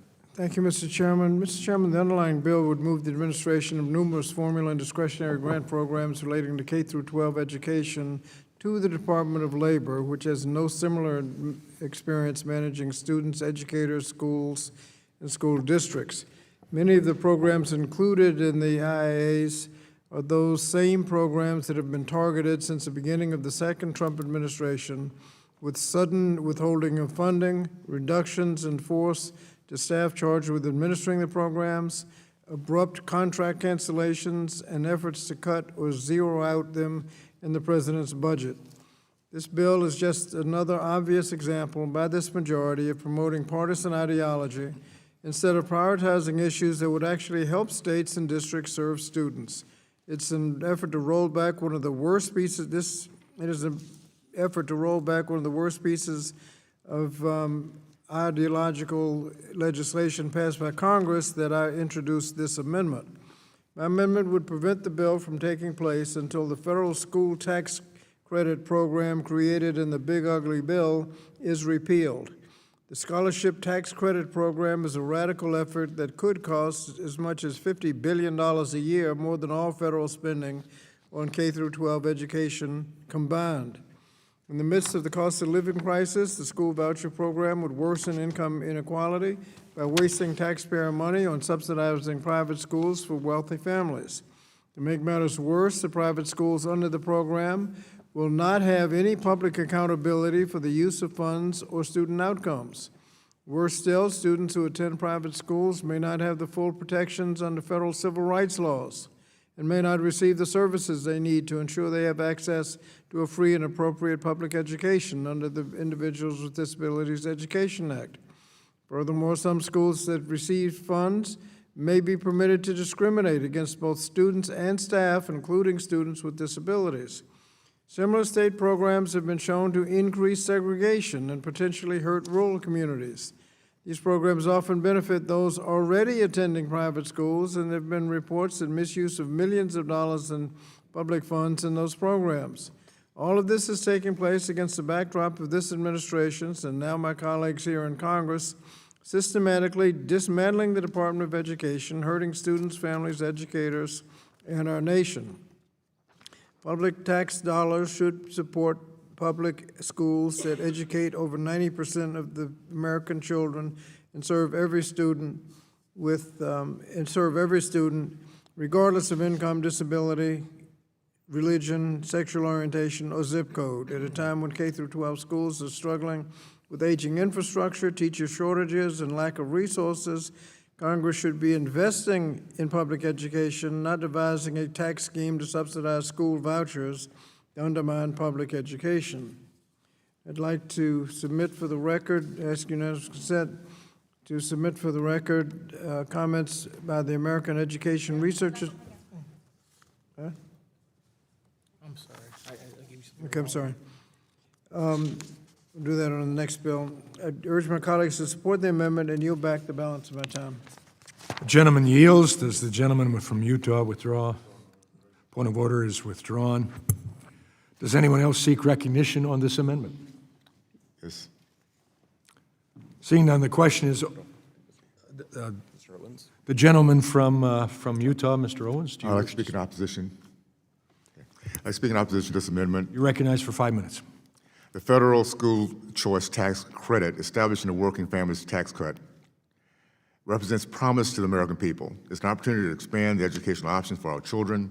Thanks to this tax credit, children across our nation will have a chance to obtain educational opportunities that were not possible previously, regardless of background, color, or zip code. I strongly urge our colleagues, my colleagues, to vote no on this amendment. I yield back. The gentleman yields. Does anyone else seek recognition on this amendment? Seeing none, the question is on the amendment by the gentleman from Virginia, the ranking member, Mr. Scott. All in favor say aye. All opposed, no. No. In the opinion of the chair, the noes have it, and the amendment is not agreed to. A roll call vote is ordered. Pursuant to the chair's previous announcement, this vote will be postponed. Are there any further amendments to the amendment in the nature of a substitute to H.R. 9610? Does the gentleman from Virginia, the ranking member, seek recognition for the purposes of an amendment? Yes, Mr. Chairman, 06. The clerk will report the amendment. Amendment to the amendment in the nature of a substitute to H.R. 9610, offered by Mr. Scott of Virginia, identifier Scott_9610 AMD_06. Does the gentleman from Utah reserve a point of order? I reserve point of order. Point of order is reserved. I now recognize the gentleman from Virginia, the ranking member, Mr. Scott, for 5 minutes in support of his amendment.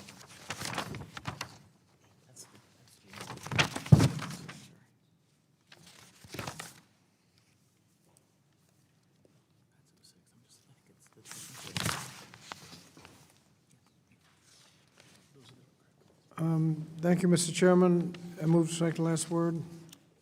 You're recognized. Thank you. Mr. Chairman, the underlying bill would move the administration maneuvers formerly in discretionary grant programs relating to K through 12 to Department of Labor, which has no similar experience in managing students, educators, schools, and school districts. To make matters worse, the White House Office of Management and Budget recently proposed a rule that would fundamentally alter what is commonly called the Uniform Guidance, which governs administration of federal grants, cooperative agreements, and other forms of federal financial assistance across federal government. Among other legal problems it poses, the proposed rule would politicize nearly every aspect of the grant administration in a sweeping manner in violation of the Administrative Procedure Act. One of the absurd changes it would require is that senior political appointees or their designees conduct a pre-issue review of every discretionary grant program proposal to consider whether the proposal advances the president's priorities. It goes on to state that one appointee or to point out that the appointee or the designee must use their independent judgment when evaluating the proposals, and that any peer review evaluations are advisory only. Thus, instead of grants being awarded consistent with the purpose of the authorizing statute, utilizing performance measures appropriate for the program and the agency, and being evidence-based, the proposed rule would politicize the planning of every grant program with finite purpose that aligns only with the terms of the administration de jure, and would necessarily create a pendulum that would cause the program and research proposals purposes, efforts, and commitment to swing back and forth depending on the political whims of the present administration, whether that conforms with the needs of the people, the demands of science and changing world, or the determinations of Congress or not. For this reason, I offer this amendment to safeguard grants awarded pursuant to the programs being transferred to DOL in this bill. The amendment would prevent any changes made by OMB as a result of the proposed rule to applying for grants to these programs, applying to grants awarded under these programs. The amendment would protect the integrity of these programs and ensure that grants under these programs are conducted pursuant to a merit review process that is free from partisan political influence. And with that, I would like to ask unanimous consent to submit to the record comments by the American Education Research Association opposing the proposed rule and comments by 20 research associations and societies opposing that rule. Without objection and hearing none, they will be entered. I urge my colleagues to support the amendment and yield back. The gentleman yields. Does the gentleman from Utah withdraw? I withdraw my reservation. Point of order is withdrawn. Does anyone else seek recognition on the amendment? Seeing none, the question is on the amendment by the gentleman from Virginia, the ranking member, Mr. Scott. All in favor say aye. Aye. All opposed, no. No. No. In the opinion of the chair, the noes have it. A roll call vote is ordered pursuant to the chair's previous announcement. This vote will be postponed. Are there any further amendments to the amendment in the nature of a substitute to H.R. 9610? I recognize the gentleman from Virginia, the ranking member, Mr. Scott, for purposes of amendment. Mr. Chairman, I have an amendment at the desk. This is 08. The clerk will report the amendment. Amendment to the amendment in the nature of a substitute to H.R. 9610, offered by Mr. Scott of Virginia, identifier Scott _9610 AMD _08. Does the gentleman from Utah reserve a Point of order. Point of order is reserved. I now recognize the gentleman from Virginia, the ranking member, Mr. Scott, for 5 minutes in support of his amendment. Thank you, Mr. Chairman. This amendment could have been offered on any of the bills that we have before us today, but I think it's important to set the record straight. The President has made a campaign promise to close the Department of Education. At the time, the conservative and legal scholars were in vast agreement that he did not have that power. Nevertheless, since his election, the President has tasked the Secretary to close the department. And over the last year, we've seen those efforts play out. My colleagues on the other side of the aisle may claim that, well, the department is still open, but let's take an honest look at what's going on. Over half the staff at the department has been dismissed. The General Services Administration has made plans to turn the LBJ building over to the Department of Energy. The interagency agreements we've discussed today have been used in an unprecedented fashion to ferry work of the department to other agencies. The majority would have us believe that the President could easily use the power to close the department in name only, and only thing he can't actually do is turn out the lights. In that case, if he has that power, then what are we doing here? If he can just do it, let him do it.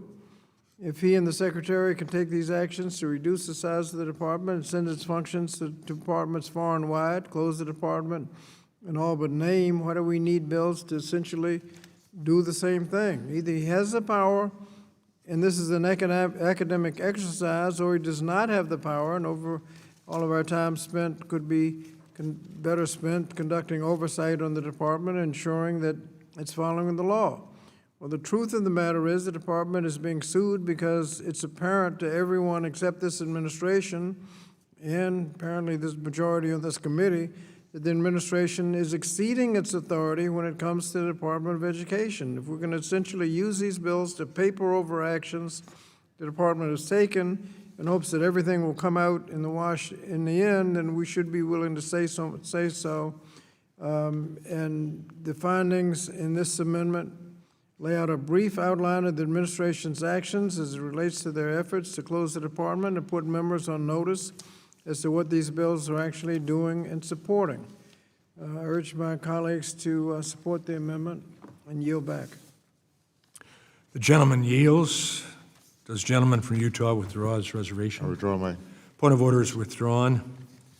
Does anyone else seek recognition? The gentlelady from Oregon, Ms. Bonamici, Thank you, Mr. Chairman. I just want to say a few words in support of Mr. Scott's amendment. you're recognized for 5 minutes. Thank you very much. I strongly support this amendment by Ranking Member Scott. adding a finding section to the bill that only Congress has the authority to dismantle the Department of Education, and that Secretary McMahon has overstepped her statutory authority. She has said it is her mission to shut down the Department of Education, and she does not have the authority to do that, but that is exactly what she's doing, disguising it as a series of interagency agreements. And if the department had this authority, why would we even be having this markup? Why would Congress need to enact laws to codify these agreements? At the very least, we should be able to agree that these unilateral actions have been illegal and unconstitutional and must be reversed. I strongly support this. Mr. Chairman, it's analogous to the situation when the administration tried to shut down Job Corps, and they said, oh, well, we're not, the Secretary of Labor at the time said, well, we're not shutting it down, we're just canceling the contract. It's the same thing. When you move all of the programs out of the Department of Education, even if you say you're not shutting down the Department of Education because you know you can't do this without Congress, that's what's happening. And that is why I strongly support this amendment. And I really want people to understand the significance of this. This is not something we should be taking lightly. Shutting down an agency that was created by Congress and ending the position of Secretary of Education, which is a cabinet-level position, we shouldn't do this lightly. We need to make clear that this is not something that can be done unilaterally by the administration. And also, I'm oftentimes baffled at how often my colleagues and friends on the other side of the aisle are ceding their authority in the legislative branch of government to the executive branch. So I strongly support the amendment and hope everyone else does as well, and I yield back. I thank the gentlelady. Gentlelady yields, and we are not taking this lightly, that's for sure. Is there anyone who wishes to speak on this amendment? Seeing none, the question is on the amendment by the gentleman from Virginia, Mr. Scott, the ranking member. All in favor say aye. Aye. All opposed, no. No. In the opinion of the chair, the noes have it, and the amendment is not agreed to. A roll call vote is ordered. Pursuant to the chair's previous announcement, this vote will be postponed. Are there any further amendments to the amendment in the nature of a substitute to H.R. 9610? Seeing none, further action on H.R. 9610 is postponed. We'll now move to consider the next bill. The committee will now proceed to consideration of the bill H.R. 9608 for amendment. The bill was circulated in advance and printed copies are available. The clerk shall designate the bill. H.R. 9608, a bill to ensure the Department of Health and Human Services will manage family engagement programs for elementary and secondary education and for other purposes. Without objection, the first reading of the bill is dispensed with. Without objection, the bill will be considered as read and open for amendment at any point, and any amendment offered shall be considered as read. Does anyone seek to be recognized? Mr. Owens, for what purpose do you seek recognition? I have an amendment at the nature of a substitute at the desk. The clerk shall designate the amendment in the nature of a substitute. Amendment in the nature of a substitute to H.R. 9608, offered by Mr. Owens of Utah, identifier H.R. 9608, ANS_01. Without objection, the amendment shall be considered original text for purposes of further amendment. The amendment in the nature of a substitute has already been distributed. I now recognize Mr. Owens for 5 minutes to explain the amendment in the nature of a substitute. Thank you, Mr. Chairman. American education is in crisis. 75% of eighth graders are not proficient in reading and math. 45% of students are starting the new school year below grade level in a subject. 80% of eighth graders are not proficient in civics, and 1/3 of Americans cannot name all 3 branches of the government. Such poor results are a direct threat to our nation's economic strength, civic health, and national security. The Department of Education was established in 1980 with a promise of improving educational outcomes for America's students. After 50 years, it's clear the department has failed. The department's existence causes resources to be siphoned off from classrooms. At least 30 cents of every dollar the department spends never reaches the classroom. It's instead vacuumed up in administrative cost and compliance cost. Status quo cannot stand. The time has come to break up the department, end this wasteful spending, and return education to the states. I'm proud to support President Trump and Secretary McMahon in their important effort to reverse our nation's educational decline and finally close the Department of Education. Through a range of interagency agreements, this administration has already succeeded in shrinking the department's footprint.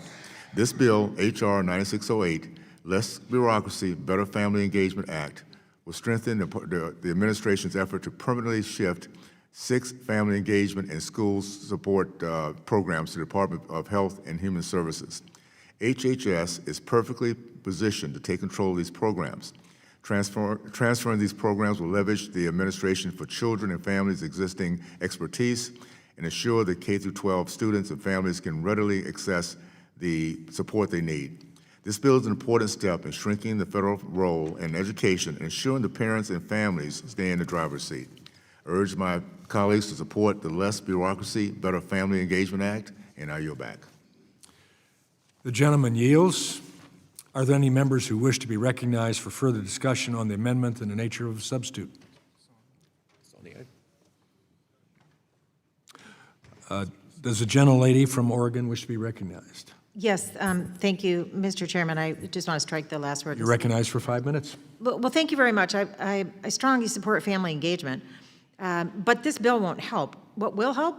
More access for parents, language translation, childcare. There's a lot of things we could do to support family engagement.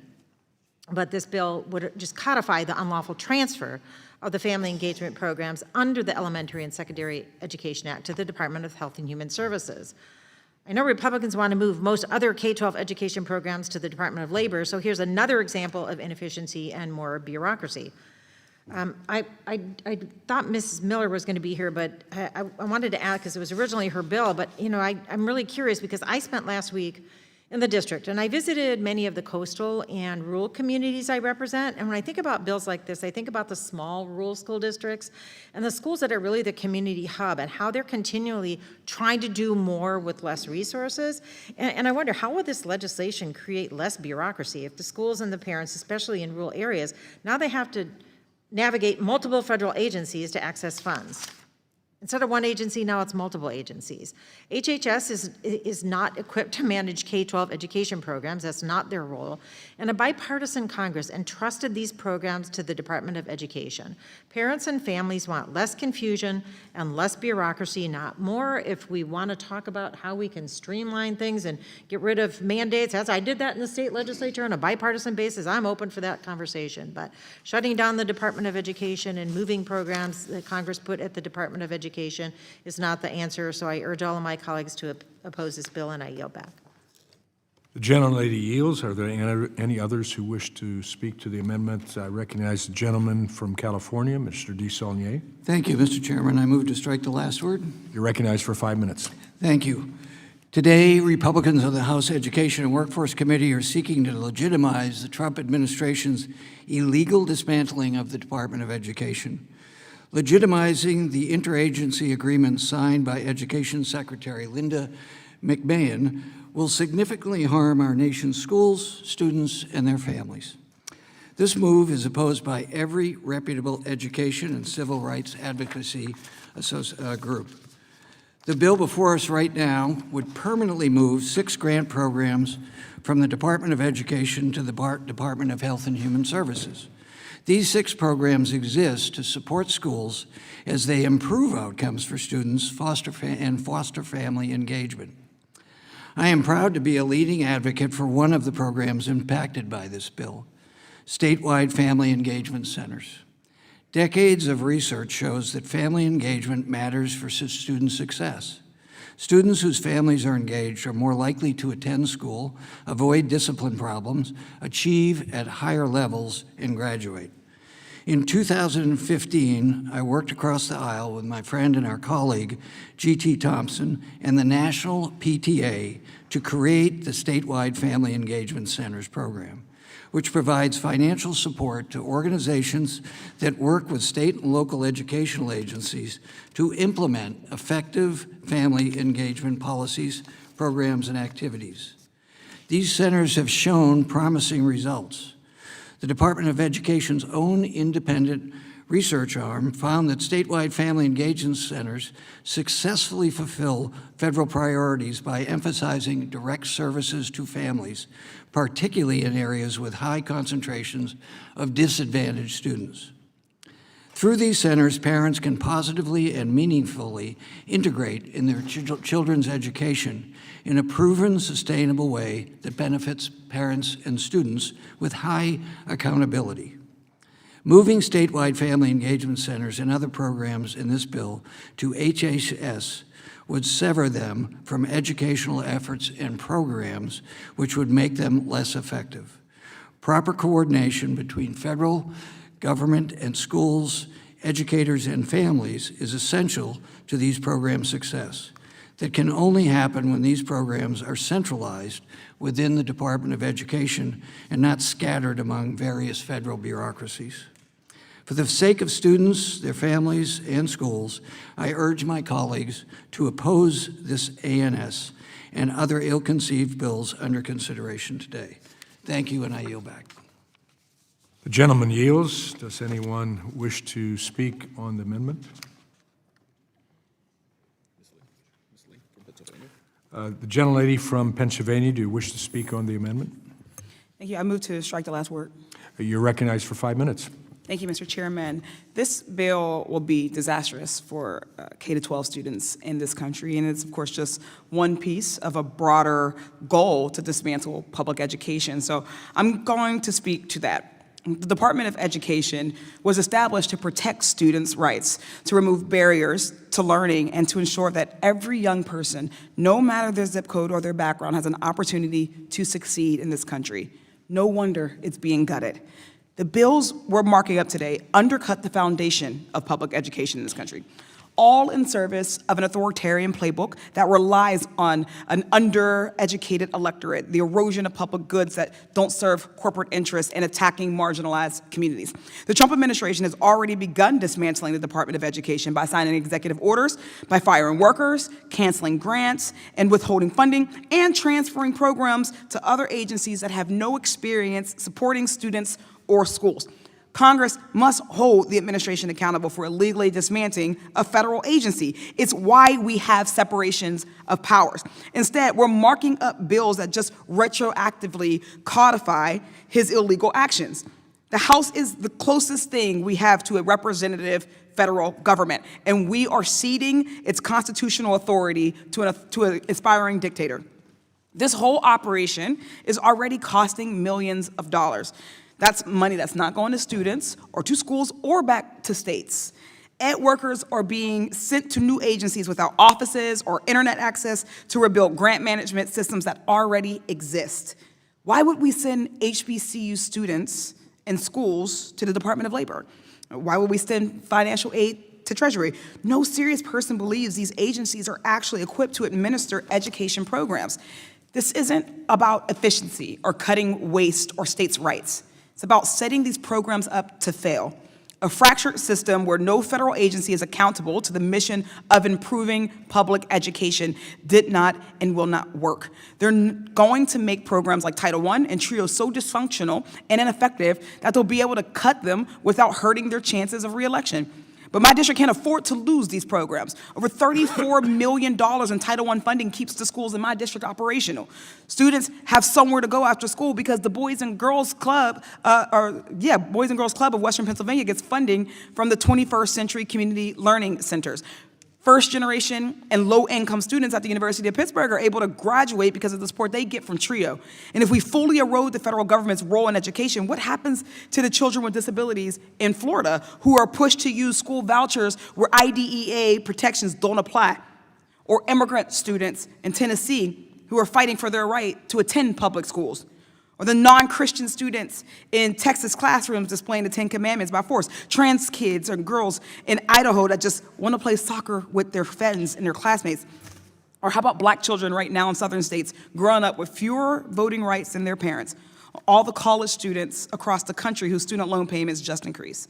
I will not vote to take away the educational rights of young people in my district or any other. We have a duty to ensure the best education for all students. This bill and all of the other bills that we're marking up today abandon that duty, and I urge my colleagues to vote no on this one and no on those ones as well. I yield back. The gentlelady yields. Are there any other members who wish to speak on this amendment in the nature of a substitute? If not, there being no discussion on the amendment in the nature of substitute, the committee will move to consideration of amendments. Are there any members who would like to offer amendments? The gentleman from Virginia, the ranking member, Mr. Scott, do you wish to offer an amendment?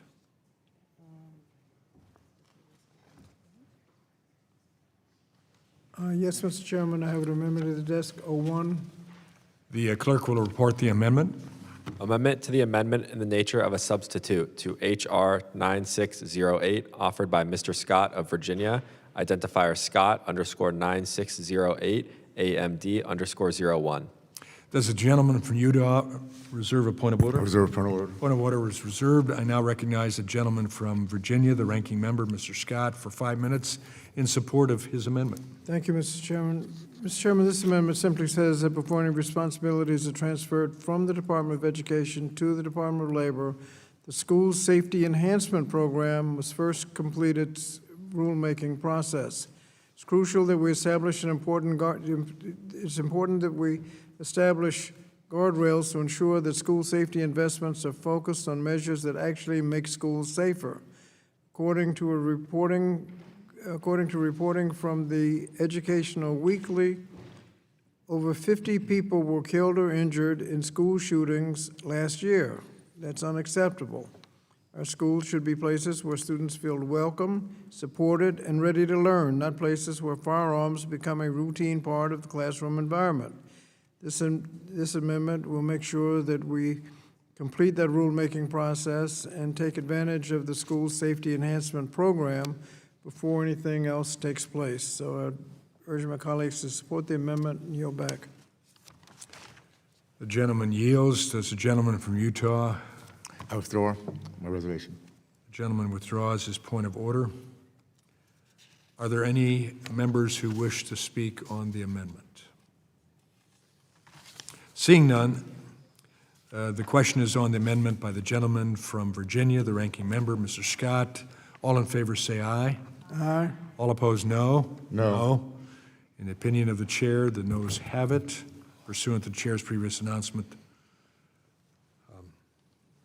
excuse me, is there? Yeah. A roll call vote is ordered pursuant to the chair's previous announcement. This vote will be postponed. Are there any further amendments to the amendment in the nature of a substitute? I recognize the gentlelady from Georgia, Mrs. McBath, for the purposes of an amendment. Thank you, Mr. Chair. This amendment. The clerk will sorry. identify the amendment. Amendment to the amendment in the nature of a substitute to H.R. 9608, offered by Ms. McBath of Georgia, identifier McBath_9608, AMD_02. Does the gentleman from Utah reserve? Point of order. A point of order is reserved. I now recognize the gentlelady from Georgia, Mrs. McBath, for 5 minutes in support of the amendment. Thank you, Mr. Chair. This amendment, my amendment, just simply clarifies that nothing in the bill will take effect until federal school-based mental health services and mental health service professional demonstration grant programs have their funding reinstated. As many of you know, and we've said it 1,000 times since I've been here, that my son Jordan was killed in a racially motivated shooting when he was just 17 years old.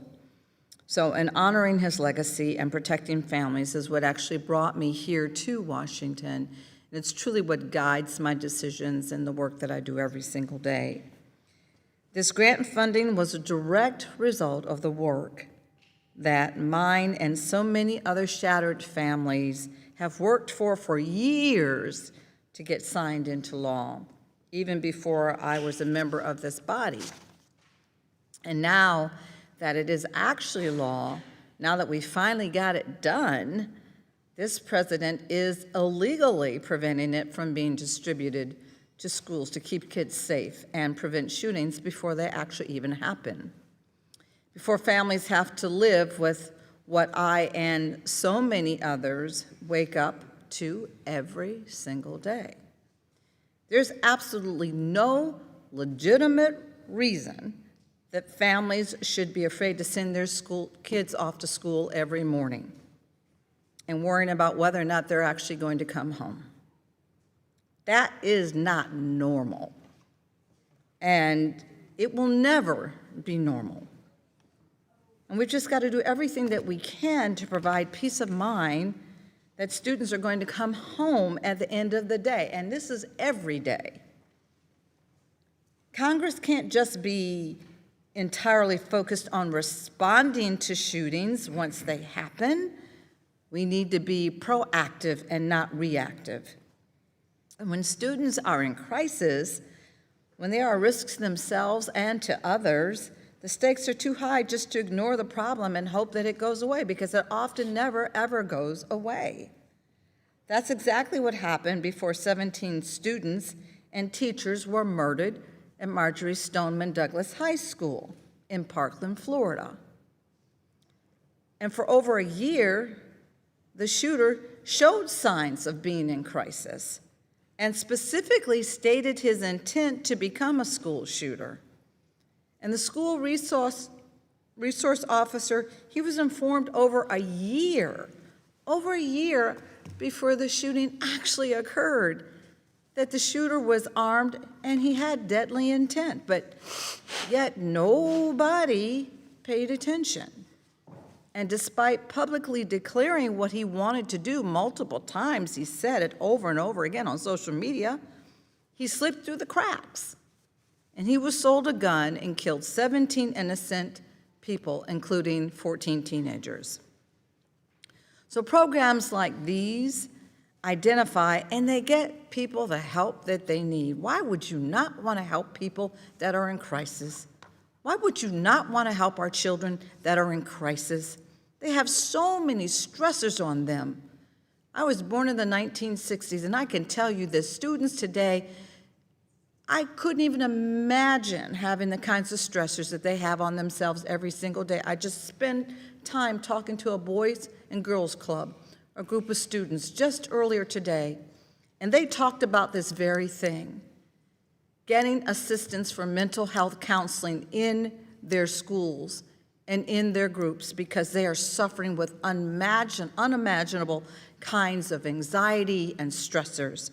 So programs like these identify and get our children the help that they need.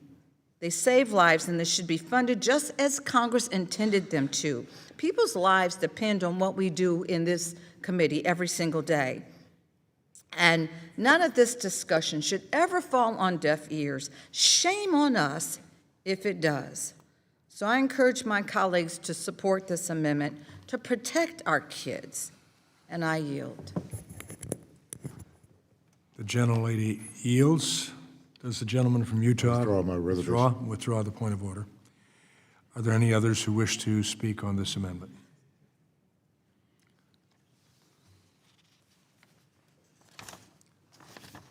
Seeing none, the question is on the amendment by the gentlelady from Georgia, Ms. McBath.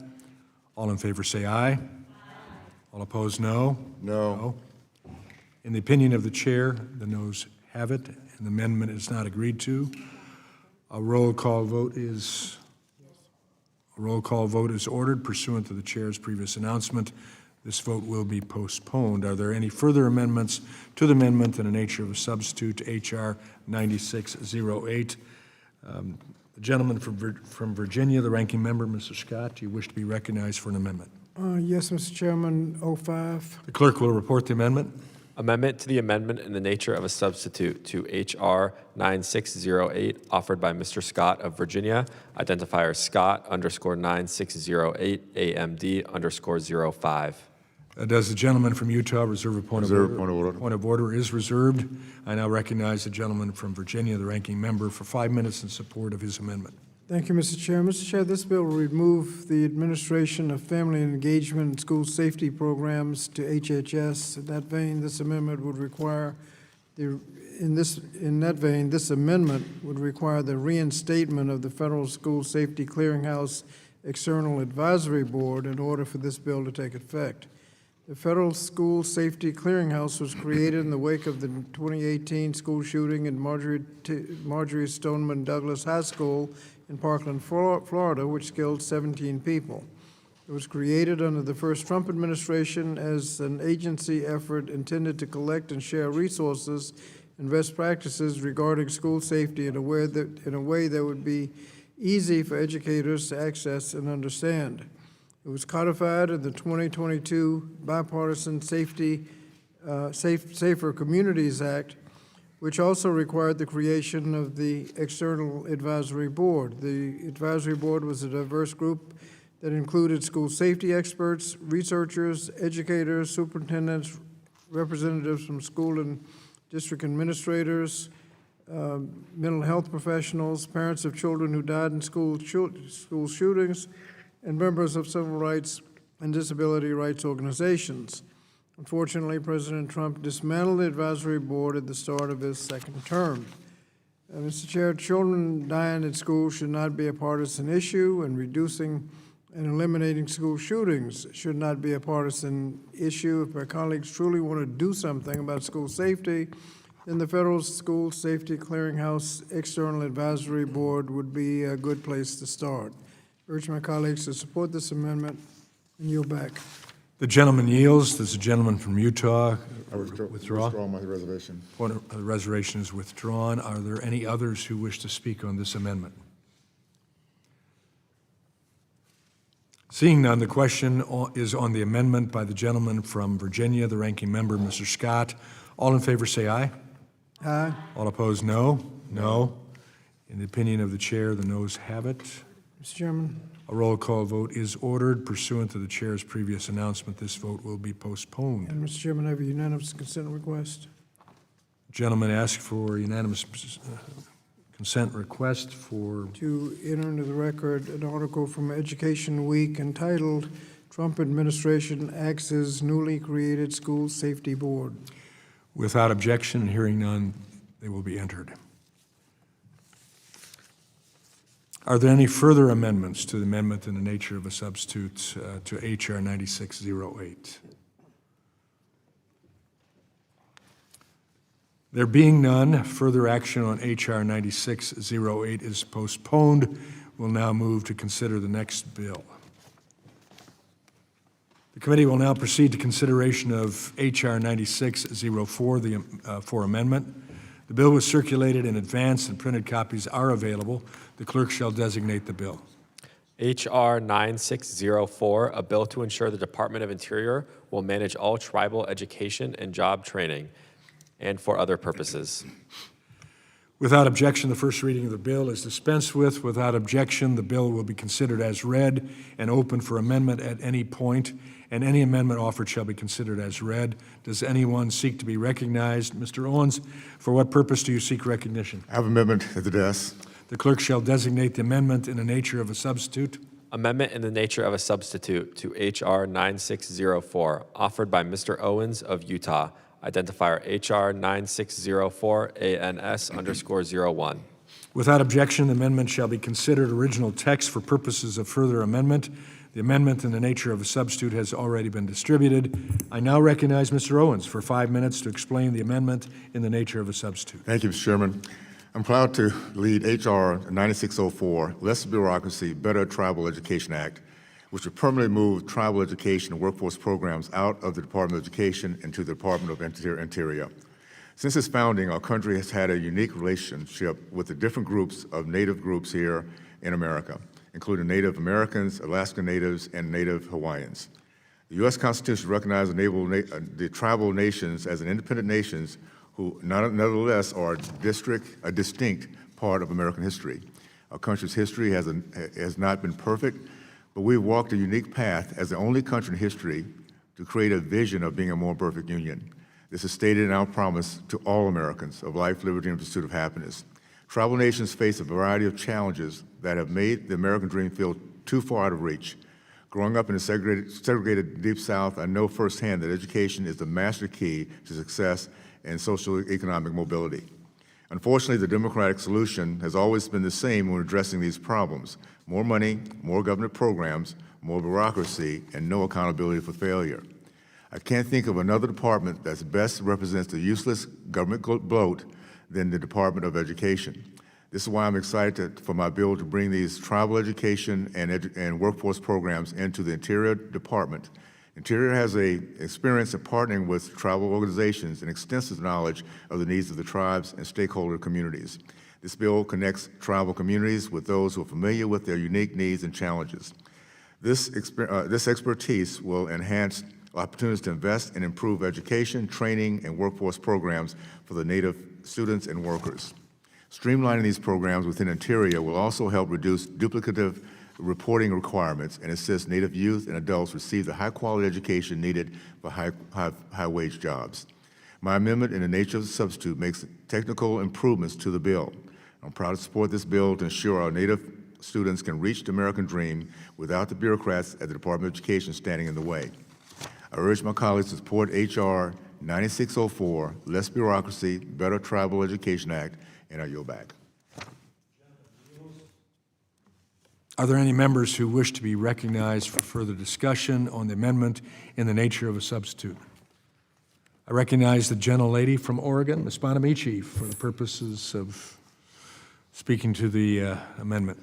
Thank you very much, Mr. Chairman and Ranking Member. And this appears to be the last bill. I just want to thank you both for your diligence and patience throughout this long day.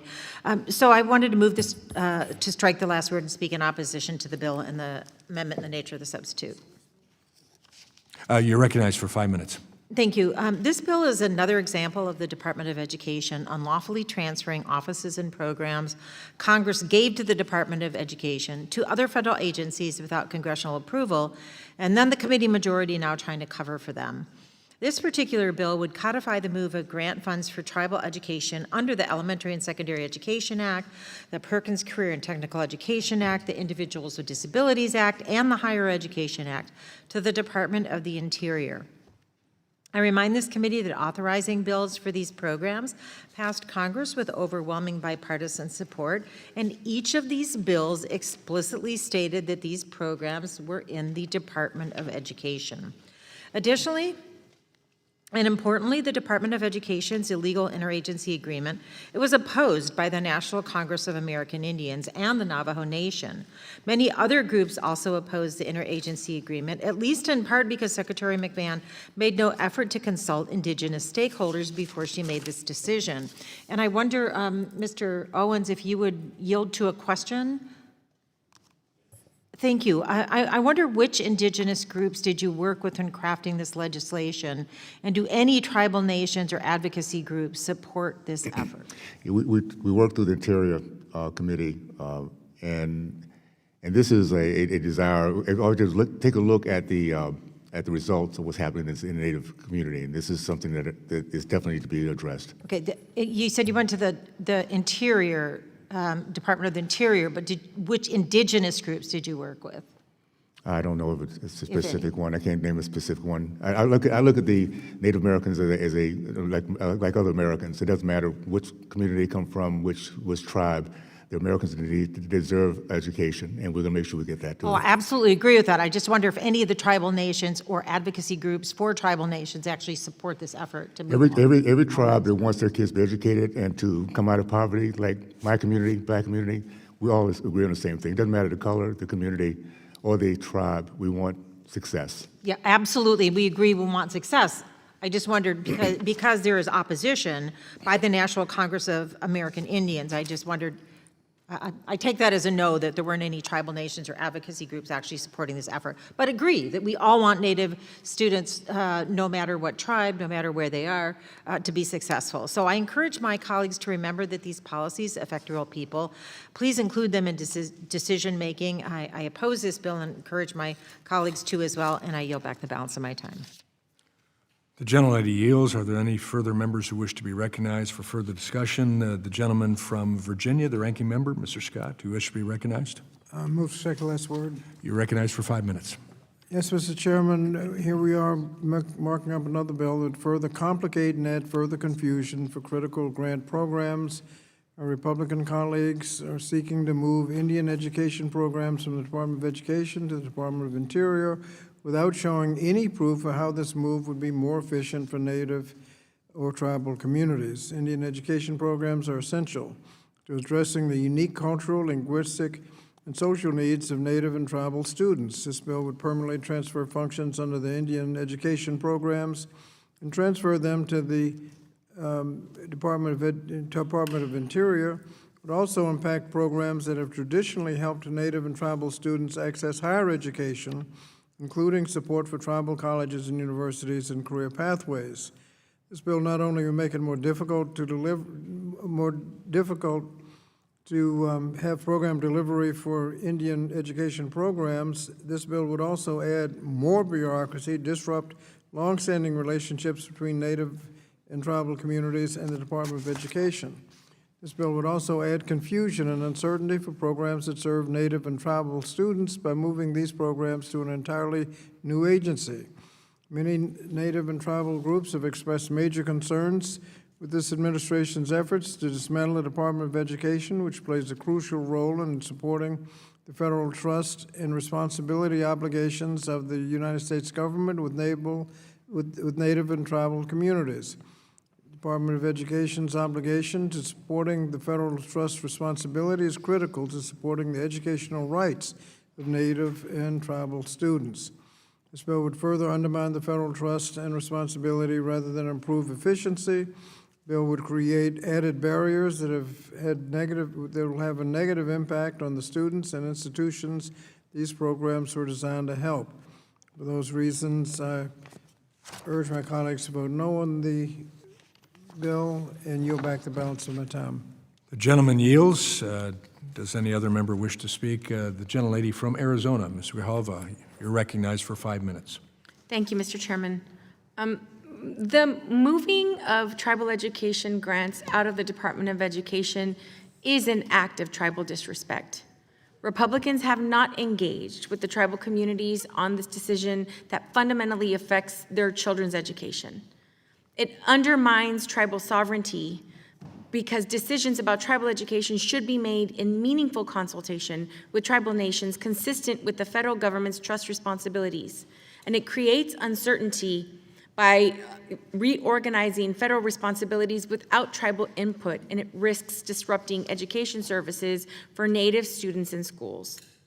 Tribal communities have unique educational needs that require specialized expertise and sustained federal partnerships, not administrative reshuffling. A one-size-fits-all approach does not work, and I urge my colleagues to vote no on H.R. 9604, along with all of the other acts discussed today that undermines the education of our nation's children. And I yield back. The gentlelady yields. Are there any other members who wish to be recognized for further discussion? Seeing none, there being no further discussion on the amendment and nature of a substitute, the committee will move to consideration of amendments. Are there any members who would like to offer amendments? I recognize the gentleman from Virginia, the ranking member, Mr. Scott, for the purposes of an amendment. Mr. Chairman, I have an amendment to desk 02. The clerk will report the amendment. Amendment to the amendment in the nature of a substitute to H.R. 9604, offered by Mr. Scott of Virginia. Identifier Scott _9604 AMD _02. Does the gentleman from Utah reserve a point of order? A point of order is reserved. I now recognize the gentleman from Virginia, the ranking member, Mr. Scott, for 5 minutes in support of his amendment. Thank you, Mr. Chairman. This amendment would require the Department of Interior to publicly communicate a dedicated organizational structure that is responsible for administering all of the programs transferred in this bill, so that at least the people will know what we did today. This amendment would make it clear which offices and personnel are responsible for overseeing program delivery of these programs. This amendment is about accountability and ensuring that there is a clear plan of this administration before making a major change through this transfer. Nevertheless, I would remind my colleagues that we should actually be spending our time addressing major challenges impacting Native and tribal communities, not creating layers of confusion and uncertainty that could lead to major disruptions in critical educational services. I urge my colleagues to support the amendment and yield back the balance of my time. The gentleman yields. Does the gentleman from Utah withdraw his reservation? The reservation is withdrawn. Does anyone else seek recognition on the amendment?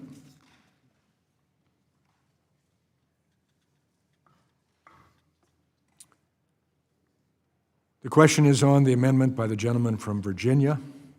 All in favor say aye. All opposed, no. No. In the opinion of the chair, the ayes have, the noes have it, and the amendment is not agreed to. A roll call vote. A roll call vote is ordered pursuant to the chair's previous announcement. This vote will be postponed. Are there any further amendments to the amendment in the nature of a substitute to H.R. 9604?